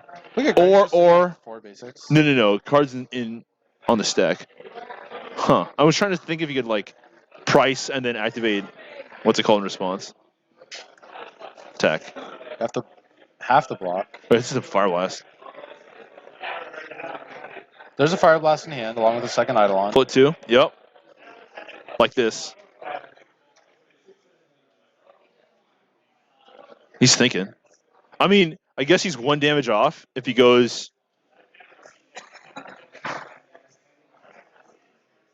He could block Fire Blast. Where's he going? Is he going Dome? Yeah, I'm really worried He's about going what Leo. happens as soon as his Eidolon hits the battlefield. Greg's going to draw a lot of cards. He's going at the Leovold. Fabian, the last time Burn top eighted a tournament that I can remember was under Patrick Sullivan. Peace Sully, man. But I think so. Like, look at our invitational, right? So we do an invitational where you win a 1K to get invited, Yeah. and in that field where you know that you're playing, like you know the 32 players you're playing against, Yeah. you know that everyone has like fought tooth and claw to earn their seat there. Yeah. We had 4 Burn in that field, Yes. and I think Absolutely. It was a 3 good of play. them made top 16. And it was a good play. And one guy top aided, right? It was Randy. Yeah, you're right. We did have a Randy Burn played top Burn eight. and he top aided. It's a good deck. Like, you have to it was just respect right it. for the field. It's a meta deck. You play it when people go too far sideways with their non-basic land nonsense. And they try to dirtle a lot with these the learn decks. That's fine. Yeah. But yeah, Burn is the problem with Burn is that it doesn't have the consistency round over round that you get from playing either like a broken combo deck or the cantrip decks. But You do. I mean, you do have to think. It's like it's it's good, it's like I think it's a respectable. I think it's a respectable deck, and I think that like people don't give it enough credit. Like there are good pilots versus bad ones. I'd have to say. looks like it's fire blasting the Leovold. I like that. Keep your outs open. Land. Because you know that this Eidolon is keeping you from dying. Yeah.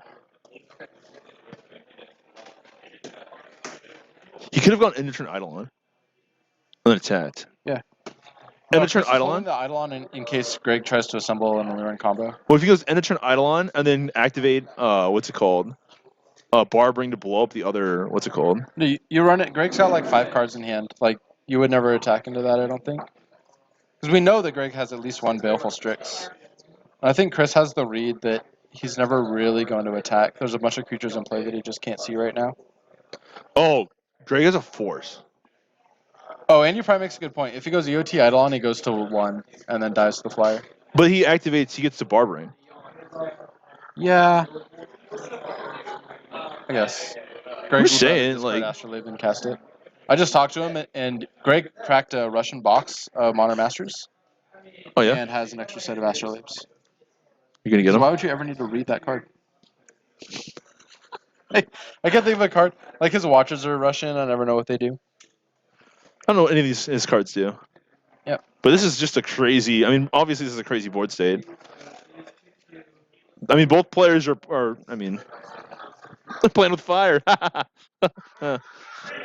Yeah, so Greg's got Cavern Harpy, Baleful Strix, Brainstorm. I think it's safe to say that Chris is dead if he. Well, ever no, doesn't have an Eidolon. I mean, Greg needs to assemble, like, the actual combo.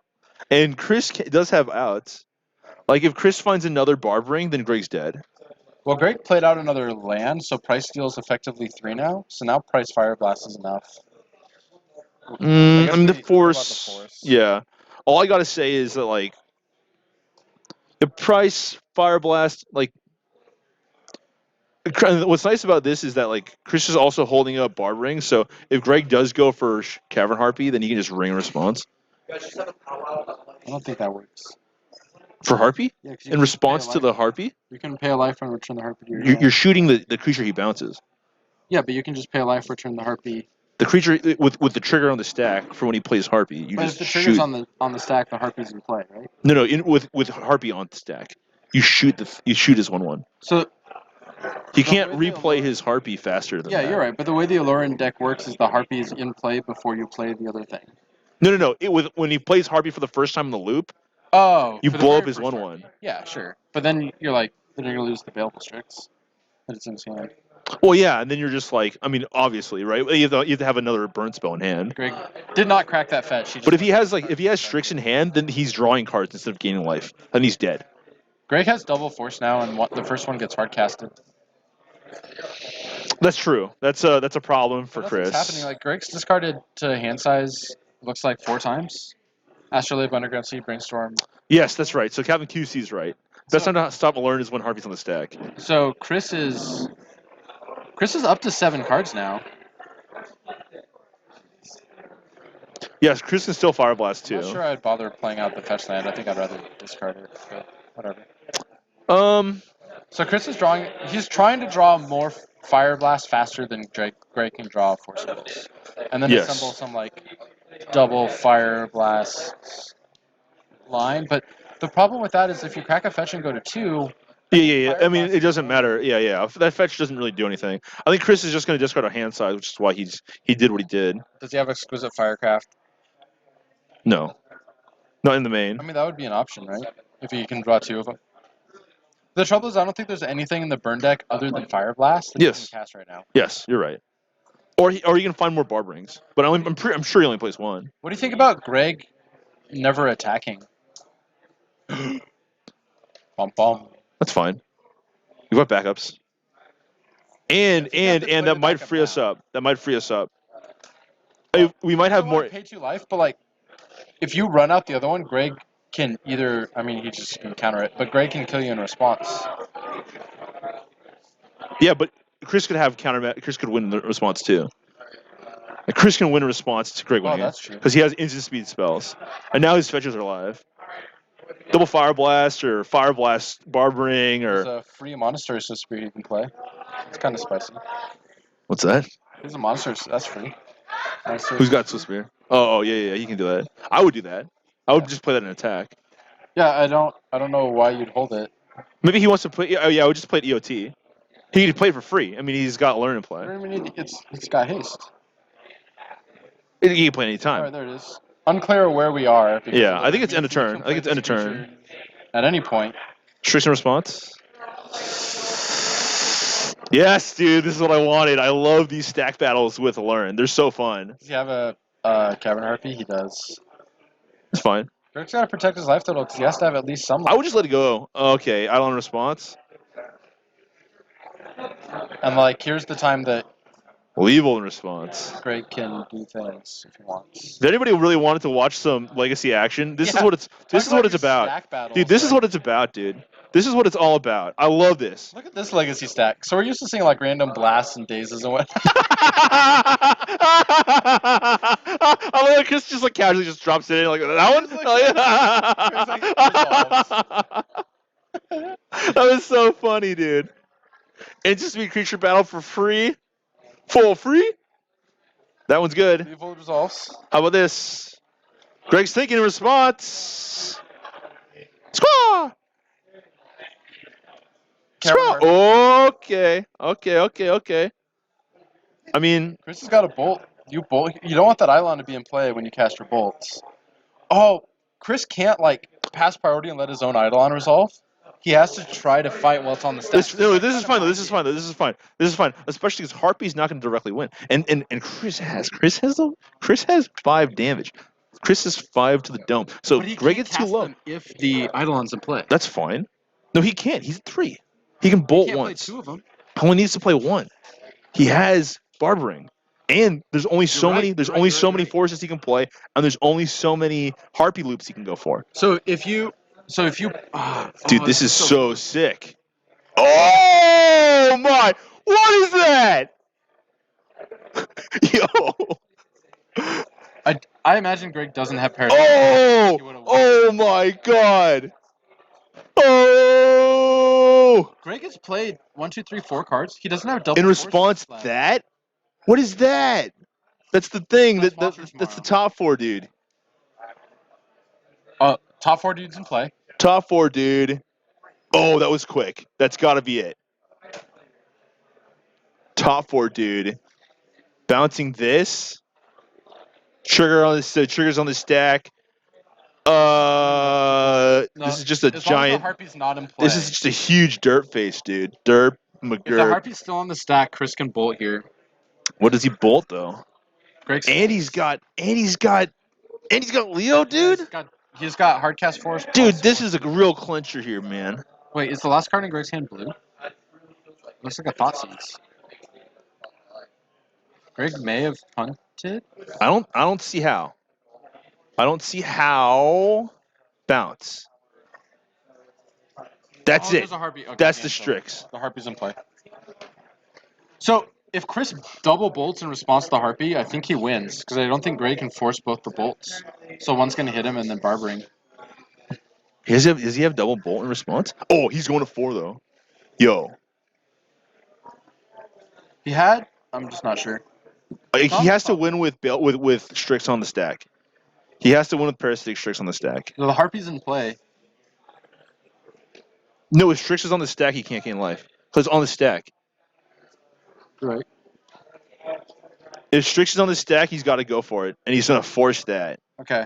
Hardcast force. So effectively similar. Wants to get his Cavern Harpy into play. That one's also in play. Yeah. talk about- Parasitic Strix, not he has to thinking go with now. burn. He's got to go now. He knows it. Talk about not thinking with burn. Like, what is the stack? How do you sequence this? What are his cards? What does he got? He needs double burn spell. Double burn spell in response. It has to be both has to be instant. Otherwise it's ogre. Trigger, what's on the stack? Ah, it came into play. Barbering. Trigger on this no. Harpy trigger on the stack. So Strix on the stack. Harpy. Did he barbering the Parasitic Strix? He gets to draw. Trigger Leo. Chat can't play burn. Bounce this. 3? Hello? No. We have responses, sir. But he has the other Harpy too. Williams can empty the clip? That's it. Oh my gosh. Was it show the hand? And Greg squeezes it. That was sick. Yikes. Both Yo. players just got to play draw. Like. Yo, that was a 7. nasty stack war there. But I think Williams was I close. mean, that was a stack ward to match any other stack ward. Oh, absolutely. You see the Pyroblast, Hydroblast manager. Like, this is. That every was bit sick, dude. complex. Dude, that was really cool. He wants to put his Eidolons on the stack, but he also has to win before his Eidolons resolve. So he has to pressure Greg into thinking these Eidolons matter. But if the Eidolon sticks in play, then Chris can't cast any spells because he's Right. like, Well, he can oh, cast just one. absurd. He can cast one, Sure, yeah. right? And it's Wow. one that's not Fire Blast. That was sick. Wow. That was fun. I mean, honestly, like that's what makes these games so interesting is that when you like. So I think the reason why Allurin was so good, it's really good in a soft meta, because your opponent doesn't really know how to that deck interacts or how to play with Allurin on the field. Yeah. The reason why it's hard to play over here is because everybody and their mom knows what that card does, and they know they're trying to leverage it in order to beat it. Mhm. Right. So the fact that Greg had Allurin in play, okay, yeah, you have the advantages. So one of my But- traps as an Elves player in this matchup is I would just like chuckle and let his learn resolve and be like, look at how cool my Elf deck is now. But they can kill you with the Lurin, and all I can do is like bounce some Visionaries and draw some cards. Well, and then you're really trying to hit your what's it called too, like your the guy that Once in my life, my opponent was like new on Alurin, and he resolved one, yeah. cast a Brainstorm, played a Baleful Strix, and passed when I was on Elves. Oh, I and you just just cast Zenith. Glimpse of Nature. Oh. Like, my entire deck friggin' draws me a card. It was That's so sick. funny. Um, Wow, that's sick. but Wow, that's like the actual dream. so you- That's like right? the actual dream, That's dude. Magic on easy mode. Like my opponent just let me win the game. Did he know you were playing elves? Yeah, by turn 4, yeah. I don't know. Like I- he didn't. At that point, you got to play Allurin when you win. Yeah, at that point. Well, I think it was a new player. Like Oh. I don't honestly. I think against elves, I think you like board out down to 1 or 2, and you just use it as like a. I win. Is that piece. matchup bad? It's got to be okay, right? They're like the same deck. Like elves can beat the dirtily 1/1 plan, and they don't have a lot of counter magic. But if they're playing like a combo build with recruiters, then the matchup's bad, just like any combo deck. Oh, I see. But if they're playing this Well- mid-range dirtily build, I'd pick elves every time. Yeah. Especially because I mean, at that point, you're just trying to you're banking on the 2/1 that naturalizes, right? That's your best out, and that's not Well, even that good of an out. But like if you're playing the dirtily mid-range plan, then yeah. your visionary combo is less mana than their visionary combo. Yeah, I Yours used is 4 mana, and yours is like half a mana. I used to love playing my fairy deck versus that. Yeah. Because they would go for it, and then you just have like multiple Spellstutter spell sort of sprites, and you could just jam it to play for free. Yeah, Alright, it was good. So who gets better after board in this matchup? So Greg probably has some Hydroblast because everyone's playing Hydroblast right now, and you should Yeah. too. That card's really good. I don't like that card. I just think it sucks. Burn doesn't really have anything for Lurin, but if he treats him just as a blue control deck, then you can bring in things like Exquisite Firecraft, Sulfuric Vortex. He could have Pyrostatic Pillar. That's a possibility. Yeah, that's fine. This is Turn Goblin Guide. Here we go. Trigger reveals Watcher of Tomorrow. Watch Greg tomorrow. Really Greg- bad at blocking. All Greg just wants to do is watch tomorrow. He has no interest in today, no interest in yesterday. Let's take a look at what tomorrow's doing. All right. Got a top deck from Chris, and I think it's if he has Land Eidolon, I mean, that's the best case, right? I want land like Swiftspear Bolt. Let's put some pressure on. No. I'm going to Eidolon later. Eidolon Dude, is that's just... turn 4. Allurin cannot kill you before turn 4. They don't even have Death Right anymore. Okay, you might get your wish. I mean, this is going to be 7 points. Greg's going to fight. You play Brainstorm now. You try to find Force to fight over the Swiftspear, and if you don't find it, well, either way, you put a land back. Yeah, put a land on top, for sure. That's a good point. You ever brainstorm with an impending Goblin Guide, and then like... Messed up? Yeah, you have to like go through the decisions, and then a minute later they attack you, and you're like, well... No, I've never done that. I have. I'm sorry. It's like you brainstorm 2 cards back looking for a Force, and they attack you, and you show them Baleful Strix. But I mean, the thing about Goblin Guide is like, he's going to discard the card next turn anyways. Because all these creatures that he plays on 2 cantrip anyways. Yeah, this is what I want. This is what I want to see. I want to see Baleful Strix, bolt you, or attack for sorry, attack for Swiftspear, 4. bolt Yeah. you, attack for 4.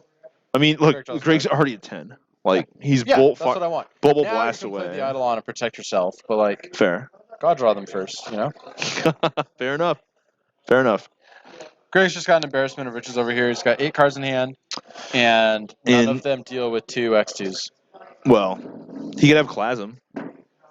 Psych. Can he realistically have? No. He could Can't play, realistically have Clasm. Like Baleful Strix is probably his best option here. I'm playing Clasm right now on the sideboard of my decks. This card lives. Huh? Yeah, Dreadhorde, sure. So, Baleful Strix is his best draw. Like, he can curve, like, Baleful Strix into Leovold, but... oh, that's not good. Oh, jeez. Puts a Force of Negation under it, I think.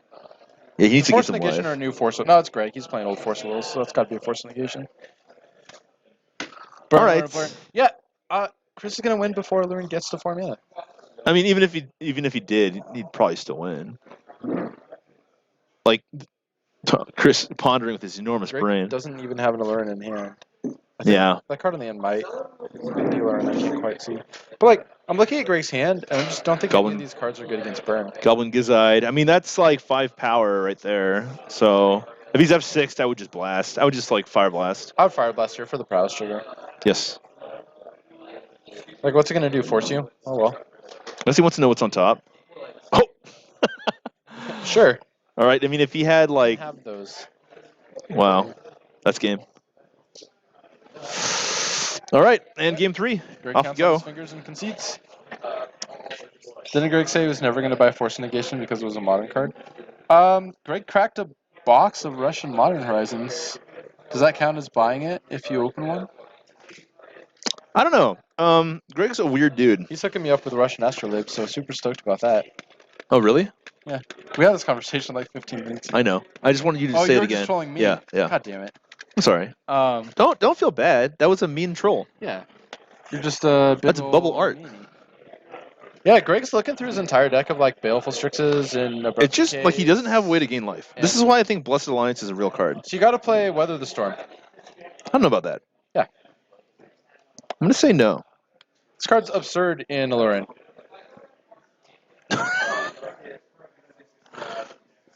This card is a real card. I don't know. What you're saying before. In Pauper, maybe. No, this card's a real card in Legacy. No. You play this again. So you play this in your Rug Trine mirrors. Dude, And you will win every time. you cast shut this card. up. There's no way. Yeah.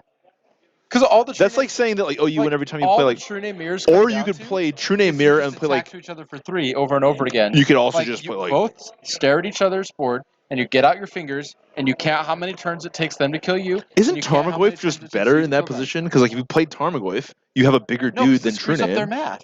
Tarmogoyf, it's on the table. They got to do math. They got to get out the fingers and toes and figure out how to kill you. This they don't. They That's can't like counter you it. might as well just play Fog, because Fog will mess up their No, attack this math. kills Storm. Fog doesn't beat Storm. It tendrils you for 10. You're like, great, gain 33 life. Even if they duress you, they go like Dark Rit duress, and you just weather the storm for 9, and you already screwed up their storm turn. I hate you. It's a real card. I don't like And you. it's lights out I against Burn. don't like Look you. at the prismatic vistas in Chris's mana. He's got prismatic vista. He's got Bloodstained Mire. I don't He's got believe you. Warrior Foothills. He's got Scalding Tarn. You can play 2/2/2/2/2 in Burn now. Amazing. You could play. Veil beats Storm too, but it doesn't beat Burn. You so. could play like. You could. I do like How Veil. many? How many? How many fetches? How many? How many of each? I'm on 2 Veil, 1 Weather the Storm. I'm on. my bucket I'm on list. 4 of each fetch, and then 4 No, he's on- Mistas and Chris 1 is on mountain. 2/2/2/2, and Greg is on, I don't know what Greg, who cares? I would be on like 4 Oh, mountains and then like 16 fetches. 15 fetches. There's a burn deck splashing Deathrite Shaman. Back when Ooh. Deathrite Shaman was legal, and the mana base was 2 Badlands, 2 Mountain, 1 Taiga, and like 20 fetches or something. Oh! Who is this madman? That was really cool. And It's like way better than Dark literally burn Confidant. splashing Dark. It's just like way Deathrite better than Shaman. Dark Confidant. I just had the 1 Taiga in there so you could beat Reanimator.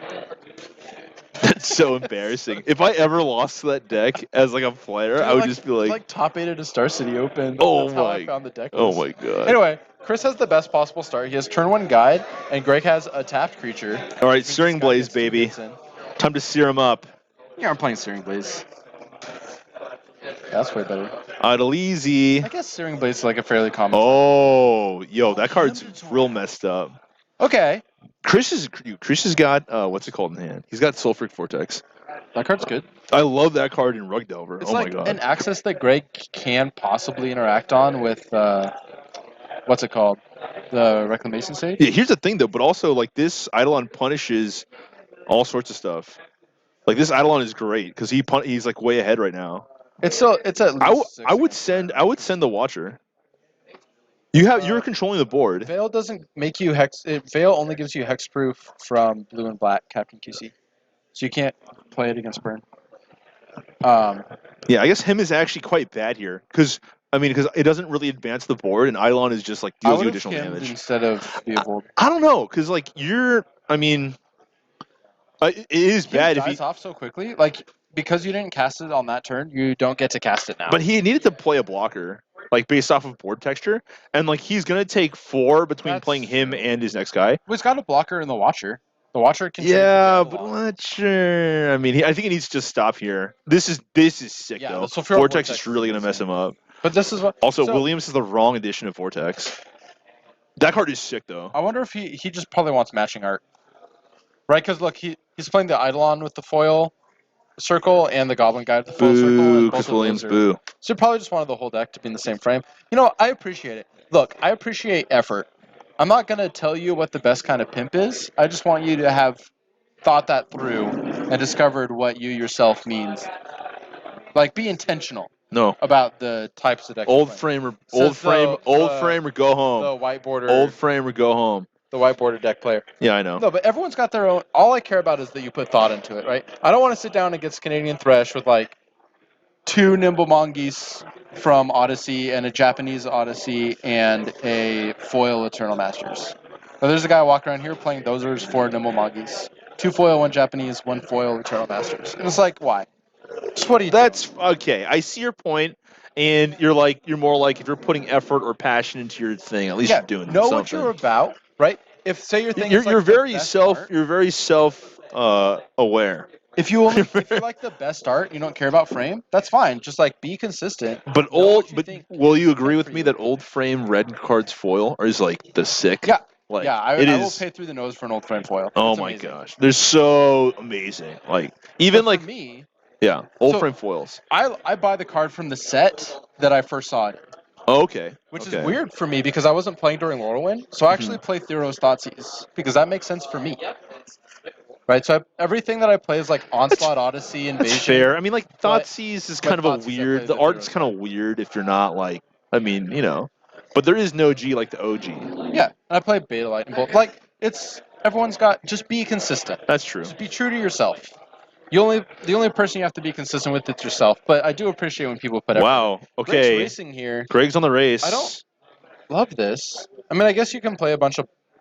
I guess you can only play one blocker. Oh. Parasitic Strix, but is it does not insane. gain. This does not it gain. doesn't gain because this. Oh. They know this though. I mean, Greg knows this. It just domes them both for 2. Yeah. I don't like the attack with the Watcher here. I want to leave I don't like that attack Walker either. back. Take 2. I mean, Greg realizes where he's at. Yeah, he's got to race. The Strix blocking is enough, right? Because the Eidolon isn't entering combat, and so the Strix can block the Goblin guy. It could if it allows Chris to combo and win. I mean, here's the thing though. Chris gets cracked back. If he attacks and there's no blocks, Greg attacks back and wins the game because Vortex is going to kill Chris on his upkeep. Oh, you're right. Yeah, does Watcher fly? No. This has never mattered. No. Trigger. I like this battle from Chris.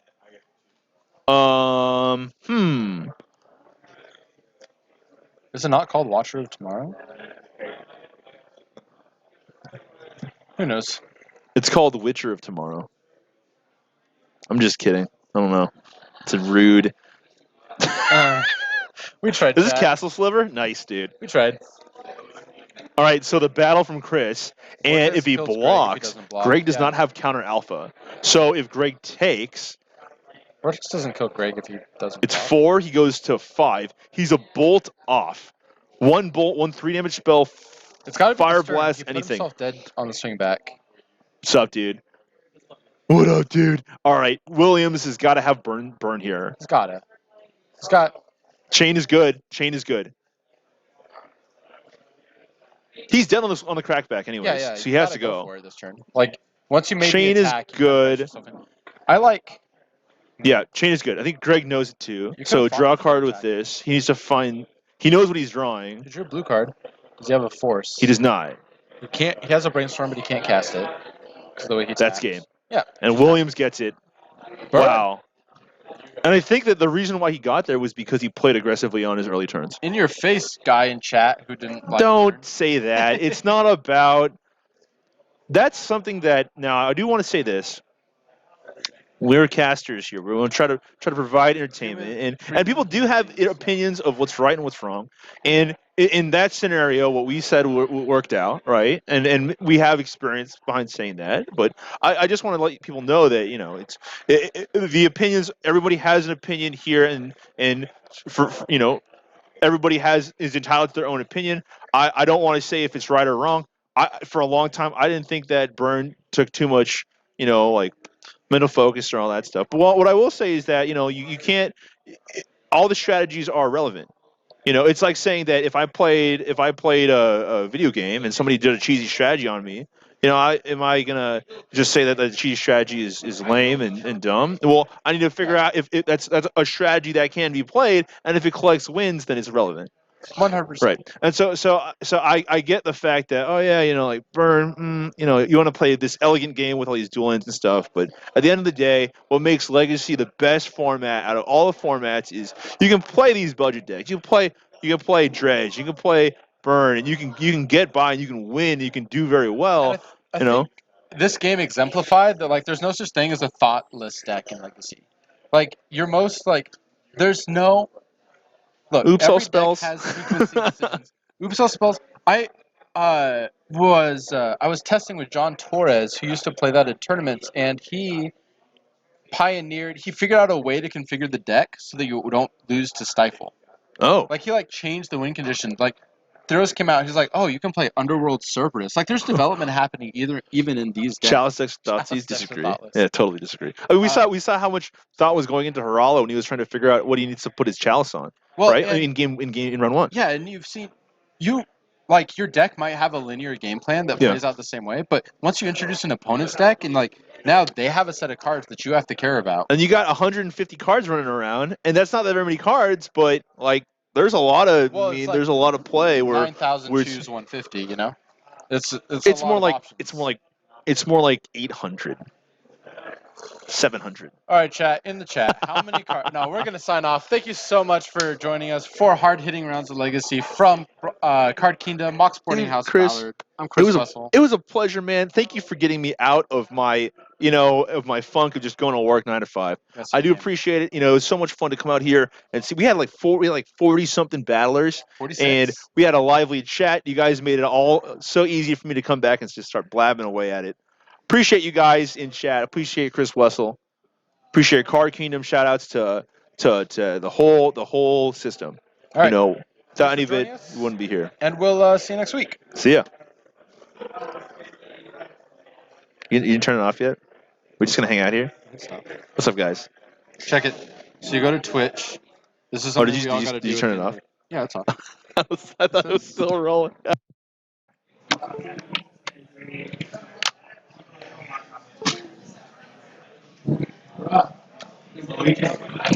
I just started playing something. Hold on. You need to save something?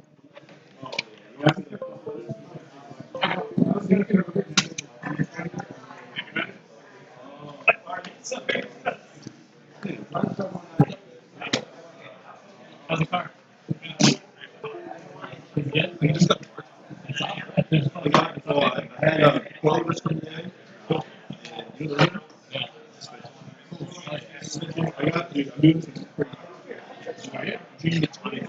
If I so the tongue don't have these teeth on it, right? If I get one tooth off, how it lines up with the camera. Yeah. You track me. Really? That's awesome, dude. I hope you do it right, buddy. Yeah. That's hilarious. Is this a new hobby for you? Yes. Yeah. Never done. That's rare. But it's kind of like pizza. I would imagine. Yeah. God, yeah. Yeah. I did that. I thought it was. That's good. Yeah. Especially because like he had both. He had the coverage. He had Island plus Island plus. I think that doesn't matter. Well, I mean, if you're trying to, yeah. If he misses the trigger, that's true. Chris is pretty sure. Goodbye.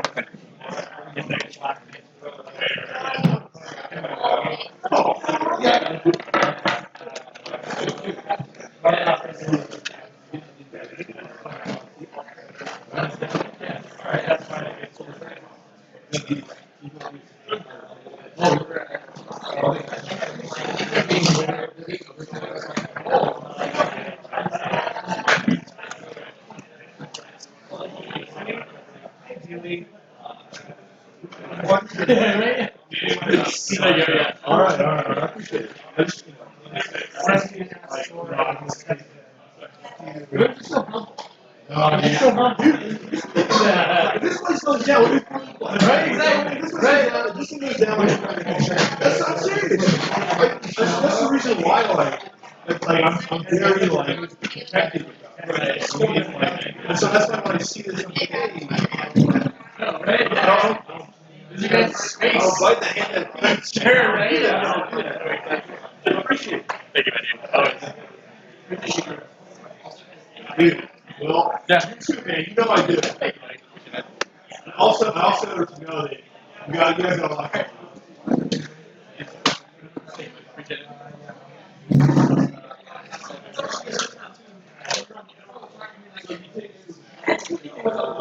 That's fair enough, yeah. Oh, we're just talking about Oh, I heard that's a game. I've heard that's a game. Small time thing. Magic the Gathering. So, I was having.